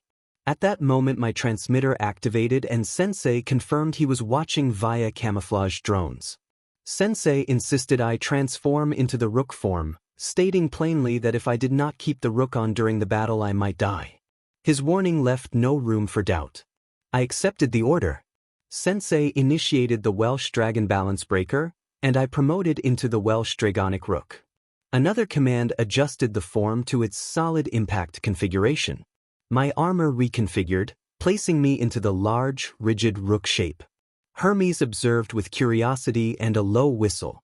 Sensei told me to test my speed in that form. I threw another punch and a blast of dust swept away it. Astonishing speed. The rook was moving with a velocity that should have been impossible for such a bulky frame. It matched or even exceeded the knight form. The combination of speed and brute force felt overwhelming, and it made me realize how formidable my adversary must be to stand against such capabilities. Hermes examined the form and recalled the names people had given the various configurations. He puzzled over the names aloud, comparing the rook to the faster knight form and offering different titles. He settled on a new, more poetic name for the fast form and enthusiastically approved using it going forward. I felt a sudden chill run up his spine. Hermes grew serious and stared past the cliff edge toward the distant mountains, as if sensing something approaching. Hermes then turned to Issei and spoke with urgency. He explained the nature of gods and titans, saying that titans had long been regarded as progenitors of many divine beings, and that debates had raged over whether gods or titans were superior in power. The Titanomachy had shifted perceptions so that gods were now often seen as above other beings, but the term god could be broad. Some titans were effectively godlike because of their immense strength and the fact that many of them fathered gods. Hermes went on to introduce the concept of a progeny in this specific context, a being born from another being's power. He asked Issei to imagine a titan, one of the most powerful, using its own power and the soils of Tartarus to create a new being intended to replace it. That titan had not anticipated the effects of isolation and resentment on its creation, the consequences of the sins of the father. The result was a naive being forced into a role it was hated for, abandoned by the titan who became part of a mountain. Hermes clarified that calling it a son was misleading. It was more like another version of the titan, formed not as a titan but as a humanoid, which meant it was classified as a godly being, an evil god. This evil god had absorbed the titan's essence of endurance and absolute strength, and its power had been growing with its rage. Its target was Olympus, and the one blocking its path was Issei. Issei registered the implication and felt the presence intensify. Hermes reacted in alarm at the arrival of the being and confirmed that an evil god had come. Hermes warned Issei that he would be facing a godlike foe and that he must not hold back. Hermes instructed Issei to use all of his power in his current form, to avoid changing forms except briefly if necessary, and to try not to die. Hermes promised to reach the other gods as quickly as he could, then vanished down the mountainside with such speed that only a gust of wind remained. Alone on the peak, he addressed his sensei. His sensei told him not to think about losing and to concentrate on winning. If victory proved impossible, he should run and abandon concerns about the trial, but for now he should focus on what he could do to win. The sensei reminded Issei that the rejuvenation potion he had been given should boost his stamina up to Mao-level strength and that Hermes's blessing should further help. The sensei admitted uncertainty about the exact strength of the opponent and urged Issei to prepare. Issei's partner then urged him to raise his power without pause. The partner repeatedly encouraged him to boost his strength, and Issei complied until the ground beneath him began to crack under the pressure he generated. The presence approached and then, abruptly, vanished. He felt his anxiety rise and told his sensei he was afraid. The sensei acknowledged the fear and confirmed that the being was indeed the progeny of the Titan who had once upheld the heavens. The sensei described the Titan as the figure released from that duty by Heracles, a Titan who had used about half of his power and Tartarus's soils to create this being, then sank into the earth and became a mountain. That Titan represented endurance, strength, and even astronomy. The entity before them was its creation, an evil god born of power and abandonment. Sensei did not finish. Something landed in front of the narrator with a violent crash that shook the entire mountain. Smoke and dust covered the view in an instant. The narrator could not move but could feel a presence within the cloud that enveloped the peak. Through the dust a human silhouette appeared, a man on his knees from the force of the landing, as if he had leaped from an impossible height using only his legs. Steam rose in thin lines from the dust, as if pressure or heat had built up at the center. The arena was no longer flat. It had been dented inward where he had landed. The ground turned into a crater. From deep in the clearing dust, two red eyes began to glow, and the narrator shivered. As the dust settled, steam still rose from the man's skin, making him look like a mirage. The narrator understood in his bones why the pressure around the newcomer felt so dense. The man was unbearably powerful. With a heavy exhale, the man released a rush of hot steam. The narrator finally took in his appearance. He looked to be in his mid to late 20s, with a short beard and dark hair that gave him a Greek bearing. He wore only a brown cloth around his lower half and sandals. His skin was dark like ash or cooled rock, but that appearance came from the pressure he radiated. Cracks ran across his arms and legs and a soft orange light glowed within them, as if he were formed of molten stone. He was tall, sculpted, and in his bearing resembled a statue of a Titan. The man bellowed the name of Olympus and glared straight past the narrator toward the palace in the sky, as though the narrator did not exist. He took a slow step forward. Sensei noted that his foot slammed down onto the ground. Sensei explained that the newcomer was named after his creator and was the successor who sought to kill the gods of Olympus. Sensei identified him as the son of Atlas. The man's body unfurled more steam, and the cracks in his skin glowed brighter. His gaze fixed on Mount Olympus with such weight that it felt like it could collapse the palace from across the sky. Sensei identified him again as the being born of Atlas, the Titan who once held up the heavens, and made it clear that he intended to kill the gods. The man took another step, but he stopped when the narrator moved to block his view of Olympus. The narrator froze as the man's glare pierced him. Chills ran through his entire body, and for a moment he glimpsed his own death. His breathing came ragged from the fear. The newcomer began to vent even more steam, and the pressure cracked the ground beneath him toward the narrator. Red light stabbed into the narrator's form. The narrator asked his companion Drake for the best plan of attack. Drake advised fighting with everything he had. The narrator activated the jetpack. The narrator launched toward the being called Atlas at a speed far beyond what the rook form normally allowed. The armor's hammer mechanisms engaged as he pulled his fist back and prepared a strike for the opponent's head. The armored strike connected with the man's face, sending a cloud of dust across the peak and a thunderous shock through the arena. The mountain peak that had risen another 10 meters was gone, wiped away in an instant. Steam hissed in front of him. Atlas's kick had been the one to send him into the peak that disintegrated. He looked down at his armor and realized most of it was gone. Hermes urged Issei to snap out of his shock and warned that Atlas was coming. Before he could react, Atlas was above him with an arm raised, ready to strike. Hermes screamed for him to move. His thick armor reformed at the last second and the blow landed squarely in his abdomen. The strike drove him through the mountain's crust, crashing deeper and deeper until he burst into a vast cavern. He fell into a large lair illuminated by flowing lava and a waterfall, hitting the ground hard. He could only gasp as he struggled up. Most of his armor lay in ruins, pieces crumbling away. At best he could only bring himself to his knees. Hermes urged him again to get up, reminding him that the rejuvenation potion allowed the armor to reform but that he had to dodge and think clearly. Hermes insisted he had to use speed to attack and evade. He looked around the cavern and saw the lava river to the side. His armor began to reform when Atlas crashed down a few meters away, landing on his knees before rising. Atlas called him Issei, and the name struck him. He grunted and prepared. Hermes shouted for him to boost. Issei focused, pouring power into his limbs, and used the surge to pick himself up. He launched himself at Atlas without hesitation, refusing to give him a chance to counter. He unleashed a flurry of blows too fast for the eye to track, using the strength of the rook form. The barrage was relentless, a blur of strikes and impacts.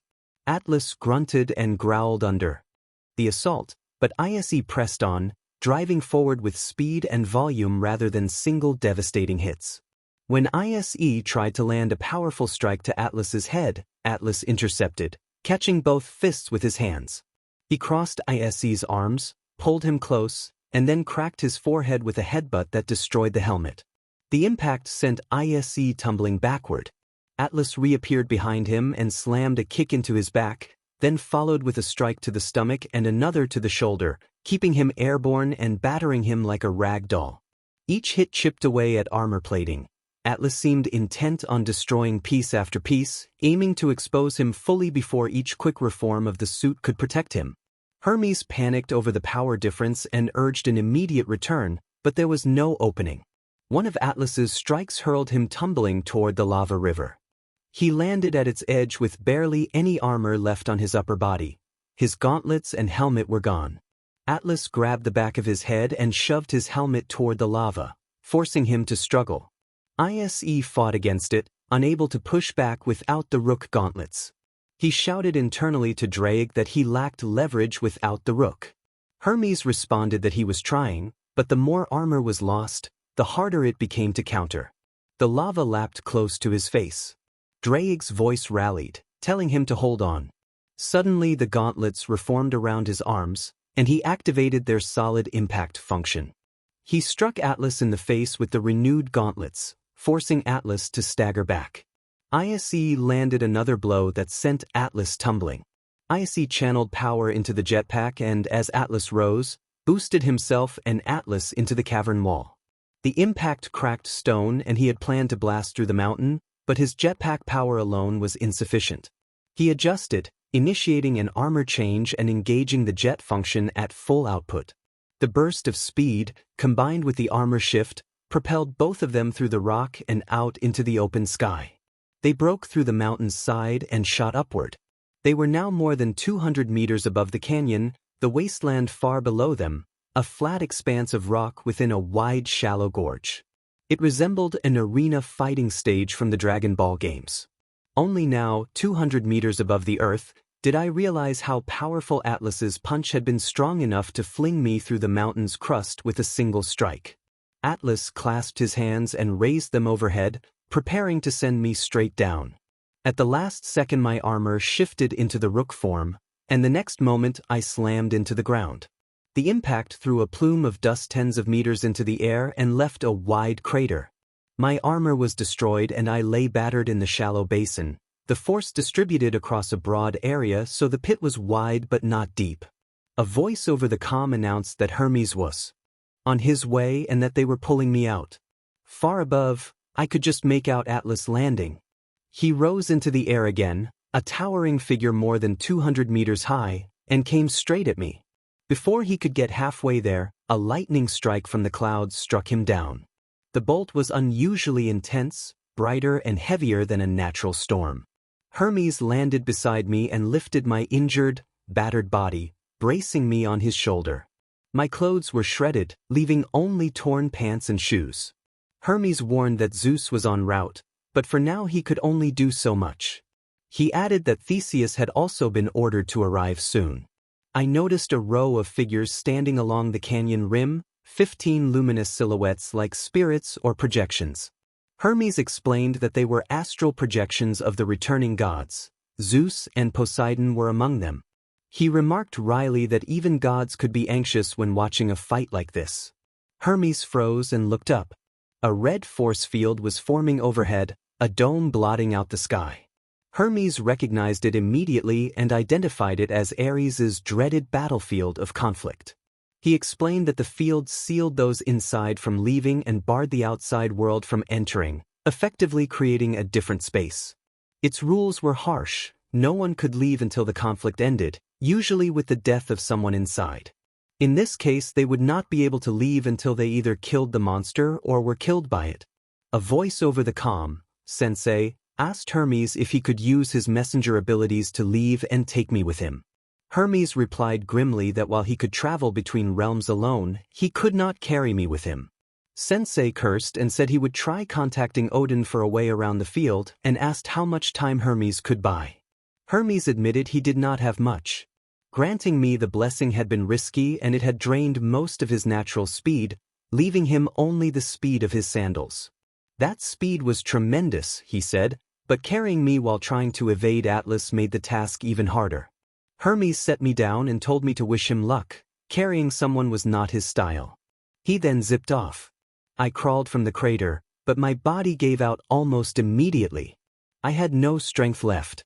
I called out that Hermes was there, but the voice over the comm warned that it was too late. Hermes darted around Atlas, striking and taunting with agile movements. I could not move. My injuries and exhaustion pinned me in place. Atlas slammed into the ground again and again, each hit thunderous but non-graphic, like the impact in a high-energy anime sequence. I seethed with frustration at my helplessness. Even with Hermes's blessing, Atlas was overwhelming. Why was I still so inadequate? The feeling of incompetence returned like a physical ache. Hermes continued to leap and dodge at incredible speed for what felt like 7 minutes. Atlas's rage built until he was a statue. Of anger, planted and immovable, each breath heavy with impatience. A thin hiss drew attention to Atlas' left leg. When I looked closely, steam poured from it more intensely than from the rest of his body, and a pale glow concentrated there as if something was building. Issei called out to Hermes with everything he had, but it was too late. Hermes had zipped around Atlas' left side.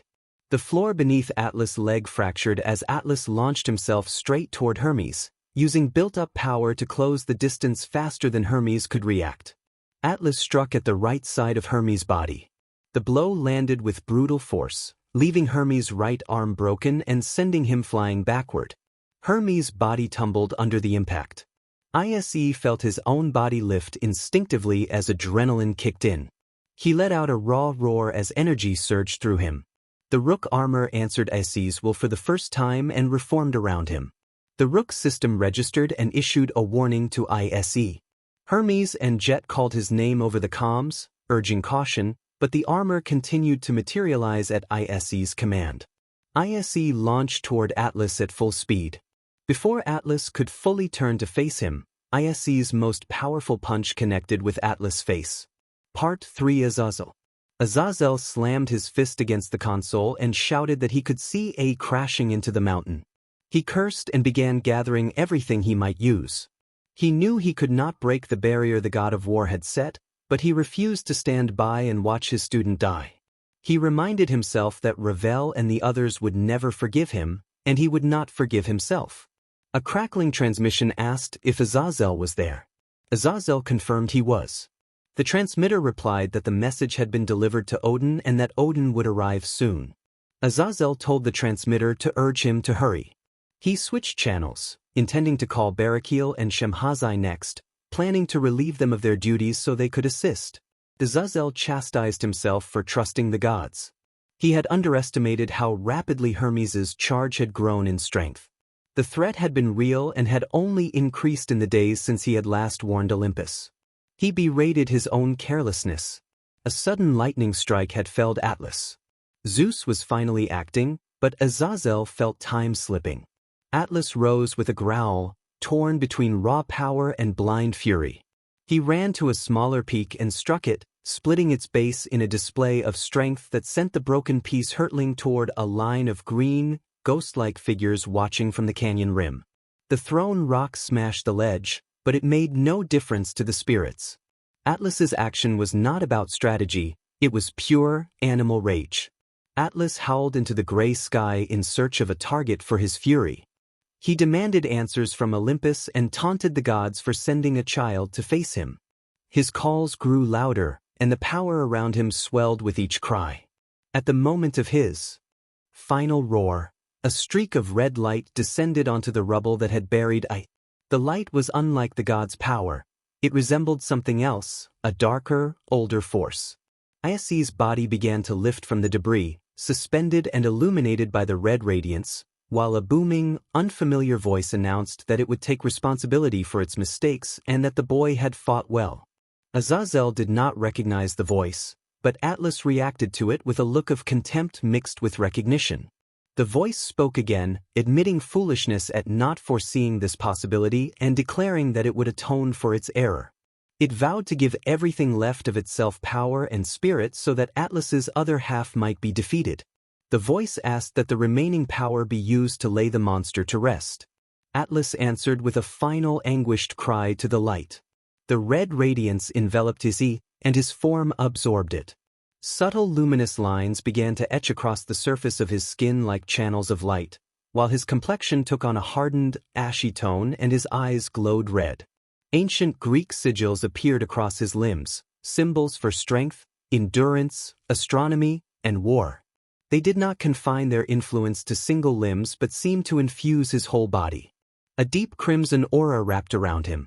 When his feet finally touched the ground, the impact sent shockwaves outward, cracking the earth for dozens of meters and leaving the immediate surroundings in ruins. Where he stood, Issei wore an expression of fierce, uncontained rage. The transformation had given him tremendous power, but it had also pushed him toward a berserker state. Azazel grabbed his headset and warned Issei that the power was too much for him to contain. He urged Issei to release it before his body could not withstand the strain. Before Issei could act, Atlas launched himself forward in a blind fury, calling out for his father. Atlas's attack was met instead by a massive counterstrike that connected with his face and sent him flying, thrown across the canyon with an unbelievable force and distance. Steam hissed from Issei as he flexed and prepared to move. He propelled himself with a leap so powerful that the ground gave way in a wide circle around him. He launched so high that the cameras lost track of him. For what felt like 20 seconds nothing happened, then Issei reappeared, poised above Atlas with a prepared strike. The distance he covered in a single leap was impossible to believe, but he landed and drove his fist down with such force that a crater 200 meters across opened beneath them and a dust column rose nearly 300 meters into the sky. The impact and the scale of power made the truth obvious. Two beings with this level of raw power were engaged in a battle between gods. Issei emerged from the enormous crater, his body trembling and his face etched with pain. He was struggling against the power flowing through him, pure, unfiltered godly power surging into every part of his body. The narrator remembered the earlier warning that this power could kill him. Now it seemed more likely it would break his mind first. If there were any coherent thoughts inside him, they were being drowned beneath the command of Drake directing where to send his rage. There was no real control. He might have only minutes before the power either destroyed his body or tore his sanity away. Even more terrifying was that Issei was fighting in his base form. A deep, beast-like roar escaped him, a sound that resembled the voice of the original Atlas. It sounded as if a presence urged him to take spirit and power. In an instant, the form of Atlas reappeared behind Issei, ready to strike. Issei spun with impossible speed and landed a punch directly into Atlas' face before the blow could be returned. The punch sent roaring winds through the canyon and carved another crater under them. Atlas was launched backward, smashing through a series of standing boulders and rock formations until he slammed into the ground. Issei vaulted to a new height and dove into the dust cloud covering Atlas. A body burst from the dust and was sent more than 200 meters away. It was Issei, launched by his own momentum.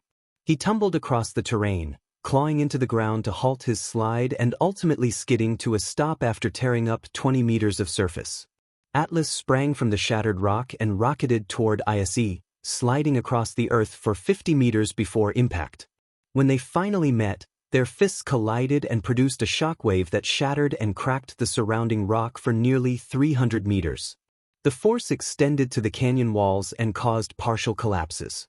Issei followed with an upward blow that drove Atlas' body high into the sky. Atlas' back collided with the barrier set by Ares. The impact scarred the barrier's surface and sent cracks radiating outward for roughly 10 meters. The collision made clear that the barrier could withstand tremendous force, and that the punch itself could have obliterated most ultimate-class devils in an instant. As Atlas began to fall free, launched himself and caught Atlas' body. They fell together and Issei rained relentless strikes as they dropped. For a time Issei connected almost all his attacks, but Atlas managed to reverse their positions and pin Issei beneath him, using his legs to push with overwhelming force. Issei was slammed to the ground with a crash that sent another towering dust cloud upward. At the last moment before Atlas landed, Issei flipped horizontally and leaped clear. Atlas struck empty ground. He immediately shot toward him again. They readied their blows and struck each other in the face. They exchanged furious, relentless strikes that shook the canyon, sending shockwaves that cracked and collapsed the surrounding formations. The area beneath them was no longer ground but a landscape of destruction. The scale of their power and the brutality of the exchanges were beyond imagination. This was not the strength of a typical devil, it was something else entirely. Amid the chaos, the narrator noticed Hermes lying on the sidelines about 50 meters away, clutching the place where his arm used to be and unable to move much. The fighters were uncomfortably close to him. If they closed the distance any further, he would be caught in the crossfire. In the middle of their barrage, Issei seized both of Atlas' hands and pushed him backward, creating distance from Hermes. The narrator realized that, despite everything, Issei still had enough sanity left to protect the wounded ally. A voice praised Issei. Atlas planted his feet and pushed back. He and Issei locked in a test of strength, the ground between them beginning to crack and the canyon slowly splitting as they strained against each other. They growled at one another, neither gaining ground. Issei's gauntlet activated, then activated again and again. The narrator realized with shock that there were gauntlets on both of Issei's hands. It looked as if Issei had formed only the minimum armor necessary to chain rapid boosts, and he was using Atlas's power with an instinctive skill that seemed beyond him. The narrator suspected an outside influence. Issei struck first, headbutting Atlas and driving him back a few meters. He moved in with a flurry of attacks. Each time Atlas countered, he parried and answered, slowly seizing the initiative. When Atlas overreached, Issei slipped beneath him and struck his abdomen with a precise blow. Atlas staggered and coughed, clutching his stomach. Both fighters showed signs of damage now. Most of Issei's came from earlier, but Atlas was visibly hurt. The hit had landed with controlled force, not to send Atlas flying but to exploit a vulnerable point. Atlas fell to his knees. He began to rise again, power spilling around him in a different, more volatile way. The air around him hummed and his aura swelled. A man interrupted from nearby. Atlas addressed him in a quiet, shocked tone and called him Hyas. The newcomer explained that he had followed Atlas, been slowed by the ceiling of the canyon, and ended up trapped there as well. Hyas used the name Telamon for Atlas, and Atlas used Hyas. The narrator recognized the old familial names. Telamon had been another name for Atlas, and Hyas was the name of his son. In the canyon, the two men spoke like brothers. Atlas looked at Hyas with anger, but the deep hatred he usually bore toward Olympus and his father was softened. The narrator watched Issei silently, hoping the presence of Hyas had steadied Atlas. Atlas demanded why Hyas had come. Hyas said he had come to stop him, calling him a foolish younger brother. Atlas rejected the bond and insisted Hyas was not his blood. Hyas told Atlas that he understood the loneliness Atlas had endured. Atlas snapped in response, moving close and snarling that Hyas did not understand. He raged about being left alone, about contempt and hatred aimed at his existence, and about how his father's absence left him with nothing to direct his anger at. With his father gone, Atlas said, he had lost purpose. Hyas remained calm and asked whether Atlas truly loathed his father so much. Then Hyas proposed a terrible solution. If Atlas truly hated that representation of his father, would it not be enough to remove that representation from the world his children? The suggestion was that the legacy could be erased by destroying those who embodied it. The implication was clear and chilling. Hyas seemed to be offering himself, testing whether Atlas would strike the person he cared about.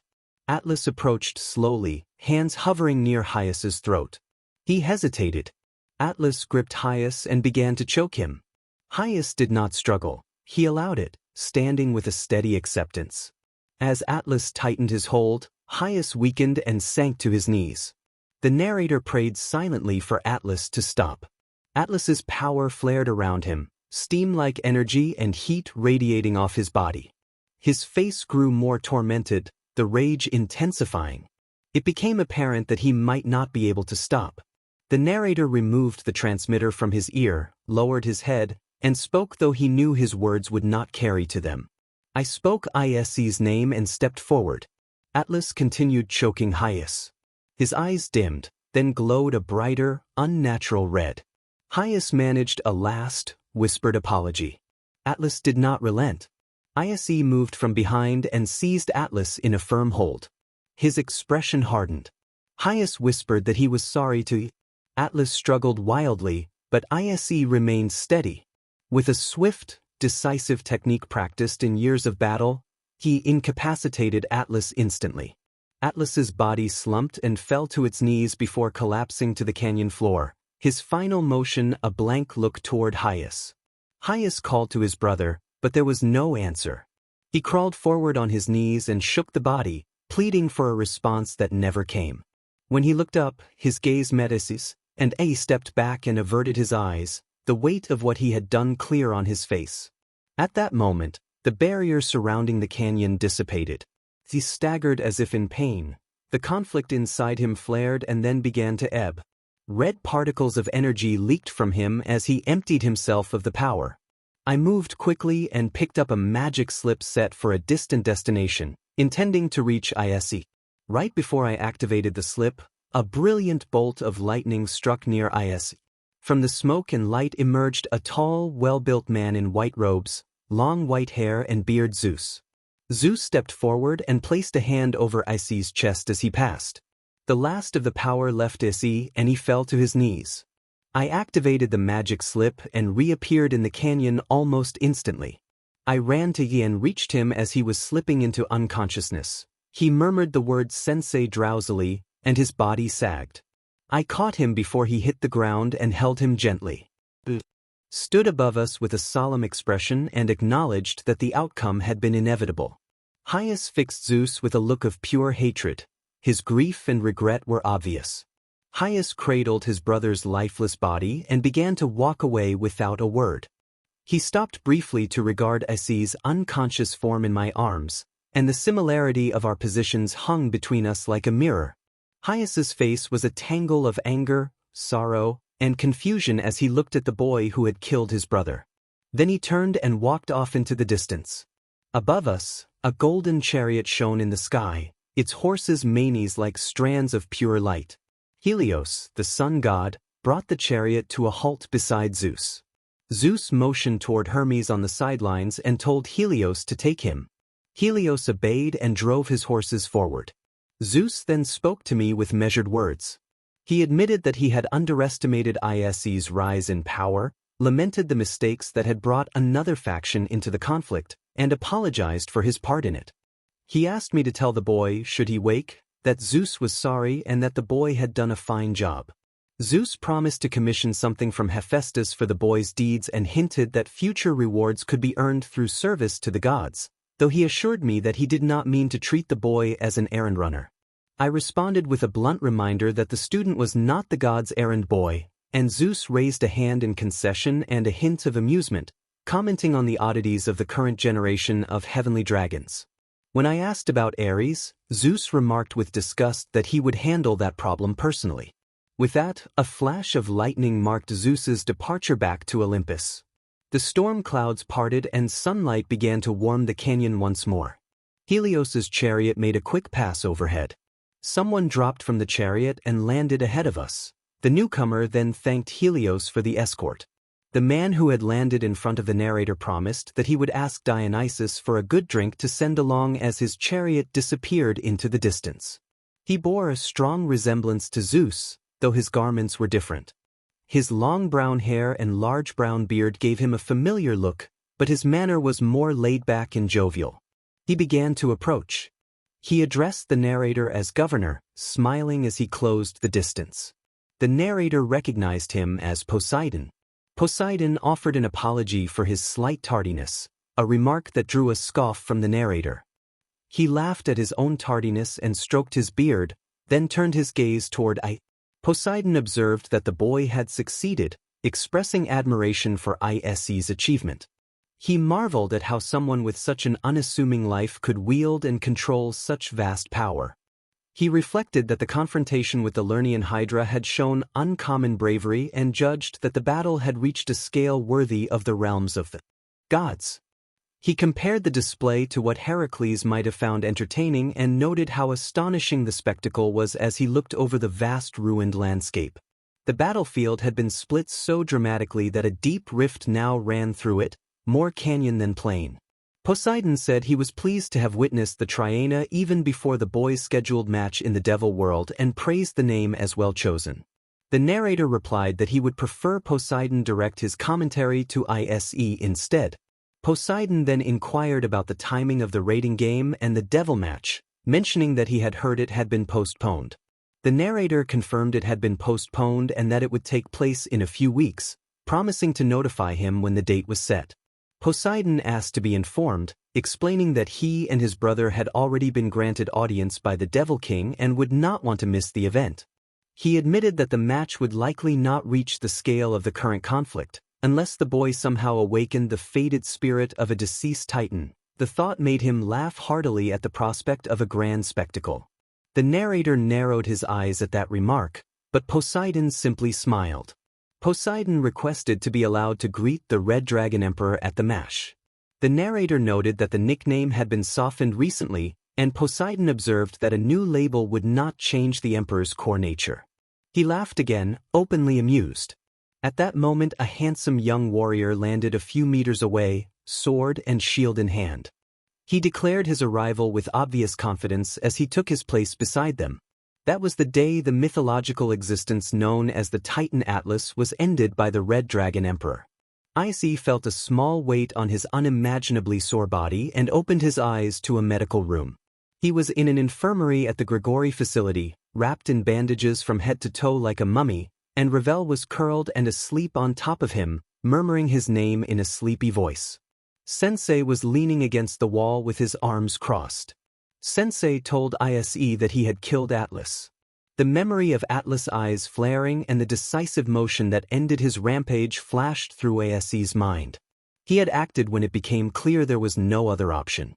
Sensei suddenly looked at Issei and acknowledged that he had made the right decision, explaining that Atlas' existence would have continued to spread hatred and violence until nothing was left.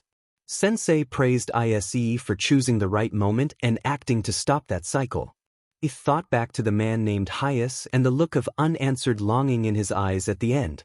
He described to Sensei how Hyas' expression had asked why, as if pleading for something he never received. Sensei listened solemnly and pointed out that even in those doomed moments there could be glimpses of regret. He explained that Hyas and Atlas had shared a bond, not impossibly close but marked by a desire for closeness that had never been fulfilled. That regret had been the look of someone who never had the chance to be a proper sibling. When Issei asked whether it had been possible to save him, Sensei stepped closer and placed a hand on Issei's shoulder, urging him to remove doubt from his heart. Sensei admitted that the choice had been agonizing, that determining the moment when someone can no longer be redeemed is the hardest burden of all. He taught that there are people who stand on the edge, and it only takes one moment for them to slip beyond reach. In those moments one must stop them, And Atlas had shown in a single instant that it was too late. The glimmer of hope had been snuffed out, and I had acted. Sensei repeated that Issei had truly made the right decision. Sensei's composure broke. He turned away and punched the wall in frustration, calling himself a fool. He confessed that he had believed putting faith in the gods of Olympus would bridge gaps and bring aid, that he had thought it a reasonable exchange to seek their help while eliminating a potential future threat. He lamented his own cowardly justifications about becoming stronger and gaining experience, and apologized for sending Issei into battle as he had. Sensei admitted that he had placed too much burden on Issei mentally, physically, and emotionally, and that he was inexcusable as a teacher for expecting Issei to stand against death without fault. He declared the accomplishment to be Issei's alone and begged forgiveness. Issei reacted to Sensei's confession with understanding. He told Sensei that he would not accept those harsh words. Issei said that while he would not claim Sensei's choices were perfect, being sent into that battle had taught him an invaluable lesson that would remain for the rest of his life. He explained that he had achieved something he never thought possible, an accomplishment that felt greater than anything he had felt before, a purpose served for the greater good. He reflected that when a god falls, order can momentarily unravel until balance is restored, and that he had never expected to feel such weighty significance outside of his group. Kyoto, Loki, and other past trials had not produced this feeling, only the events that affected his companions had done so. The student felt as if he had kept the weight of the world from falling. He truly believed he had done something for the greater good, not a simple pawn in a larger plan or just another piece of the puzzle, but the only one who had stood in the way of catastrophe. The knowledge that he had prevented something so diabolical, that he had protected an entire side of the world, felt better than anything he had ever experienced. He wondered if it was wrong to feel so happy about it and worried he might be changing, but he could not deny the relief and pride rising inside him. He took a breath before continuing and could tell Sensei was peering over his shoulder, though he could not see his expression. He told Sensei that none of this would have been possible without him. He said he would not be where he was, would not have become this strong, and would not have developed his new skills or maturity if Sensei had not intervened. Most of all, he acknowledged that he would not have been all right without Sensei coming to his rescue that time at home, and he did not know what would have happened to him otherwise. He admitted there were times when Sensei did things he disliked, times when Sensei acted foolishly, ran bizarre experiments, annoyed him, or behaved irresponsibly, but in the end that was simply his Sensei. He forced the best smile he could manage and, feeling lighter for saying it, told Sensei that there was no one else he would rather have as his teacher. I heard a soft sizzling and the hiss of steam as the dust settled. When it cleared, Atlas glared at me with my own fist still pressed against his cheek.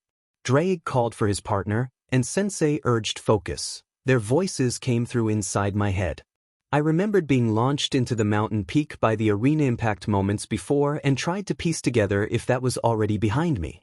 As the dust cleared further, Atlas shifted, pulling my punch away with his cheek. He began to snarl, teeth bared, and steam rose from the cracks in his skin. The pressure in the air tightened and his eyes flared with an intense glow. A small trickle of blood appeared at the corner of his mouth. His hand closed around my gauntlet. The metal fractured under his grip and he twisted my arm with brutal force. My arm broke and searing pain shot through me. I cried out and barely had time to register it before another blow struck my abdomen, sending me hurtling into a nearby 30-meter peak. The impact brought a landslide that buried me under rubble. Drake's voice insisted that I stay with them, urging me not to lose consciousness, but my awareness faded beneath the weight of the stones and the ringing in my head. Later, Poseidon remarked flatly that Theseus was late. Sensei made a small, amused sound and then told me that when someone like me heard certain things, it made him feel worse. He pointed out that Issei had a way of hurting people without realizing it. Issei responded with concern, and Sensei ruffled his hair with a gentle smile, assuring him that nothing was wrong. Sensei then announced that he needed to make some preparations and told us to rest for a couple of days and to take care of each other. He left the room with a wave. There was a brief, flustered scene as Ravel shifted and someone tried to wake Issei, resulting in a comedic scramble under a blanket. The moment was awkward but harmless, and it passed quickly. Sensei decided not to include the footage of the incident in the episodes being released. A journalistic agency managed to obtain and leak the footage after paying off a Grigori member, and Sensei reprimanded that member. My organization, the Issei Dragon, took legal action against the agency, but when the damage was already done, the Grigori member was reinstated and promised not to repeat the offense. I instructed Gray Feason to drop the lawsuit. Eventually the footage was released as an official episode restricted to mature audiences and shown only in theaters to prevent children from viewing it at home. Despite the underworld film industry's youth, that episode became one of the most viewed pieces of entertainment there, sending my personal finances soaring and topping the year's theatrical showings, even surpassing the recently released Magical Girl Leviathan movie. Barakiel entered the room and greeted Azazel, asking if Hayadu Issei had returned. Azazel replied that Issei was awake in the adjacent room and could be seen if Barakiel wished. Barakiel noticed a tear on Azazel's face, and Azazel brushed it off as nothing, telling him not to worry. A few days had passed since the incident involving the son of Atlas. Issei stood in a large room with his mentor, a room that looked more like a professional photography studio than anything else. Couches lined the sides, and an exotic-looking bed sat against one wall. Several high-tech screens capable of generating on-the-spot backdrops were positioned around the space, the kind of equipment the human film industry would envy and that the underworld used in many productions. A wardrobe rack filled with different outfits stood to one side. Sensei suggested they wait for the professionals, offering a mischievous smirk. Before Issei could imagine what that meant, the door was kicked open and a group of sharply dressed assistants in black entered, moving with precise coordination. At the front of the group stood a small, austere-looking person with long, unkempt black hair, pale gray eyes, glasses, and an oversized lab coat that read more like a fashion choice than professional attire. The newcomer introduced herself as Helga and stated plainly that she was a devil. Her expression was flat and unyielding, and she moved with the calm certainty of someone used to commanding attention. Issei suspected she could read people. Her demeanor and her brief, knowing remarks felt like she had seen into his thoughts. Helga lifted the back of her hand in a polite gesture, holding it out toward him. Issei awkwardly complied as part of the trial. Helga observed him briefly and noted that there was a certain delicacy beneath his rough exterior, something she could work with. She recorded a few notes on the clipboard she carried. Sensei leaned in and explained that Helga came from a prominent agency in the underworld and that her work was widely recognized. He told Issei that she had been difficult to secure and that, whether Issei realized it or not, he had likely seen her influence everywhere. Issei grumbled but followed Sensei's advice to cooperate. The situation was part of the trial. Helga's team, 4 women and 3 men dressed uniformly in black, stood ready, and a badge around. Helga's neck identified her affiliation as FTSH Inc. Modeling Agency. Helga clarified that the term FTSH in this context referred to sacred objects or relics rather than anything SXL, and she explained that her goal was to transform those she worked with into something memorable. She handed her clipboard to an assistant and accepted a camera, preparing for the next stage. Helga addressed Issei by name and then instructed him to prepare for the next part of the trial. Issei moved to comply, following the direction given as the team readied the space. Helga snapped her fingers. She signaled for the exercise to begin. The protagonist found himself suddenly embarrassed and exposed by what followed. The details are omitted for the sake of the exercise. Helga told him there was nothing to be ashamed of and that the activity was intended to build his confidence. She revealed that the trial had been her idea and that she intended to use a method she called the FTSH Queen to develop his self-assurance. He protested that confidence was one thing, but being unexpectedly exposed was another. Helga explained that building confidence was one of her specialties from working with many people. She said they would start with the easiest area to address, his body. She assessed his physique as well-formed and athletic, and insisted that accepting his appearance was part of gaining confidence. He reacted with surprise at the compliment and awkwardness at the whole situation. He demanded to know what exactly was wrong with his body, insisting it was only embarrassing. Helga asked him to be specific, and when he could only repeat that it was shameful to be seen by women, she challenged that distinction. She said that being uncomfortable came from the fact that he was attracted to women, not from any inherent flaw in his body, and that there was no real difference between how people are born and how they present themselves now. Earlier, Helga had mentioned that Ravel had told her about him passing out in the bath from embarrassment. She admitted she had misinterpreted the story at first and apologized, clarifying that Ravel's intention had probably been a friendly attempt to get closer. He affirmed that Ravel was innocent in that way, and Helga accepted the correction. Helga then moved on to a broader point about attraction. She argued that perfect, flawless appearances can feel distant and intimidating, while someone who seems attainable and real often draws more genuine interest. Imperfection, she said, made a person feel reachable, which could be a greater advantage when trying to connect with others. He listened, still uneasy but considering her words. When he reflexively tried to cover himself, Helga reminded him firmly that they were adults and that the point of the exercise was to foster self-acceptance rather than shame. She asked him what he would do differently if he were truly confident, encouraging him to imagine acting without embarrassment in situations where he wanted to connect with others. He stammered about how different it felt with women than with other men, and Helga responded that the feeling stemmed from desire and expectation rather than any real difference in the body itself. She urged him to see confidence as a practical skill, part attitude, part acceptance, and something that could be strengthened with practice. Helga observed that he seemed worried they would laugh at him and that he had a poor reputation with women. He thought about that and remembered how women often looked at him with disgust. Helga asked whether he felt embarrassed to show himself to the women close to him, suggesting that he might fear their ridicule. He thought about his reputation and hesitated. Helga decided to take his silence as confirmation. She assured him that no one was laughing and that he had nothing to be ashamed of.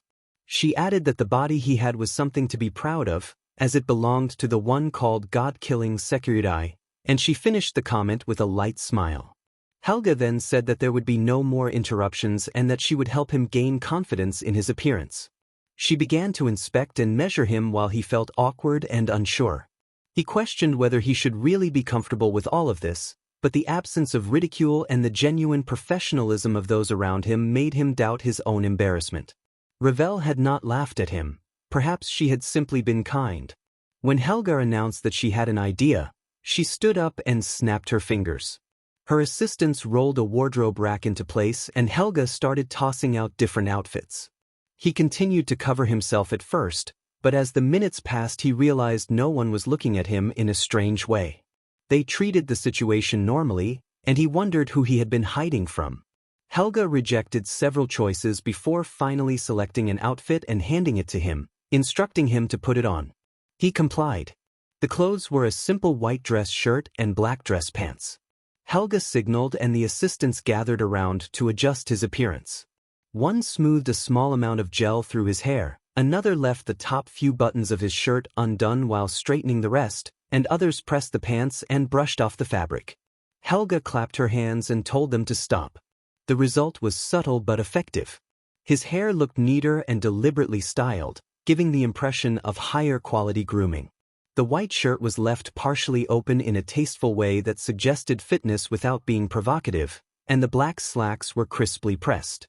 The overall effect resembled the kind of outfit a model might wear. Helga asked for a beach backdrop. The green screen device behind them generated a convincing image of sand and surf, and the floor portion produced a realistic sandy texture. She told him to lie down on the fake beach and to imitate a male assistant's modeling pose, which involved leaning on one arm with the other leg bent and holding a relaxed, distant gaze. Helga explained that he should match the expression as well, aiming for a calm, evocative look rather than anything overt. She signaled the makeup assistant to apply a light touch of balm to his lips, and then she began photographing him. Helga directed him to lift his head a little while she snapped more pictures and reviewed the shots on her camera. He felt a nervous flutter as she evaluated his poses. Helga commented that the photos were perfect so far and then announced, with a more intense look in her eyes, that they would step it up a notch. He felt the tension rise and braced himself for what would come next. After that, chaos ensued. He was dressed in countless outfits and posed in different positions around various pieces of furniture, sometimes handed props that matched the theme of each look. With every change, Helga became more commanding, her intensity growing like a tide. Sensei had once nicknamed her the Mad Goddess Helga, and tonight she lived up to it. Helga instructed him to hold a book as if it were his greatest treasure and told him to look past the camera as though he were peering into something deeper. She asked for peaceful, sleeping expressions that conveyed calm and closeness, and she experimented with looks that hinted at longing and emotional intensity without ever wanting anything to come across as creepy or forced. Her directions oscillated between gentle and insistent, always pushing for a stronger, clearer emotion in each shot. The session stretched on for more than 2 hours. By the middle of it he was covered in sweat, and Helga used that detail to shape the lighting and mood.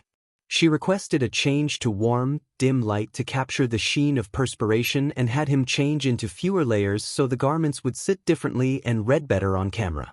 Assistants adjusted the lights and fussed with wardrobe and props to meet her vision. When her enthusiasm rose too high, the assistant stepped in to calm and redirect the shoot so it could continue professionally.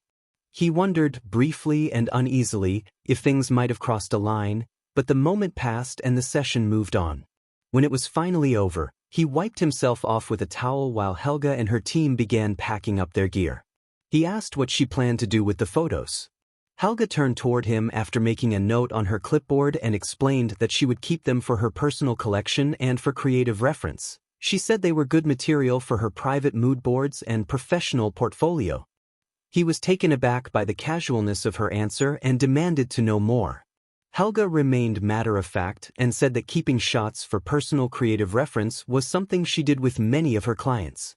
She added that all of her clients were required to sign a model release that allowed her to use the images for private study and professional purposes. An official pointed out that there was a contract that agreed to the condition. The protagonist protested that he had never agreed to such a thing. The official replied that the governor had signed on his behalf. He looked to his right, but Sensei was nowhere to be seen. When he called for Sensei, no answer came. A staff member then thanked him for working with them. A day had passed since that moment. That morning he woke to find Ravel absent from her usual place. He had been told not to train while he recovered, but Sensei had assured him he would be ready by tomorrow. With nothing else pressing, he spent the day exploring the facility and lingering around the common areas. He spoke with Barakielsen during a break from training soldiers and later helped Shemhazazen tackle the mountain of paperwork Sensei always left behind. Shemhazazen mentioned, in passing, that his wife was a devil he had married before the peace treaty was signed, which made for an interesting story. After that, he drifted between groups of scientists and assistants for a few hours. It was still morning and he still had not seen Ravel. He wondered whether she had gone home for the day. 2 fallen angel girls called out for security and waved toward him. One of the girls told the other not to shout his name because he was probably busy. He turned and realized they were, in fact, waving at him. He awkwardly waved back and offered a polite greeting. The girls excitedly remarked that he had waved back, then argued over who had been the intended recipient of the wave. He walked on while they continued their bickering. He noticed that each of the girls clutched a folder-like package similar to others carried by people nearby, which made him curious. As he continued, he heard the sounds of a large, chaotic crowd near a windowed booth. People were shouting and jostling in the animated way of a frenzied marketplace. Several voices demanded to be let through and insisted they needed a particular collector's set. A woman in the crowd complained that one of the sets was missing a volume. The vendor, whom he recognized as one of Helga's assistants, apologized and explained that the full set had already sold out and that more editions were planned for the future. Anyone with complaints would have to take them up with Azazelsima personally. Other buyers shouted offers and counteroffers, trying to secure a copy. The scene felt hectic and somewhat intense but remained orderly in the manner of an excited, competitive sale. He wondered what exactly was being sold and why Helga's assistant was the seller. Posters plastered around the booth advertised various limited editions and special portrait series. Most of all, the displays featured a familiar face. A brief pause bridged the moment as he tried to process what that meant. "Those are my photos." Sensei appeared at his side and explained that the photos were selling out. He added that they were only being sold within Grigori for now, but suggested that they might expand distribution later and that Issei would need to present himself differently if that happened. Issei reacted loudly, flustered and close to attacking Sensei, but Sensei raised his hands in a placating gesture and told Issei to calm down. He pointed out that people were genuinely enthusiastic about the sets and that no one was laughing at him. He described the crowd's behavior, arguing over who would get what, refusing to part with items, and celebrating when a set sold out. He said these reactions had been consistent all morning, even when Issei was absent, and insisted that the attention was sincere. Sensei encouraged Issei to have confidence in his appearance and to not be embarrassed, arguing that without that confidence Issei's hopes for a romantic future would be difficult. Issei observed the crowd. People were arguing, some even skirmishing in midair in a chaotic, anime-style spectacle as fans vied for the merchandise. A vendor announced that the shirtless collection had sold out, and the crowd's excitement shook the area with noise and movement. When Issei asked about the most NTMT photos, Sensei replied that those would not be released without Issei's permission and that only Helga had copies. He dismissed it as not something to worry about and urged confidence. Issei noticed a few men in the crowd as well, and Sensei reminded him again to believe in himself. Someone in the crowd suddenly called out that the Sekiryai, Haidu Issei-sama, was present. A woman pointed, and the mass of people turned toward him, their attention snapping to Issei in an exaggerated, theatrical way. He reached instinctively for Sensei, but Sensei had already slipped away from his side. Fans surged forward in a wave. In the ensuing chaos, the area became a whirl of enthusiastic pushing and excited shouts. The scene unfolded like an overblown anime frenzy. People leapt and shouted, magical devices flashed, and several light spears from the scuffle sparked harmlessly through the air. Issei was jostled and overwhelmed by the crowd but managed to break free after a frantic scramble. His clothes were rumpled and dusty, and he had a few minor scratches from the chaotic skirmish, but there were no serious injuries. Breathing hard, Issei reflected on Sensei's unreliability in that moment and vowed that next time he might be less forgiving. He decided to head back to his room to clean up. On the way he passed a few other male scientists who barely reacted to his disheveled appearance, offering only casual waves or indifferent nods. That lack of reaction oddly eased some of his embarrassment. Perhaps his body was not something to be ashamed of after all. When Issei opened his door, Ravel was inside. She dropped a stack of photographs she had been holding. They were photographs of him.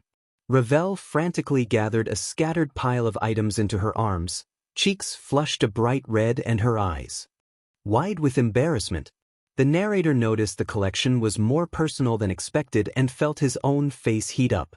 Ravel suddenly apologized while facing away, clearly mortified even though she had done nothing wrong. The narrator remembered Sensei's calm encouragement from earlier and fought down a muttered retort at the lingering hallucination before focusing on comforting Ravel. He knelt beside her and asked if she really liked looking at the collection. Ravel nodded hesitantly. When he pointed out a particular group of images, she nodded again. He asked once more, and she confirmed it finally. The narrator rubbed the back of his neck, a sudden awkwardness washing over him. He felt more embarrassed than he ever had around anyone. He told Ravel that, in spite of everything, her interest made him happy. A short, uneasy silence followed. Then the narrator noticed a package on the bedside drawer that had not been there before. Ravel explained it had arrived before she did and that it was addressed to her. She picked up the package and, noticing the bold red lettering on the back, wondered aloud what might be inside. Before the narrator could react, Ravel opened the package. She caught sight of something that visibly shocked her and then collapsed. Voices erupted around them calling for help as people rushed to Ravel's side. That was the end of that day. The incident dragged the narrator into the center of the underworld's latest controversy, later nicknamed the Red Dragon rebranding issue. Media outlets debated the affair widely, even eclipsing the previous uproar over the Citri rating game school. The controversy stemmed from actions the narrator and Sensei had taken days earlier. Sensei had arranged for a set of images to be produced and distributed through Grigori into the underworld. Grigory's profits surged, allowing the organization to work with a larger budget. The narrator suddenly found himself popular within the fallen angel organization, respected by scientists who received bigger funding, admired by many within the association, and through Helga's agency partnered with her publication networks. The publicity brought him financial benefits as well. The greater catalyst for the whole upheaval, however, had been a recent theatrical episode of The Adventures of the Foolish Security, the installment concerning Atlas. Atlas had been something like a god, an imposing figure of strength and endurance who had risen to fill a role once held by a true titan. The original Atlas had faded into legend, leaving only the mountain that bore his name and a successor who embodied his power. At the narrator's request, the original Atlas had entrusted his last reserve of strength to him so that he could put an end to Atlas's son. After their battle, the entity known as the god titan Atlas ceased to exist. The narrator had effectively ended Atlas's reign. That victory changed how others saw him.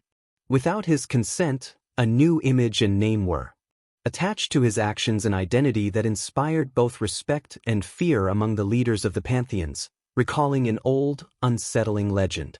The narrator became known as the God-killing Security. Cult Research Club Kiba. Kiba announced that the program was about to begin.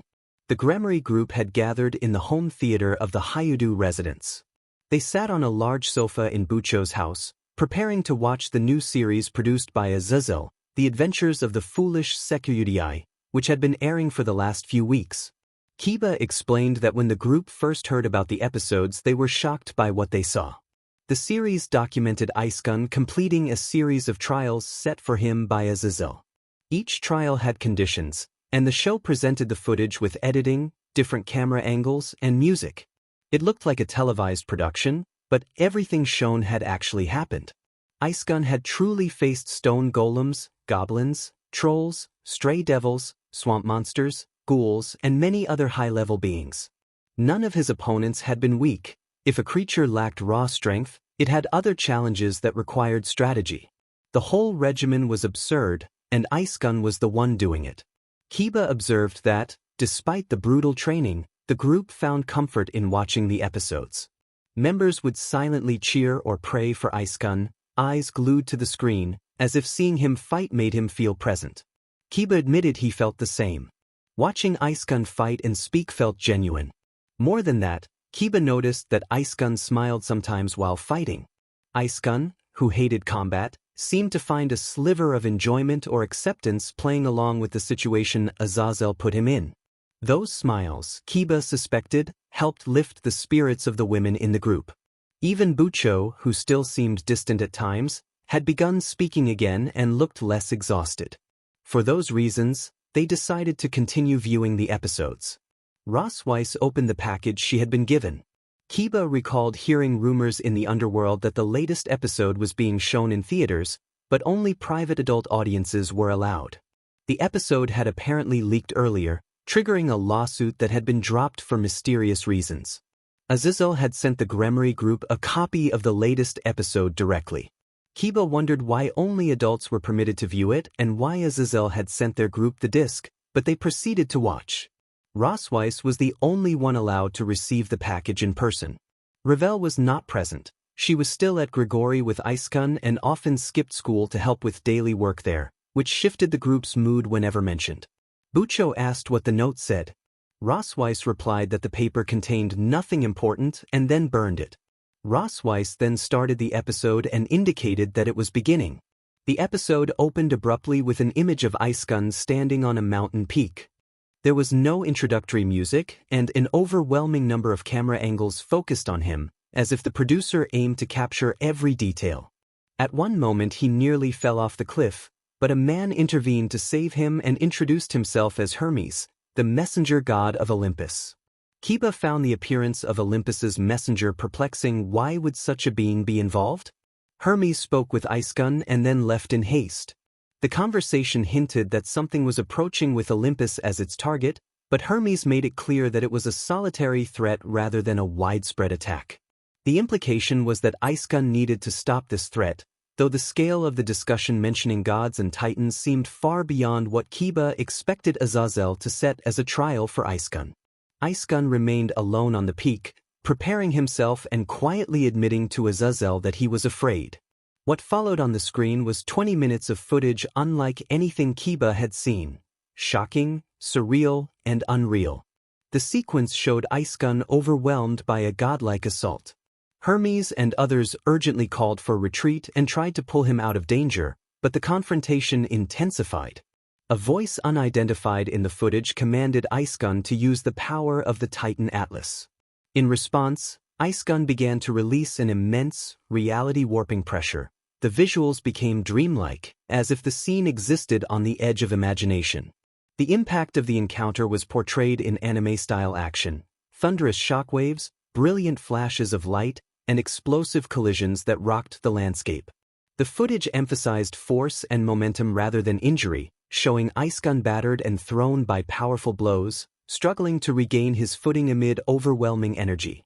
The scene conveyed a desperate effort to resist and a dramatic surge of power as Icegun reached deep into himself. The screen filled with a barrage of impacts and flashes as the battle escalated. The footage cut in rapid, cinematic bursts, leaving the audience stunned by the scale and intensity of what they were watching. They watched an unbelievable clash, the sort of battle told only in legends. Two titanic beings locked in motion beyond comprehension. It felt impossible, as if what they saw could not be real. A man stepped between them. The being known as the evil god seized that man Atlas Hyas, names from Greek legend, and pressed him back. The man cried out as the force of the confrontation bore down. In an instant Icegun appeared from behind the evil god and moved to restrain him, grabbing him and pinning him in a swift, precise maneuver. The two struggled in a blur of practiced motion, an anime-like exchange of strength and will. Icegun spoke words the narrator could not understand and then declared that he would never stop. With a single decisive movement, the hold broke and the scene shifted. He delivered a sudden, decisive strike that stopped the evil god. The impact echoed. The red barrier above the canyon shattered, and the episode ended abruptly. That day, almost no one in the group spoke. Serorg Bale stood among them, subdued. Seek Vera approached Serorg and observed that Serorg had returned. Serorg acknowledged her presence. Seek Vera asked if Serorg had seen the footage from the Security show and noted the massive uproar it had caused. Serorg confirmed he had seen it and returned the question to Seek Vera. Seek Vera admitted he had no words and found the idea impossible to accept that a low-class devil from their generation could have done such a thing. Serorg pointed out that the footage had been verified. Seek Vera repeated that this was why he could not believe it. Serorg reflected that, though the act had not been performed with his own power, it still amounted to erasing the existence of a mythological being from history, killing a god, a titan of Greek myth. Seek Vera asked if Serorg had no reaction. Serorg confessed that at first he had been unable to react, but now he felt a surprising excitement building within him. Seek Vera questioned whether Serorg had changed his training regimen and whether he intended to face the one responsible as he was. Serorg affirmed that he would, saying that even if the man faced another god tomorrow, it would only motivate him further in his regular training and that they would see if the man had truly surpassed his level after these months apart. Seek Vera admitted he sometimes doubted Serorg's state of mind. Serorg told Seek Vera not to worry about him and urged her to focus on her own match with Citri the next day. Seek Vera answered that they would win. Serorg replied that he would worry about his own rival as well.